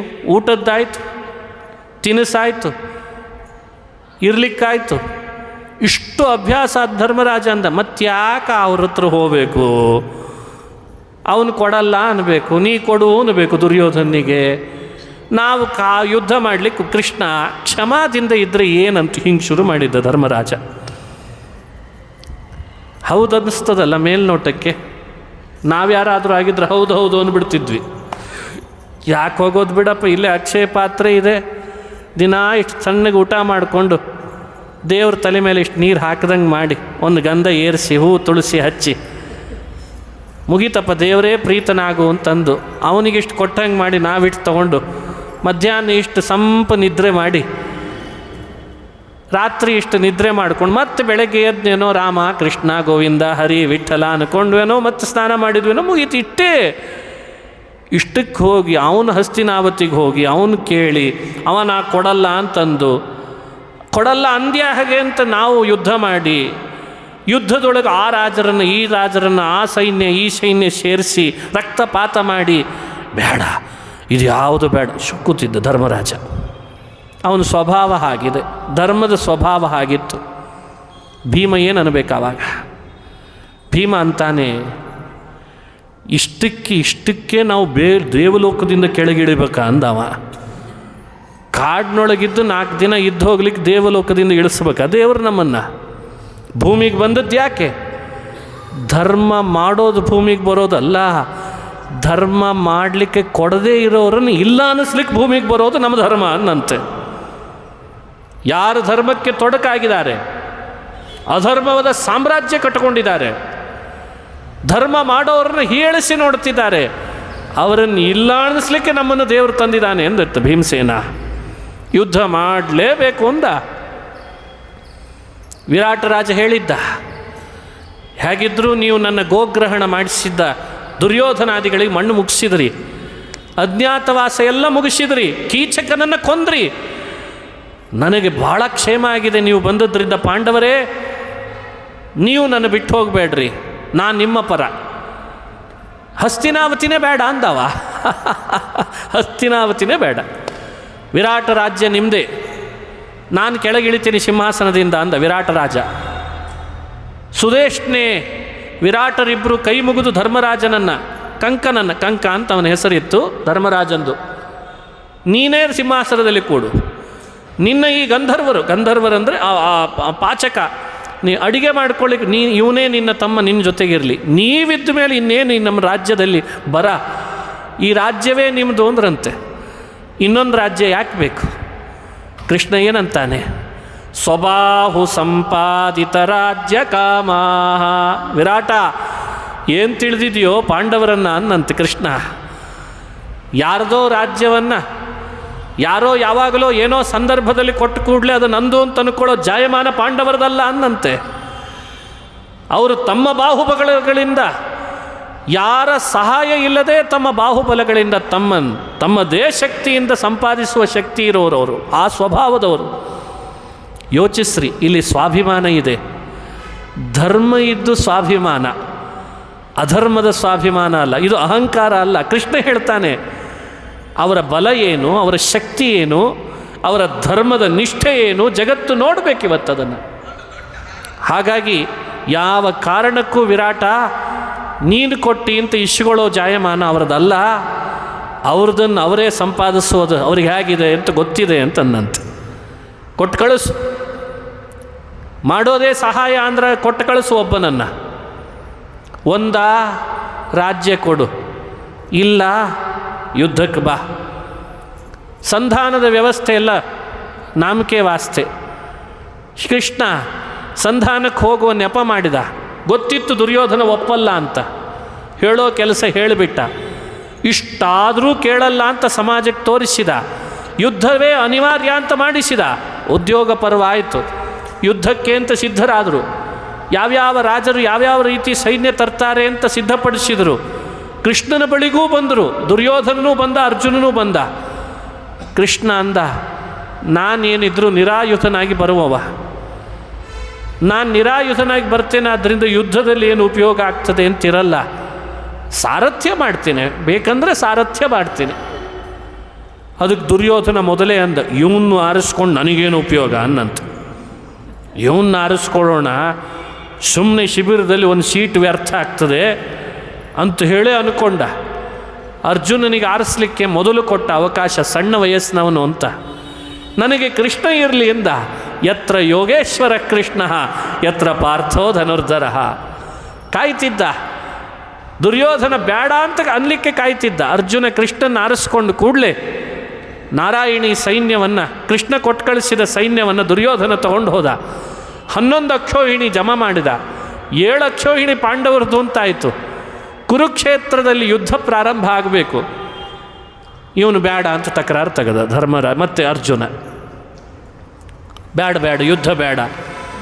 ಅವನಿಗೆ ಭಗವದ್ಗೀತೆಯನ್ನು ಉಪದೇಶ ಮಾಡಿ, ವಿಶ್ವರೂಪ ತೋರಿಸಿ, ಮಾಡ್ತೀಯೋ ಇಲ್ಲೋ ಯುದ್ಧ ಅಂತ ಹೇಳಿ ಉತ್ಸಾಹ ತುಂಬಿ, ಮಾಡಲೇಬೇಕು ಯುದ್ಧ, ಇದೇ ನಿನಗೆ ಸ್ವಧರ್ಮ, ನೀನು ಹುಟ್ಟಿದ್ದೇ ಕ್ಷತ್ರಿಯ ಕುಲದಲ್ಲಿ, ಧರ್ಮ ಮಾಡೋದು ಧರ್ಮ ಮಾಡಿಸೋದು ನಿನ್ನ ಕೆಲಸ, ಅಧರ್ಮ ಮಾಡಿದವರನ್ನು ಇಲ್ಲ ಅನ್ನಿಸೋದು ನಿನ್ನ ಕೆಲಸ, ಮಾಡಬೇಕು ಯುದ್ಧ ಅಂತ ಹೇಳಿಸಿ ಆ ಸಾರಥ್ಯದ ನೆಪ ಮಾಡಿದ ಕೃಷ್ಣ ಮೊದಲನೇ ದಿನವೇ ಎರಡೂ ಸೇನೆಗಳ ಮಧ್ಯದಲ್ಲಿ ರಥ ತಂದು ನಿಲ್ಲಿಸಿ ಎಲ್ಲ ಶತ್ರು ಪಕ್ಷದಲ್ಲಿದ್ದವರ ಆಯುಷ್ಯವನ್ನು ಕಣ್ಣಿನಿಂದ ಹೀರಿದ ಅಂತಾರೆ. ಹೃತವತಿ ಪರ ಸೈನಿಕಾಯುರಕ್ಷಣಾ, ಕಣ್ಣಿನಿಂದ ಆಯುಷ್ಯವನ್ನು ಹೀರಿಬಿಟ್ಟ. ಆಯುಷ್ಯ ಇಲ್ಲ ಅಂತ ಅನಿಸಿದರೆ ಇನ್ನು ಉಳಿದವ್ರೇನು? 18 ದಿವಸದೊಳಗೆ ಎಲ್ಲರದ್ದು ಮುಗಿದೋಯ್ತಂತೆ. ಯುದ್ಧ ನಡೆದದ್ದು 18ನೇ ದಿವಸ, ಸೇನೆ ಸೇರಿಕೊಂಡದ್ದು 18 ಅಕ್ಷೋಹಿಣಿ ಸೈನ್ಯ. ಯುದ್ಧ ಎಲ್ಲ ಮಾಡಿಸಿದ್ದು ಕೃಷ್ಣನೇ. ಕ್ಷಣ ಕ್ಷಣಕ್ಕೆ ಪಾಂಡವರ ರಕ್ಷಣೆ ಮಾಡಿದ. ಭಗದತ್ತ ಬಿಟ್ಟ ವೈಷ್ಣವಾಸ್ತ್ರದಿಂದ, ಕರ್ಣ ಬಿಟ್ಟ ಆ ನಾಗಪಾಶದಿಂದ, ಅಶ್ವತ್ಥಾಮ ಪ್ರಯೋಗ ಮಾಡಿದ ನಾರಾಯಣಾಸ್ತ್ರದಿಂದ ಎಷ್ಟೆಷ್ಟು ಅಸ್ತ್ರಗಳನ್ನು ಬಿಡ್ತಾರೆ, ಶಸ್ತ್ರಗಳನ್ನು ಬಿಡ್ತಾರೆ, ಎಲ್ಲ ರೀತಿಯಿಂದ ರಕ್ಷಣೆ ಒದಗಿಸಿದ. ದ್ರೋಣಾಚಾರ್ಯರು 12 ಮುದುಕರಾಗಿ ಯುದ್ಧ ಮಾಡ್ತೀನಿ ಅಂತ ಬಂದಿದ್ದರು. ಅಶ್ವತ್ಥಾಮೋ ಹತಃ ಅಂತ ಧರ್ಮರಾಜನ ಕಡೆ ಹೇಳಿಸಿ ಶಸ್ತ್ರತ್ಯಾಗ ಮಾಡಿಸಿ ದೃಷ್ಟದ್ಯುಮ್ನನ ಕಡೆಯಿಂದ ತಲೆ ಕತ್ತರಿಸಿ ನೀನು ಹುಟ್ಟಿದ್ದೇ ಅವ್ರ ತಲೆ ಕತ್ತರಿಸಲಿಕ್ಕೆ ಅಂತಂದ. ದ್ರೋಣಾಚಾರ್ಯರು ಯೋಗದಿಂದಲೇ ದೇಹ ಬಿಟ್ಟಾಗಿತ್ತಂತೆ. ಭೀಷ್ಮರನ್ನು ಶರಶೈಯಲ್ಲಿ ಮಲಗಿಸಿ ಯುದ್ಧ ಮಾಡಿದ ಆ ಭೀಷ್ಮಾಚಾರ್ಯರನ್ನು ಹೆಚ್ಚು ಕೀರ್ತಿ ಬರಲಿ ಅಂತ ಅವರ ಕಡೆಯಿಂದ ರಾಜಾನುಶಾಸನ ಪರ್ವವನ್ನು ಧರ್ಮರಾಜನಿಗೆ ಉಪದೇಶ ಮಾಡಿಸಿದ. ಧರ್ಮ ಜಗತ್ತಿಗೆ ಗೊತ್ತಾಗಲಿ ಅಂತ. ಇನ್ನು ಇತರರು ಯಾರೆಲ್ಲ ಸೇರಿದ್ರೋ ಅವರನ್ನು ಒಬ್ಬೊಬ್ಬರ ಕಡೆಯಿಂದಲೇ ಕೊಲ್ಲಿಸಿ ಅವರಿಗೆ ಕೀರ್ತಿ ಕೊಡಿಸಿದ. ಕೊನೆಗೆ ದುರ್ಯೋಧನನನ್ನು ಭೀಮಸೇನನ ಕಡೆಯಿಂದ ಕೊಲ್ಲಿಸಿ ಇನ್ಯಾರಿಲ್ಲ ಅಂತ ಅನಿಸಿದ ಮೇಲೆ ಜಯ ಯಾರಿಗೆ ಬಂತು? ಜಯ ಪತಾಕೆ. ಯತ್ರ ಯೋಗೇಶ್ವರ ಕೃಷ್ಣ ಯತ್ರ ಪಾರ್ಥೋ ಧನುರ್ಧರ. ಜಯ ಅರ್ಜುನನಿಗೆ ಕೊಟ್ಟ, ಧರ್ಮನಿಗೆ ಕೊಟ್ಟ. ಹಸ್ತಿನಾವತಿಯ ಸಿಂಹಾಸನದಲ್ಲಿ ಧರ್ಮರಾಜನನ್ನು ಕೂಡಿಸಿ ನೀನು ಧರ್ಮದಿಂದ ರಾಜ್ಯ ಆಳಬೇಕು, ನಿನ್ನ ಆಡಳಿತದ ಪ್ರಜೆಗಳೆಲ್ಲ ಧರ್ಮದಿಂದ ಇರಬೇಕು, ಹಳ್ಳಿ ಹಳ್ಳಿಯಲ್ಲಿ ಧರ್ಮದ ಸ್ಥಾಪನೆ ಆಗಬೇಕು, ನಾನು ಅದನ್ನು ನೋಡಿ ಆನಂದ ಪಡ್ತೇನೆ, ಇದು ನನ್ನ ಅವತಾರದ ಗುಟ್ಟು ಅಂತ ಜಗತ್ತಿಗೆ ಹೇಳಿದ್ದಾನೆ ಕೃಷ್ಣ. ಧರ್ಮ ಸಂಸ್ಥಾಪನಾರ್ಥಾಯ ಸಂಭವಾಮಿ ಯುಗೇ ಯುಗೇ. ಧರ್ಮದ ಸ್ಥಾಪನೆ ಅಂದರೆ ಧರ್ಮರಾಜನನ್ನು ಸಿಂಹಾಸನದಲ್ಲಿ ಸ್ಥಾಪನೆ ಮಾಡಲಿಕ್ಕೆ ನಾನೇ ಯುಗ ಯುಗಗಳಲ್ಲಿ ಬರ್ತೇನೆ ಅಂತ ಬರ್ತಾನಂತೆ ಕೃಷ್ಣ. ಇದು ಮಹಾಭಾರತದ ಕಥಾಸಾರ. ಇದರಿಂದ ಎಷ್ಟು ಅಧರ್ಮಗಳ ನಾಶ ಆಯಿತು, ಅಧರ್ಮ ಮಾಡೋರ ನಾಶ ಆಯಿತು ಅಂತ ನೋಡಿದ್ವಿ. ಹೀಗೆ ಕೃಷ್ಣ ಪಾಂಡವರಿಗೆ ಒಡನಾಡಿಯಾಗಿ ಧರ್ಮದ ಸ್ಥಾಪನೆ ಮಾಡ್ತಾನೆ ಅಂದರೆ ಒಂದೆಡೆಯಲ್ಲಿ ಗುರುಕುಲ ವಾಸ ಮಾಡಿದ್ದ. ಸತ್ತೋದಂತಹ ಗುರುಪುತ್ರನನ್ನು ಗುರುದಕ್ಷಿಣೆಯಾಗಿ ತಂದುಕೊಟ್ಟ ಅಂತ ಭಾಗವತ ಹೇಳ್ತದೆ. ಅದು ಅವನ ಅಚಿಂತ್ಯ ಶಕ್ತಿ. ಯಮಲೋಕಕ್ಕೆ ಹೋಗಿ ಸತ್ತ ಮಗನನ್ನು ಯಾರು ತರಲಿಕ್ಕೆ ಸಾಧ್ಯ? ತಂದುಕೊಟ್ಟ ಸಾಂದೀಪಿನಿ ಆಚಾರ್ಯರಿಗೆ ಅಂತ ಭಾಗವತ ಹೇಳ್ತದೆ. ಯಾಕೆ? ಸಾಂದೀಪಿನಿ ಆಚಾರ್ಯರು ಮಾಡ್ತಿದ್ದ ಸೇವೆ, ಅವರು ಕಟ್ಟಿಕೊಂಡ ವೃತ್ತಿ ಪಾಠ ಪ್ರವಚನ. ಶಿಷ್ಯರಿಗೆ ಪಾಠ ಹೇಳ್ತಾ ಇದ್ರು. 64 ಕಲೆ ಬಂದಿತ್ತಂಥವರಿಗೆ. ಅದೆಲ್ಲವನ್ನೂ ಪಾಠ ಮಾಡ್ತಾ ಇದ್ರಂತೆ. ಉಜ್ಜಯಿನಿ ಅಂತ ಇವತ್ತು ಕರೀತಾರೆ. ಅವತ್ತು ಅವಂತಿಪುರ ದ್ವಾರಕೆಯಲ್ಲಿದ್ದ ಇದು ಮಥುರೆಯಲ್ಲಿದ್ದ ಕೃಷ್ಣ ಉಪನಯನ ಮಾಡಿಸ್ಕೊಂಡು ಉಜ್ಜಯಿನಿಗೆ ಹೋದ, ಅವಂತಿಗೆ ಹೋದ. 64 ರಾತ್ರಿ ಇದ್ದ. 64 ವಿದ್ಯೆ ಹೇಳಿಕೊಟ್ಬಿಟ್ರು. ಗುರುದಕ್ಷಿಣೆಯಾಗಿ ಯಮಲೋಕಕ್ಕೆ ಹೋಗಿ ಗುರುಪತ್ನಿಯ ಮುಂದೆ ತಂದು ಇಟ್ಟೇ ಬಿಟ್ಟ. ಗುರುದಕ್ಷಿಣೆ ಕೊಡದೆ ವಿದ್ಯೆ ಕಲಿಯೋದೆ? ಅಂಥ ಶಿಷ್ಯರಿಗೆ, ವಿದ್ಯಾರ್ಥಿಗಳಿಗೆ ಶಿಕ್ಷಣ ಕೊಟ್ಟ. ಇದು ಧರ್ಮಸ್ಥಾಪನೆ. ಗುರುಕುಲವಾಸ, ಉಪನಯನ, ಗುರುದಕ್ಷಿಣ ವಿತರಣ, ಇದೆಲ್ಲ ಭಗವಂತ ಮಾಡಿದ ಕಾರ್ಯ. ಮಥುರೆಯ ಮೇಲಿಂದ ಮೇಲೆ ಆಕ್ರಮಣ ಆಯ್ತಲ್ಲ ಜರಾಸಂಧಂದು, ಮಥುರೆ ಶಿಥಿಲ ಆಯಿತು. ಶಿಥಿಲ ಆದ ಊರಿನಲ್ಲಿ ಎಷ್ಟು ದಿನ ಇರ್ತೀರಿ ಅಂತ ಯಾದವರನ್ನು ಸಮುದ್ರದ ಮಧ್ಯದ ದ್ವಾರಕಾಪಟ್ಟಣಕ್ಕೆ ಕರ್ಕೊಂಡು ಬಂದ. ದ್ವಾರಕೆ ನಿರ್ಮಾಣ ಮಾಡಿದ. ತನ್ನ ನಂಬಿದವರಿಗೆ ಎಂಥ ಶ್ರೀಮಂತ ಪಟ್ಟಣದಲ್ಲಿ ಇರಿಸಿದ ನೋಡ್ರಿ. ಶತ್ರುಗಳ ಬಾಧೆ ಆಗಬಾರ್ದು ಅಂತ ಸುತ್ತಲೂ ಸಮುದ್ರ, ಮಧ್ಯದಲ್ಲಿ ಪಟ್ಟಣ. ಸ್ಮಾರ್ಟ್ ಸಿಟಿ ಅಂತಿರ್ತಾರಲ್ಲ, ಕೃಷ್ಣ ಮೊದಲೇ ಅದನ್ನು ಮಾಡಿದ್ದಾನಂತೆ. ಎಂಥ ಪ್ರಾಜೆಕ್ಟ್ ಹಾಕಿದ್ದ! ವಿಶ್ವಕರ್ಮನನ್ನು ಕರೆಸಿ ಸಂಪತ್ತನ್ನೆಲ್ಲ ದೇವಲೋಕದಿಂದ ತರಿಸಿ ಹಾಕಿದ್ದಂತೆ, ಶ್ರೀಮಂತಿಕೆಯನ್ನು. ಒಬ್ಬೊಬ್ಬ ಯಾದವರಿಗೆ ಒಂದೊಂದು ಮನೆ ಕೊಟ್ಬಿಟ್ಟ. ವಿದರ್ಭ ದೇಶದಿಂದ ವಿದರ್ಭ ರಾಜನ ಮಗಳು ಅಂದರೆ ಭೀಷ್ಮಕ ರಾಜನ ಮಗಳು ರುಕ್ಮಿಣಿ ಶ್ರೀರೂಪ ಪತ್ರ ಬರೆದು ಕೃಷ್ಣನಿಗೆ ಕಳಿಸಿದ್ಲಂತೆ. ನನ್ನನ್ನು ಶಿಶುಪಾಲ ಕಣ್ಣು ಹಾಕಿದ್ದಾನೆ ಕೃಷ್ಣ, ಜರಾಸಂಧ ಅದರ ಹಿಂದೆ ಶಕ್ತಿಶಾಲಿಯಾಗಿ ನಿಂತಿದ್ದಾನೆ, ಈ ಕಾಮುಕರ ಕಣ್ಣಿಗೆ ಬಿದ್ದ ನಿನ್ನ ಹೆಂಡತಿಯನ್ನು ನೀನಲ್ಲದೆ ಇನ್ಯಾರು ರಕ್ಷಣೆ ಮಾಡಬೇಕು ಅಂತ ಪತ್ರ ಬರೆದ್ಲಂತ. ಶ್ರೀಕೃಷ್ಣ ರಥ ತಗೊಂಡು ಬಂದು ವಿದರ್ಭ ದೇಶಕ್ಕೆ ಕುಂಡಿನಾ ಪಟ್ಟಣದಲ್ಲಿದ್ದ ರುಕ್ಮಿಣಿಯನ್ನು ರಥದಲ್ಲಿ ಕೂಡಿಸ್ಕೊಂಡು ಹೊರಟೇ ಬಿಟ್ಟಂತೆ. ಮೇಲೆ ನಿಂತು ನೋಡ್ತಿದ್ದ ಜರಾಸಂಧ. ಬಿರುಗಾಳಿ ಬಂದಾಗಿದೆ. ಕೃಷ್ಣ ಬಂದ ಕೃಷ್ಣನನ್ನು ಪತ್ತೆ ಹಚ್ಚಲಿಕ್ಕಾಗಲೇ ಇಲ್ಲ. ತಕ್ಷಣಕ್ಕೆ ರುಕ್ಮಿಣಿಯನ್ನು ರಥದಲ್ಲಿ ಕೂಡಿಸ್ಕೊಂಡು ಹೊರಟ ಅಂದ ಕೂಡಲೇ ಯುದ್ಧಕ್ಕೆ ಬಂದ ರುಕ್ಮಿ. ಅವರೊಟ್ಟಿಗೆ ಯುದ್ಧನೂ ಮಾಡಿದ. ಯುದ್ಧ ಮಾಡಿ ಅವರನ್ನು ಸೋಲಿಸಿ ರುಕ್ಮಿಣಿಯನ್ನು ಮೂಲ ಮಾಧವ ಅನ್ನೋ ಕ್ಷೇತ್ರಕ್ಕೆ ಕರೆತಂದು ದ್ವಾರಕೆಯ ಬಳಿಗೆ ಕಲ್ಯಾಣ ಮಾಡಿಕೊಂಡ. ಶಮಂತಕ ಮಣಿಯ ನಿಮಿತ್ತ ಮಾಡಿ ಸತ್ಯಭಾಮ ಪರಿಣಯ, ಜಾಂಬವತಿ ಪರಿಣಯ, ಭದ್ರಾ ಪರಿಣಯ, ಯಮುನೆಗೆ ಅಭಿಮಾನಿಯಾದ ಕಾಳಿಂದಿಯನ್ನು ವಿವಾಹ ಮಾಡಿಕೊಂಡ. ಕಾಳಿಂದೀಪತಿ ನಗ್ನಜಿದ್ ರಾಜನ ಮಗಳಾದ ನೀಳಾದೇವಿಯನ್ನು 2 ಬಾರಿ ವಿವಾಹ ಮಾಡಿಕೊಂಡ. ಮಿತ್ರವಿಂದಾಳನ್ನು ಲಕ್ಷಣ ಸ್ವಯಂವರದಲ್ಲಿ ಮತ್ಸ್ಯಯಂತ್ರ ಭೇದಿಸಿ ಲಕ್ಷಣಾಳನ್ನು ವಿವಾಹ ಮಾಡಿಕೊಂಡ. ವಿಂದಾನುವಿಂದರನ್ನು ಥಳಿಸಿ ಮಿತ್ರವಿಂದೆಯನ್ನು ವಿವಾಹ ಮಾಡಿಕೊಂಡ. ಮಿತ್ರವಿಂದ, ಕಾಳಿಂದಿ, ಲಕ್ಷಣ, ಜಾಂಬವತಿ, ನೀಲ, ಭದ್ರಾ ಅಂತ ಕೃಷ್ಣನ ಷಡ್ಮಹಿಷಿಯರು. ಒಂದೇ ಅಧ್ಯಾಯದಲ್ಲಿ ಭಾಗವತ ಷಣ್ಮಹಿಷಿಯರನ್ನು ಕೃಷ್ಣ ವಿವಾಹ ಮಾಡಿಕೊಂಡದ್ದನ್ನು ಸಂಕ್ಷಿಪ್ತವಾಗಿ ಅನುಸಂಧಾನ ಮಾಡಿಸ್ತದೆ. ಜಾಂಬವತಿ ಲಕ್ಷ್ಮೀ ವಿಶೇಷ ಸನ್ನಿಧಾನಕ್ಕೆ ಪಾತ್ರಳು. 6 ಷಣ್ಮಹಿಷಿಯರಲ್ಲಿ ಉತ್ತಮಳು ಜಾಂಬವತಿ ಅಂತ ತಾರತಮ್ಯದ ದೃಷ್ಟಿಯಿಂದ ಅನುಸಂಧಾನ ಮಾಡಬೇಕು. ಲಕ್ಷ್ಮೀ ವಿಶೇಷ ಆವೇಶ. ಸತ್ಯಭಾಮ ಭೂ ಅನ್ನೋ ಲಕ್ಷ್ಮಿಯ ರೂಪ, ಸಾಕ್ಷಾತ್ ರೂಪ. ರುಕ್ಮಿಣಿ ಸಾಕ್ಷಾತ್ ಶ್ರೀ ಅನ್ನೋ ಲಕ್ಷ್ಮಿಯ ರೂಪ. ಶ್ರೀ ಭೂ. ದುರ್ಗೆ ಈಗಾಗಲೇ ಯಶೋದೆಯಲ್ಲಿ ಹುಟ್ಟಿ ದೇವಕಿಯ ಮಡಿಲಿನಲ್ಲಿ ಬೆಳೆದವಳು. ಹಾಗಾಗಿ ದ್ವಾಪರದಲ್ಲಿ ಶ್ರೀದೇವಿ, ಭೂದೇವಿ, ದುರ್ಗಾದೇವಿ 3 ಬಂದಿದ್ದಾರಂತೆ. ಸತ್ವರಜಸ್ತಮೋ ಗುಣಗಳಿಗೆ ಅಭಿಮಾನಿಯಾದ 3 ರೂಪಗಳು ಅಂತ ಹೇಳಿದ್ದಾರೆ. ಹೀಗೆ ಅವಳ ಅವತಾರ. ನರಕಾಸುರ 16,100 ಜನರನ್ನು ಬಂಧೀಖಾನೆಯಲ್ಲಿ ಇಟ್ಟಿದ್ದ. ಸ್ತ್ರೀ ಕುಲ ನಾಶ ಮಾಡ್ತೇನೆ, ಭೋಗ ಮಾಡಿ ಅಂತ. ಕ್ಷತ್ರಿಯ ಸ್ತ್ರೀ ಕುಲ ನಾಶ ಆದರೆ ಮುಂದೆ ಯಾರು ರಾಜರು ಅಂತ ಹುಟ್ಟಲಿಕ್ಕೇ ಇಲ್ಲ. ರಾಜರಿಲ್ಲ ಅಂದರೆ ಭೂಮಿಯೆಲ್ಲ ನಮ್ದಾಗ್ತದೆ, ಒಡೆತನ ನಮ್ದಾಗ್ತದೆ ಅಂತ ನೀಚ ಆಲೋಚನೆ ಮಾಡಿದ್ದ. ಪುರುಷ ಕುಲ ನಾಶ ಮಾಡಲಿಕ್ಕೆ ಯಾಗ ಮಾಡಿ ಬಲಿ ಕೊಡ್ತೇನೆ ಅಂತ ಜರಾಸಂಧ ರಾಜಕುಮಾರರನ್ನು ಬಂಧಿಸಿಟ್ಟಿದ್ದ. ಜರಾಸಂಧ ರಾಜಕುಮಾರರ ಬಂಧಕ, ನರಕ ಸ್ತ್ರೀ ಬಂಧಕ. ಪ್ರಾಗ್ಜ್ಯೋತಿಷಪುರಕ್ಕೆ ಕೃಷ್ಣ ಧಾವಿಸಿ ಹೋಗಿ ಜಲದುರ್ಗ, ಗಿರಿದುರ್ಗಗಳನ್ನು ಭೇದಿಸಿ, ಶಸ್ತ್ರದುರ್ಗವನ್ನು ಭೇದಿಸಿ ಮುರ ರಾಕ್ಷಸನನ್ನು ಕೊಂದು ನರಕನೊಟ್ಟಿಗೆ ಯುದ್ಧ ಮಾಡಿ ನರಕಾಸುರ ಏನಿಲ್ಲ ಅಂತ ಅನಿಸ್ಬಿಟ್ನಂತೆ. ಭೂದೇವಿಯ ಮಗ ಧರಾದೇವಿ ಕೈಯಲ್ಲಿ ಆಭರಣಗಳನ್ನು ತಂದು ಕೃಷ್ಣನಿಗೆ ಅರ್ಪಿಸಿದ್ಲು. ಇಂದ್ರನ ತಾಯಿ ಅದಿತಿ ಧರಿಸಿದಂಥ ವಜ್ರದ ಆಭರಣ. ಭೂದೇವಿಯೆಂದು ಇಸುಕೊಂಡು ಕೃಷ್ಣ ಸತ್ಯಭಾಮಾಳನ್ನು ಕರ್ಕೊಂಡೇ ಸ್ವರ್ಗಕ್ಕೆ ಹೋಗಿ ಅದಿತಿ ಕೊಟ್ಟನಂತೆ. ಅದಿತಿ, ನಿನ್ನ ಮಗ ಬಂದು ಕೇಳ್ಕೊಂಡಿದ್ದ ಇಂದ್ರ ನರಕ ಕಳ್ತನ ಮಾಡಿದ್ದಾನಂತೆ, ಅದಕ್ಕೆ ಆಭರಣ ಕೊಡ್ಲಿಕ್ಕೆ ಬಂದಿದ್ದೇನೆ ಅಂತಂದ.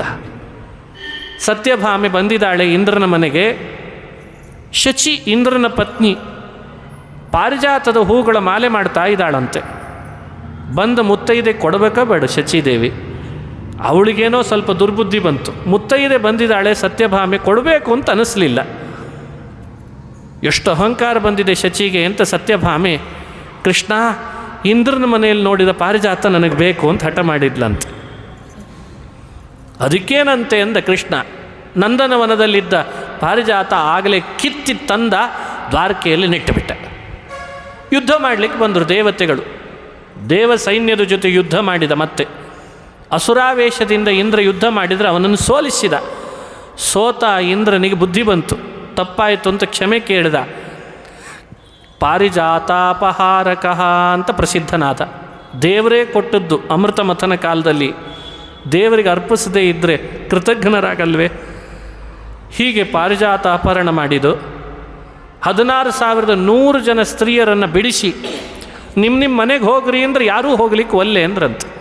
ಹೋದರೂ ನಮ್ಮನ್ನು ಸೇರಿಸಲ್ಲ, ಇನ್ನೇನಿದ್ರೂ ನರಕನ ಬಂಧನದಲ್ಲಿದ್ವಿ ಅಂತಾಗಿದೆ, ಇಲ್ಲೇ ಪ್ರಾಣ ಬಿಡ್ತೇವೆ ಅಂದ್ರಂತ. ಅರೆ ನೀವು ಯಾರು ಪ್ರಾಣ ಬಿಡಬೇಡ್ರಿ, ನಿಮ್ಮ ಪ್ರಾಣನಾಥ ನಾನು ಆಗ್ತೇನೆ ಅಂತ ಮದುವೆ ಮಾಡಿಕೊಂಡ. ಒಬ್ಬೊಬ್ಬರಿಗೆ ದ್ವಾರಕೆಯಲ್ಲಿ ಒಂದೊಂದು ಮನೆ ವ್ಯವಸ್ಥೆ ಮಾಡಿಸಿದ. ಒಬ್ಬೊಬ್ಬರಲ್ಲಿಯೂ 10 ಗಂಡು 1 ಹೆಣ್ಣು ಅಂತ ಮಕ್ಕಳನ್ನು ಪಡೆದ ಕೃಷ್ಣ. ಸಂತತಿಯ ಉತ್ಪತ್ತಿ ಮಾಡಿದ. ರುಕ್ಮಿಣಿಯಲ್ಲಿ ಪ್ರದ್ಯುಮ್ನನ ಮಗನನ್ನಾಗಿ ಪಡೆದ. ಪ್ರದ್ಯುಮ್ನ ವಿವಾಹ ಮಾಡಿಕೊಂಡು ಅನಿರುದ್ಧನನ್ನು ಪಡೆದ. ಏನು ಕೃಷ್ಣನ ಸಂತತಿ ಅದ್ಭುತ ಅಂತದೆ ಭಾಗವತ. ಗೃಹಸ್ಥ ಧರ್ಮ ಒಬ್ಬೊಬ್ಬ ಹೇಗೆ ನಿರ್ಮಾಣ ಹೇಗೆ ಪಾಲನೆ ಮಾಡಬೇಕು ಅಂತ ಜಗತ್ತಿಗೆ ತೋರಿಸಲಿಕ್ಕೆ ಶ್ರೀಕೃಷ್ಣ ಅದಕ್ಕೆ ಮಾರ್ಗದರ್ಶಕನಾದ.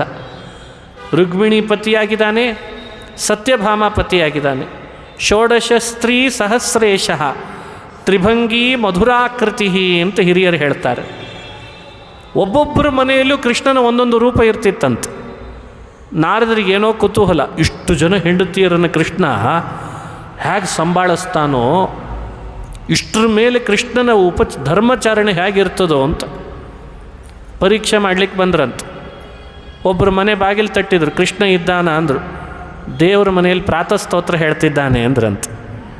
ಸರಿ, ಏನು ಡಿಸ್ಟರ್ಬ್ ಮಾಡಬೇಡ್ರಿ, ಮುಂದಿನ ಮನೆಯಲ್ಲಿ ನೋಡ್ಕೋತೀನಿ ಅವನ್ನ ಅಂತಂದ್ರು. ಕೃಷ್ಣ ಇದ್ದಾನ, ಈಗ ದೇವ್ರ ಪೂಜೆಗೆ ಸ್ನಾನಕ್ಕೆ ಹೇಳ್ಬೇಕಾಗಿದೆ, ದೇವರ ಮನೆ ಸ್ವಚ್ಛ ಮಾಡ್ಕೋತಿದ್ದಾನೆ ಅಂದ್ರಂತೆ. ಇನ್ನೊಂದು ಮನೆಗೆ ಹೋದ, ಸ್ನಾನಕ್ಕೆ ಹೋಗಿದ್ದಾರೆ. ಇನ್ನೊಂದು ಮನೆಗೆ ಹೋದರು, ಪೂಜೆಗೆ ಇಲ್ಲಿ ನಿರ್ಮಾಲ್ಯ ಮಾಡ್ತಿದ್ದಾರೆ. ಇನ್ನೊಂದು ಮನೆಗೆ ಹೋದರು, ಅರ್ಘ್ಯ ಕೊಡ್ತಿದ್ದಾನೆ. ಇನ್ನೊಂದು ಮನೆಗೆ ಹೋದ್ರಂತೆ, ಪೂಜೆಗೆ ಕೂತಿದ್ದಾರೆ. ಇನ್ನೊಂದು ಮನೆಗೆ ಹೋದರೆ ನೈವೇದ್ಯ, ಮತ್ತೊಬ್ಬರ ಮನೆಗೆ ಹೋದರೆ ವೈಶ್ವದೇವ, ಇನ್ನೊಬ್ಬರ ಮನೆಗೆ ಹೋದರೆ ಅತಿಥಿಗಳಿಗೆ ಭೋಜನ ಕೂಡಿಸಿದ್ದಾನೆ ಅಂದ್ರಂತೆ. ಇಷ್ಟು ಬ್ಯುಸಿ ಇದ್ದಾನೆ ಕೃಷ್ಣ ಅಂದರೆ ನಾ ಡಿಸ್ಟರ್ಬ್ ಮಾಡಲ್ಲ ಅಂದ್ರಂತೆ ನಾರದರು. ಇದಲ್ವೇ ಗೃಹಸ್ಥ ಧರ್ಮ. ಸೂರ್ಯೋದಯದಿಂದ ಸೂರ್ಯಾಸ್ತ ತನಕ ಒಬ್ಬ ಗೃಹಸ್ಥನಾದವನು ಧರ್ಮ ಹೇಗೆ ಮಾಡಬೇಕು ಅನ್ನೋದನ್ನು ಕೃಷ್ಣ ತೋರಿಸಿದ. ಇದು ಧರ್ಮ ಸಂಸ್ಥಾಪನೆ ಅಂದರೆ. ಈ ಕೃಷ್ಣನ ಕಥೆಗಳೆಲ್ಲ ಮನುಷ್ಯರಿಗೆ ಮಾರ್ಮಿಕವಾಗಿ ಅವರ ತಿದ್ದುಪಡಿ ಮಾಡಲಿಕ್ಕೆ ಹೇಳ್ತಾ ಇದ್ದಾರೆ. ಇಂಥ ಕೃಷ್ಣನ ಕಥೆ ಎಷ್ಟು ಹೇಳಿದರೂ ಕಡಿಮೆ ಇದೆ ಅಂತ ಋಷಿಕ ಮುನಿಗಳು ಅದನ್ನು 10ನೇ ಸ್ಕಂದದಲ್ಲಿ ತಿಳಿಸ್ತಾರೆ. ಕುಚೇಲ್ನ ಉಪಾಖ್ಯಾನ, ಶ್ರುತದೇವ ಬೌಲಾಶ್ವರ ಚರಿತ್ರೆಯನ್ನು ಹೇಳಿ ವ್ಯಾಖ್ಯಾನ ಮಾಡಿದ್ದಾರೆ. 11ನೇ ಸ್ಕಂದ ಶ್ರೀಮದ್ ಭಾಗವತದಲ್ಲಿ ಕೃಷ್ಣ ಪರಮಾತ್ಮನ ತಂದೆ ತಾಯಂದ್ರಾದ ವಸುದೇವ ದೇವಕಿಯರು, ಆ ವಸುದೇವನಿಗೆ ಉಪದೇಶ ಮಾಡಿದ ಕಥೆ ಜಾಯಂತಿಯ ಉಪಾಖ್ಯಾನ. ಉದ್ಧವ ಹಾಗೂ ಕೃಷ್ಣನ ಸಂವಾದದಲ್ಲಿ ಬಂದಂತಹ ಉದ್ಧವ ಗೀತೆಯನ್ನು ಉಪದೇಶ ಮಾಡುತ್ತಾರೆ. ಅದು ಭಾಗವತ 11ನೇ ಸ್ಕಂದ ಭಾಗವತ ಧರ್ಮಗಳನ್ನು ಹೇಳ್ತದೆ. ನಾಳೆ ಅದನ್ನು ಚಿಂತಿಸೋ ಪ್ರಯತ್ನ ಮಾಡ್ತೇನೆ. ಗರುಡ ಪುರಾಣದ ಪೂರ್ಣ ಘಟ್ಟವನ್ನು ಹೇಳಲಿಕ್ಕಾಗದೇ ಹೋದರೂ ಒಂದೊಂದು ಶ್ಲೋಕಗಳನ್ನಾದರೂ ನೋಡ್ತಾ ಬಂದಿದ್ದೇವೆ. ಇವತ್ತು ಮತ್ತೊಂದು ಶ್ಲೋಕ ಗರುಡ ಪುರಾಣದಲ್ಲಿ ಬಂದಂತೆ, ಸಂಚಿತಂ ನಿಹಿತಂ ದ್ರವ್ಯಂ ಪರಾಮೃಶ್ಯಂ ಮುಹುರ್ಮುಹುಃ ಆಖೋರಿವ ಕದರ್ಯಸ್ಯ ಧನಂ ದುಃಖಾಯ ಕೇವಲಂ ಸಂಚಿತಂ ಕ್ರತುಶತೈರ್ನಯುಜ್ಯತೆ ಯಾಚಿತಂ ಗುಣವತೆ ನದೀಯತೆ ತತ್ಕದರ್ಯ ಪರಿರಕ್ಷಿತಂ ಧನಂ ಚೌರ ಪಾರ್ಥಿವ ಗೃಹೇ ಪ್ರಯುಜ್ಯತೆ. ಮನುಷ್ಯ ಹಣ ಸಂಚಯ ಮಾಡೋದು ತಪ್ಪಲ್ಲ, ಆದರೆ ಸಂಚಿತವಾದ ಹಣವನ್ನು ಯಾವ ಕಾರಣಕ್ಕೂ ದಾನಕ್ಕೆ ಅಂತ ವಿನಿಯೋಗ ಮಾಡದೇ ಇರಬಾರ್ದಂತ. ಲೋಭದಿಂದ ಮನುಷ್ಯ ಅದನ್ನು ಸಂಚಯಕ್ಕೆ ಅಂತ ಇಟ್ಟ ಅಂದರೆ ಅದು ತನಗೂ ಸಿಗಲ್ಲ, ಅನುಭವಿಸಲಿಕ್ಕೂ ಆಗಲ್ಲ, ಇನ್ಯಾರ್ದೋ ಕೈಪಾಲಾಗ್ತದೆ ಅನ್ನೋ ಸಂದೇಶವನ್ನು ಗರುಡ ಪುರಾಣಗಳಲ್ಲಿ ಸಾಕಷ್ಟು ಸುಭಾಷಿತಗಳಿಂದ ಹೇಳ್ತಾರೆ. ಇವತ್ತಿನ ಉಪನ್ಯಾಸ ಪ್ರಾಯ ಈಗಾಗಲೇ ಉತ್ಸವ ಬರ್ತಾ ಇದೆ, ಆದ್ದರಿಂದ ಮುಕ್ತಾಯ ಮಾಡ್ತಾ ಇದ್ದೇನೆ. ಶ್ರೀಕೃಷ್ಣ ಅರ್ಪಣಮಸ್ತು. ಹೋಗಲ್ವಾ?